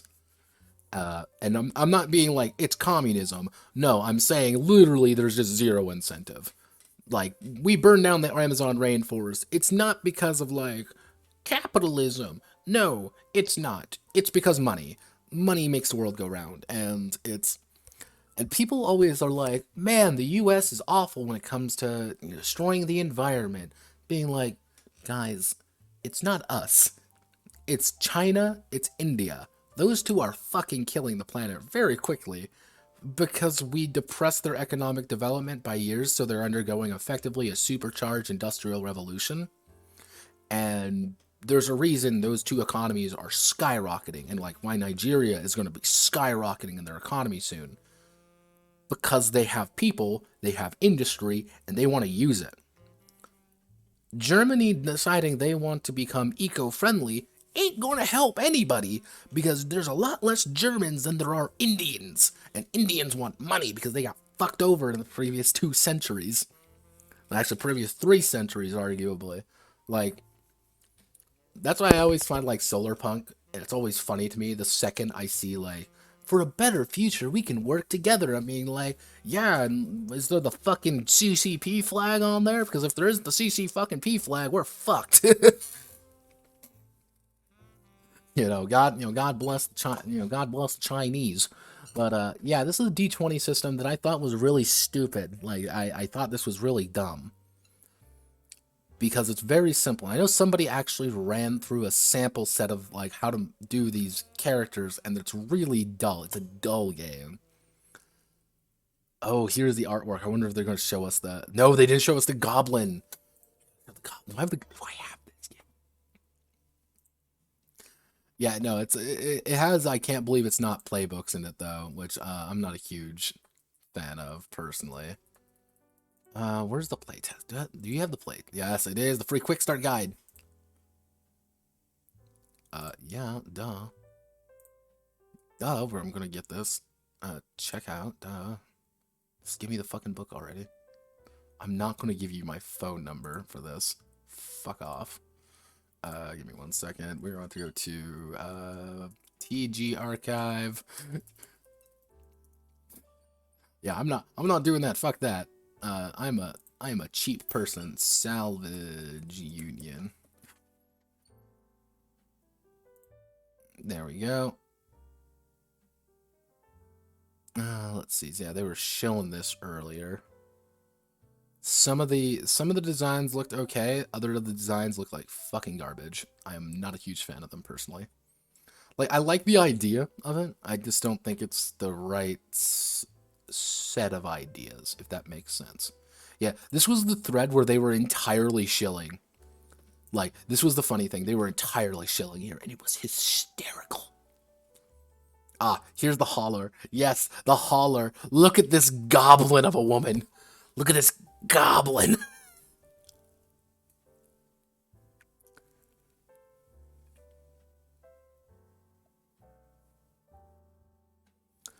Yeah, that's I can do like a full thing on like environmentalism and how it's kind of a zero-sum game for a lot of people. And like it's just clearly not beneficial for the vast majority of people to do it. So that's why we haven't really made any progress on it, and there's no incentive to do it. And nobody wants to have that incentive. But that's not this place for it. And the Xeon acceleration is... Xeon did everything wrong. Yeah, this is like Salvage Union's artwork most of the time. Look at this fucking goblin woman. This is the Lucretia. Look at this. Look at this darling. Look, my love, please, God, it's a goddamn goblin. Why are there goblins in this game?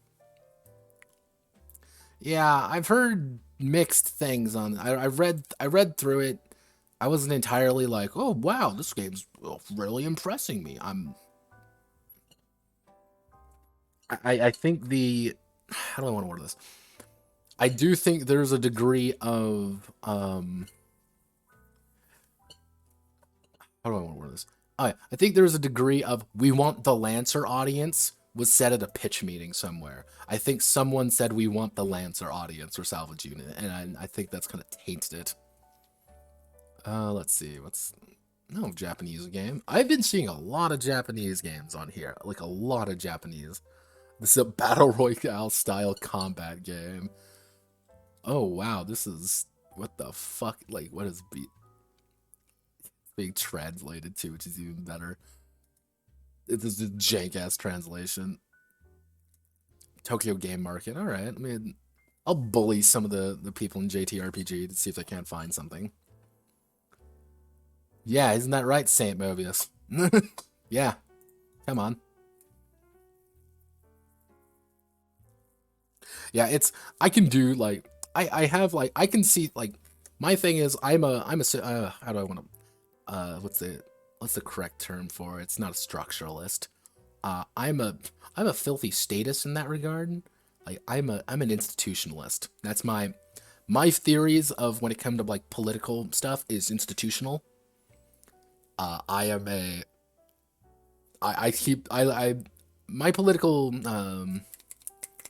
political science years were very institutional based. That's how I look at things, and very, oh my god. Son of a bitch. Every time. They can't keep getting away with it. What the fuck? Oh my god, I love the Mexicans.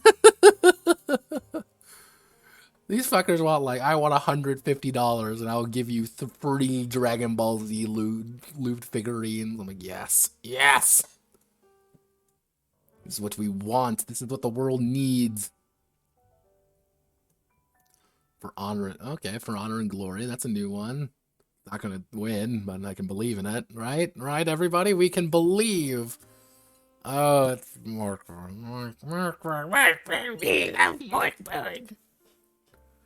Okay. We love Morkborg. Ooh, wow, that's a name, alright. That's the name. I love names. STL files, STL. I wish they would. I say this every time. I wish they would have a different thing for STL files as their own thing. I think that would be a lot better than what we currently kind of. This shit. I don't like this personally. I think giving them like their own category would be good. You can still put it in games, mind you, but like having its own like thing. I'd be down for that, but Kickstarter doesn't want to do that because these shit make money and money good.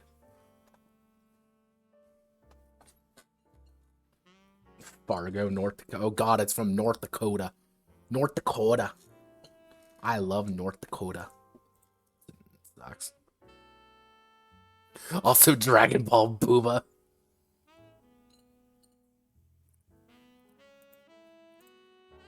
Imperial side, yeah, this is a World War I game. I'm like, okay, like Schlieffenplan. Alright, mounted maps, alright. See, I love these hex and chick games. I always think they're interesting. Yeah, this is a mech game. Oh my god, yes. Please tell me this.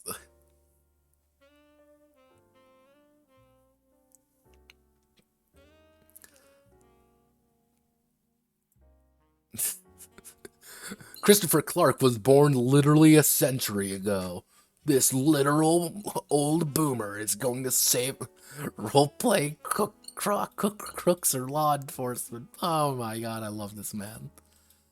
Oh god, let's see, Inner City Troll Lore. Oh, TSR, Wit Public. Okay, this guy's got a kind of a... Yeah, this guy's kind of got his... he's got a back. He's got a history. A little bit, kind of a weird one. To Brave Mice in Modern Urban Fantasy. Oh boy, Gallant Knight Games. Where have I heard of you before? What have you done? Tell me, Gallant Knight Games from Bago, North Dakota. What have you done?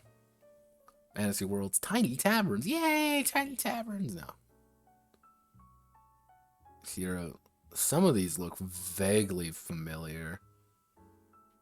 I think I remember seeing this one. Which I distinctly remember Tiny Dungeon and Tiny Wasteland. I don't know why I remember them. Oh, they did Tiny Frontier Mega Monsters. Okay, actually, I've seen these guys before. I know what they... We actually are going to be looking at one of their games. Looks like it's more Rescuers than Mouse Guard, but I'm done. Lance dropped the R. Sorry, but this is... We don't say the hard R for Lancer. I'll have you know it's called my Lanza. Very different. For honor and glory. That is just a picture of a bunch of rocks. That's a picture, all right. Archaeologist and historian. Oh god, he's a nerd. Oh god, he's a nerd. It looks like he tried earlier. I do like the fact he does put an MA after it. That sells it. That sells it. He's a fucking nerd.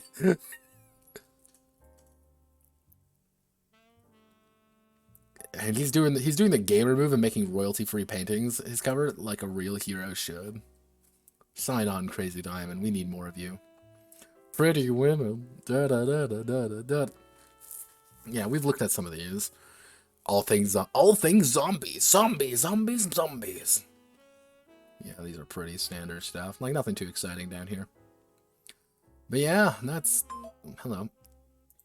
Okay, we gotta go to the last one. Let's go to Itch, everybody. Well, I love itch.io. It's my favorite place. Okay, let's do physical games. All right, let's... Oh, wow. Okay, good start. New and popular. Odd Jobs, 20 bucks. Mini Bix. Okay, Weetabix. What's this one all about? Oh, that's a good start. A disruption, a subversion, or even a profanity against D&D BNX. Oh, wow. Then why... You want $15 fucking dollars for this, and people... Bitch, you better give me a goddamn hand job on this, dude. Jesus. First edition, and make my poor English easier to read. Rule set Tiago used in Numa. Like, how do I make money? Okay, guys, I'm just gonna ask you all this. Like, how do I make money from people? How do I, like, produce garbage to give people? Like, how do I just, like, do I just call everything an OSR game or OSR 5th edition inspired game? Is that how I do it? Like, just pump out garbage. That's what I need. I don't know how I do it. Like, I want it. Damn straight you have to do Epic Fantasy. Epic Fantasy sells. Oh, Varric is going to be pissed. Oh, this is the one. This is the Legend of Zelda game that everyone. This is the legend. I can't believe it's not Legend of Zelda. Where it's like, look at all the custom artwork. Where it's like 3 pieces. It's great. Yeah, like you want Legend of Zelda, it's there. It's literally Legend of Zelda. You want to play it?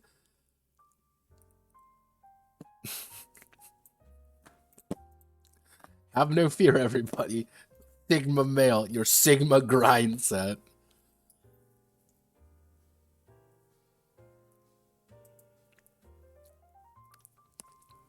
Drivers from Blades in the Dark, because Blades in the Dark makes money. Mutants of the Now. Yeah, $15. Let me guess, it's gonna be an OSR fucking game, because it's always an OSR game.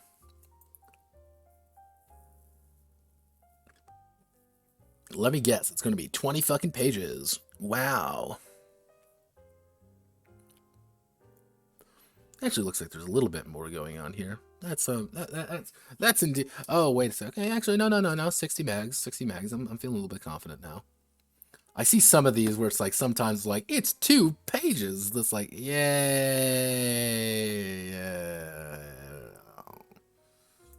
Shared narration rule system, GM-less. Hey kids, you want to roleplay being homeless? Yeah, homelessness. Why is this not a game? Why is this a game? Of course, it's fucking Brazilian, I think. Bundos Infentios. Oh god. Castellano? Yeah, this is a game about literally just being homeless. This is a game about homeless people. Yeah.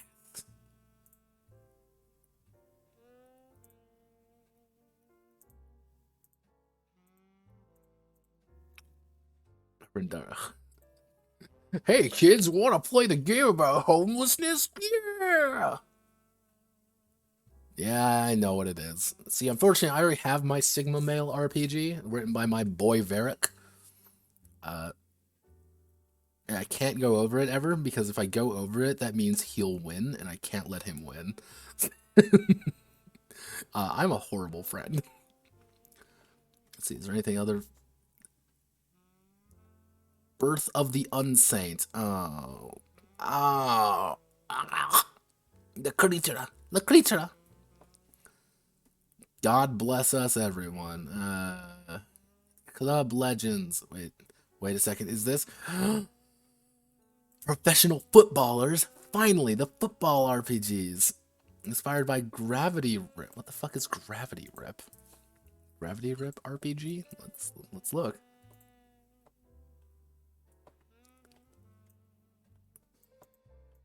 All right, I'm down.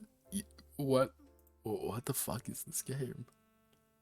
All right, Poggers in the chat, everybody. We can officially become. You want to play? Want to be European now? Hell yeah, let's be European. Fuck yeah.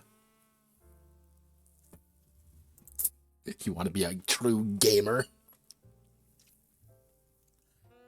Let's see. Super Mecha Battling Arena, FMJ, Heroes of Adventure. Let me guess what that game is going to be about. Let's see. Matita. Nun LARP. Hey kids, want to do some nun LARP? Yeah, nuns. Nuns, yeah. I like Diva too. I bought the Little Nuns art book.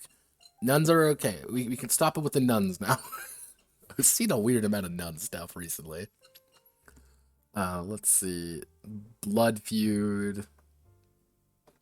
Yeah, nothing else really here. I've written one race. I've written one race-based RPG. I wrote